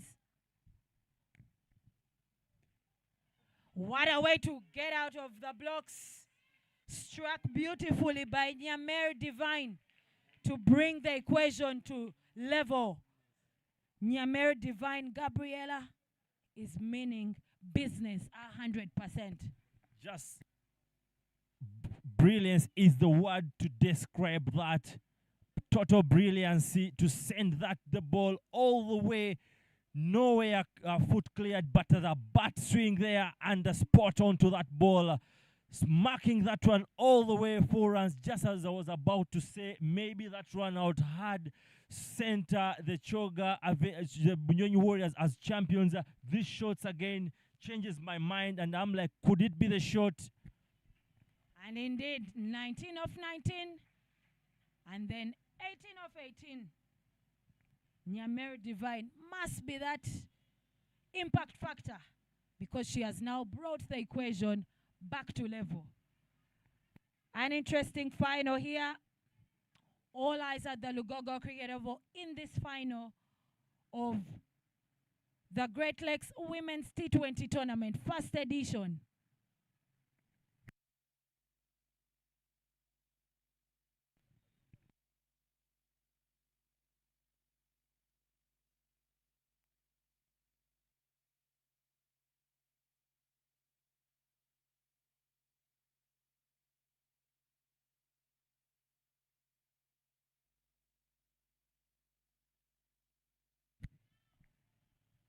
Nyamachoma getting ready for the fans.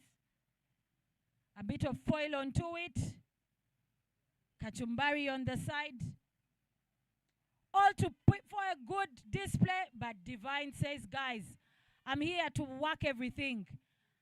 And she starts off that over with that brilliantly struck ball to that cow corner region. Oh my God. What scenes are we seeing here? just as I was about to say, was that Imi's run out, sending the Bunyonyi Warriors as champions. We are seeing incredible shots here, powerful shots from the Choga Avengers. There was real muscle onto that one. 16 of 16 is the equation. And Divine says, guys, I can even hit it harder, but this time into the safe hands of Natisui Immaculate. She has done her role. Struck a quick 7 of 4 balls, nothing to waste. She's been sent back packing. Oh my goodness, you can't be giving Amy that one, comfortably running under that one and comfortably taking it, sending who was seeming like the danger person, Nyami, who was snatching the game away from Bunyonyi Warriors, is back in the standout. Naomi, what are your thoughts? Who do you think is having that last minute, or it is still too early to say who is who?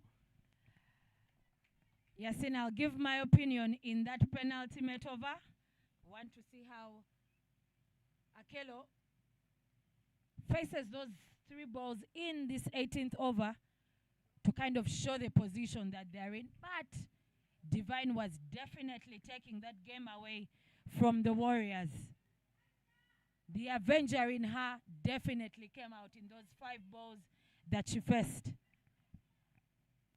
How would you, in just a few, how would you describe the past past events we've seen in the last 6 overs in terms of it's a final game swinging forth and back? How would you put it out in a couple, 2-3 words, Naomi?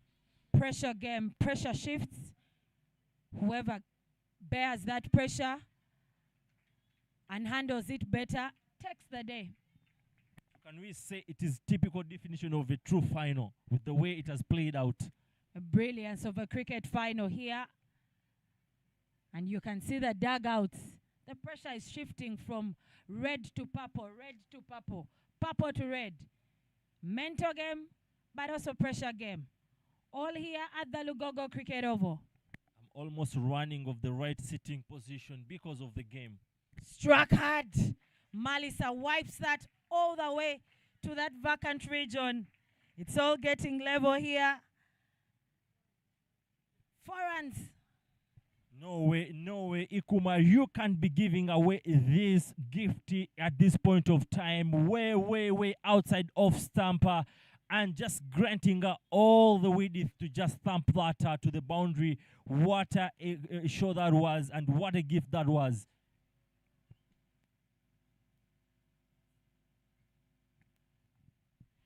Freebies loading. Freebies delivered. That no ball, Ichumar must have gotten disorganized because she had been hit for a 4. And this time Malisa goes on the onside.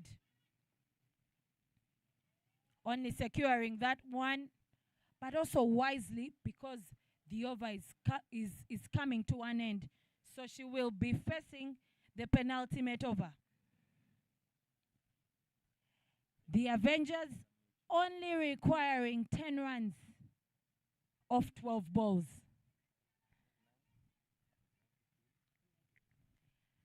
I beg your pardon, 9 runs off 12 balls.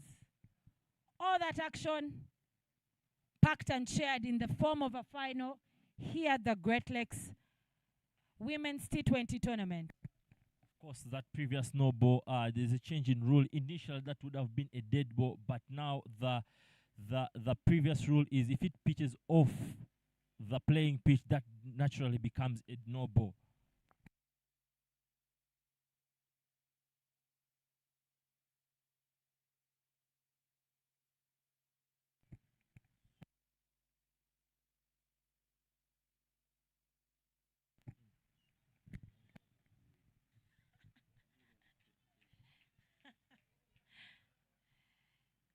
For that penultimate over, Nampamo is back.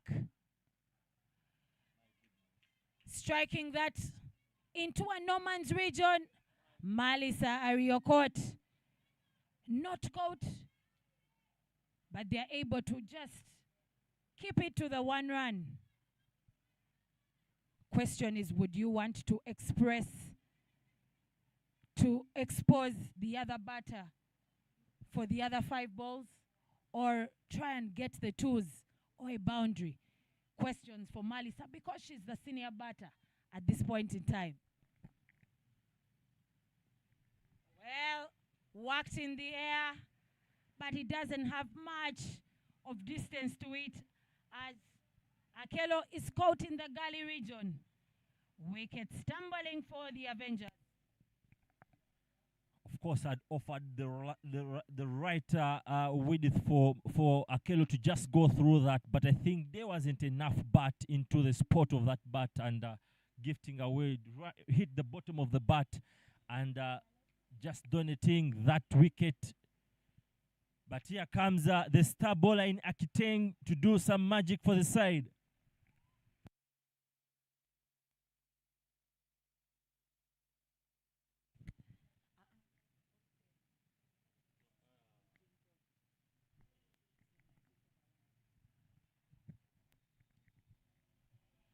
Eight runs off 10 balls.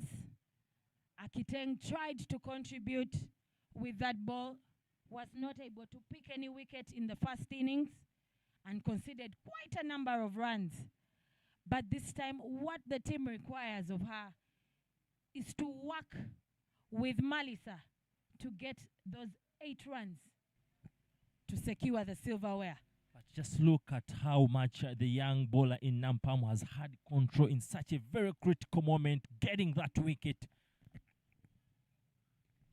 And Akiteng starts that off with a work in the Kaukona region. And indeed, she delivers for the Avengers, striking that for a boundary. 4 runs, 4 more runs. I can't contribute with the ball on the day, but I can deliver home my side. Good use of the arm and clearing of that left leg and seriously pumping it to the mid-wicket boundary. 4 runs for the Choga Avengers, and they are 4 runs to the championship.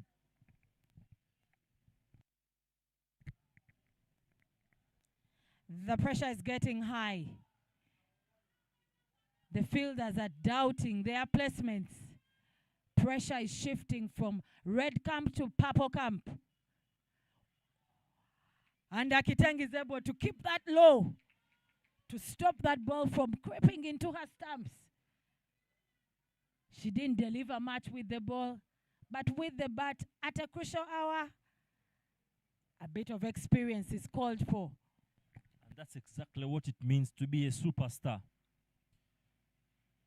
Oh, and she goes again. Goes big. Works that to the leg side. And comfortably calls no. Let's not take another run. Because she trusts that Malisa will also continue to pile the runs.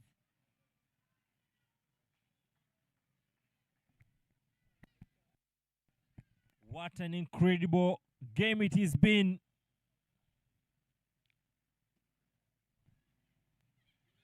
There is a miscommunication there, but at least the risk was not taken.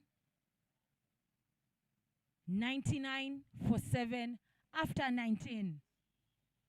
Going into that last over, the Avengers need 2 runs to draw and 3 runs to win.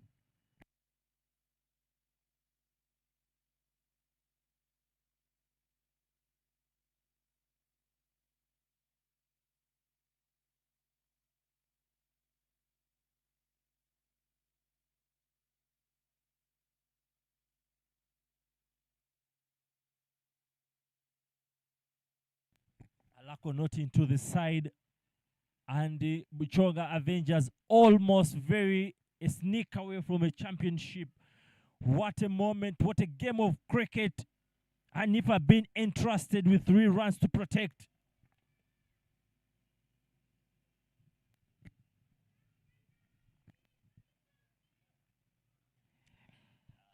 Freebies, making the equation much easier for the Avengers.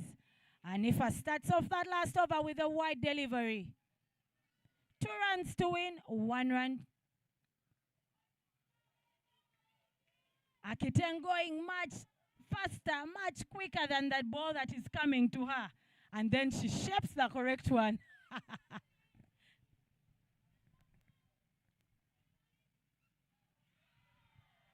Jumping out of the crease, attempting to swing, but this time makes no connection. And you could feel the pain in the dugout. Much big credit from the young bowler in Hanifa. She has kept that ball away from Akiteng, out very much away. And here we are in the trickiest of the moments, crunchiest of the moments. Ateng is marching back just as she was looking to deliver the side to the championship. But here she is, communication going around the ground. What a moment. Who holds enough till the very last? Is it the Choga Avengers? It is the Bunyonyi Warriors. What a moment. What a game of cricket. What a final. Malisa emphasizing to her teammate to keep it calm because pressure seems to have taken the better of them. But 1 run to draw and 2 runs to win. Will this turn out to be the first super over of the tournament? Will it just end in outright victory?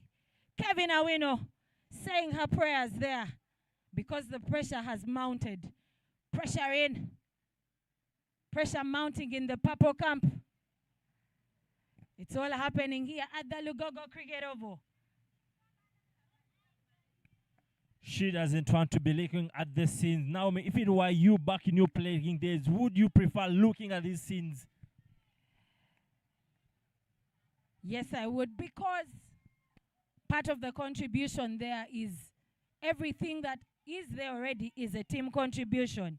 Shot number 6, Ninsima Peace, joins Malisa. Ninsima Peace hits that one! Chance for run out! And the scores are drawn now. Ninsima Peace gets out of the blocks in an interesting way, to the delight of the Avengers.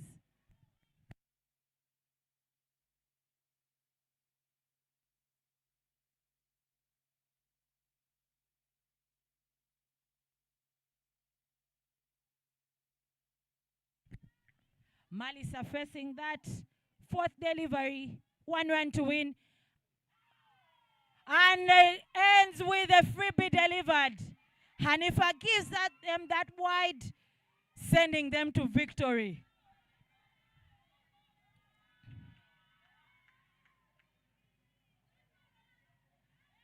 Jubilations here. Jubilations for the Avengers, because that came from far.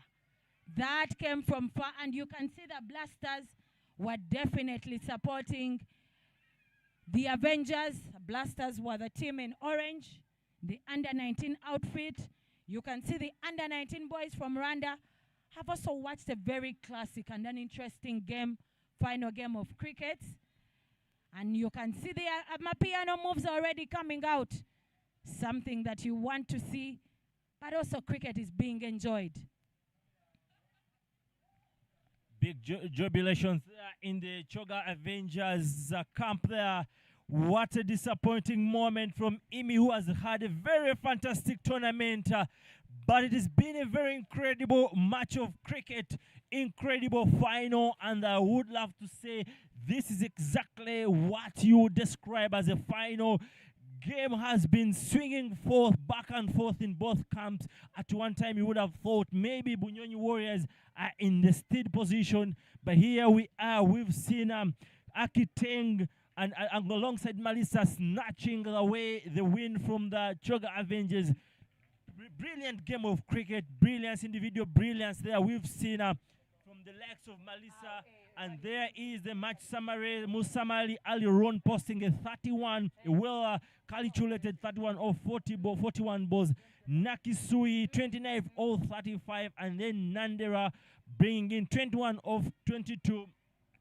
Of course, with the ball, 2 wickets from Ario Kota alongside Kulme, the captain, 1 wicket, and then going on chasing who made the possible. The chase possible is Ariokot Malisa, 33 of 29, alongside Namiro in there, 15 of 16. Bowling, we had a big fight with Jacqueline, 2 wickets of 4 in 4 overs. Josephine with 2 in 4 overs. And in the end, Choga Avengers win by 2 wickets. What an incredible match. And that closes out the final. But we shall be getting into the closing ceremony shortly after here. It has been me, Ngobi Yasin Hussein, alongside Naomi Kayondo Bagenda. We will be back shortly for the closing ceremony.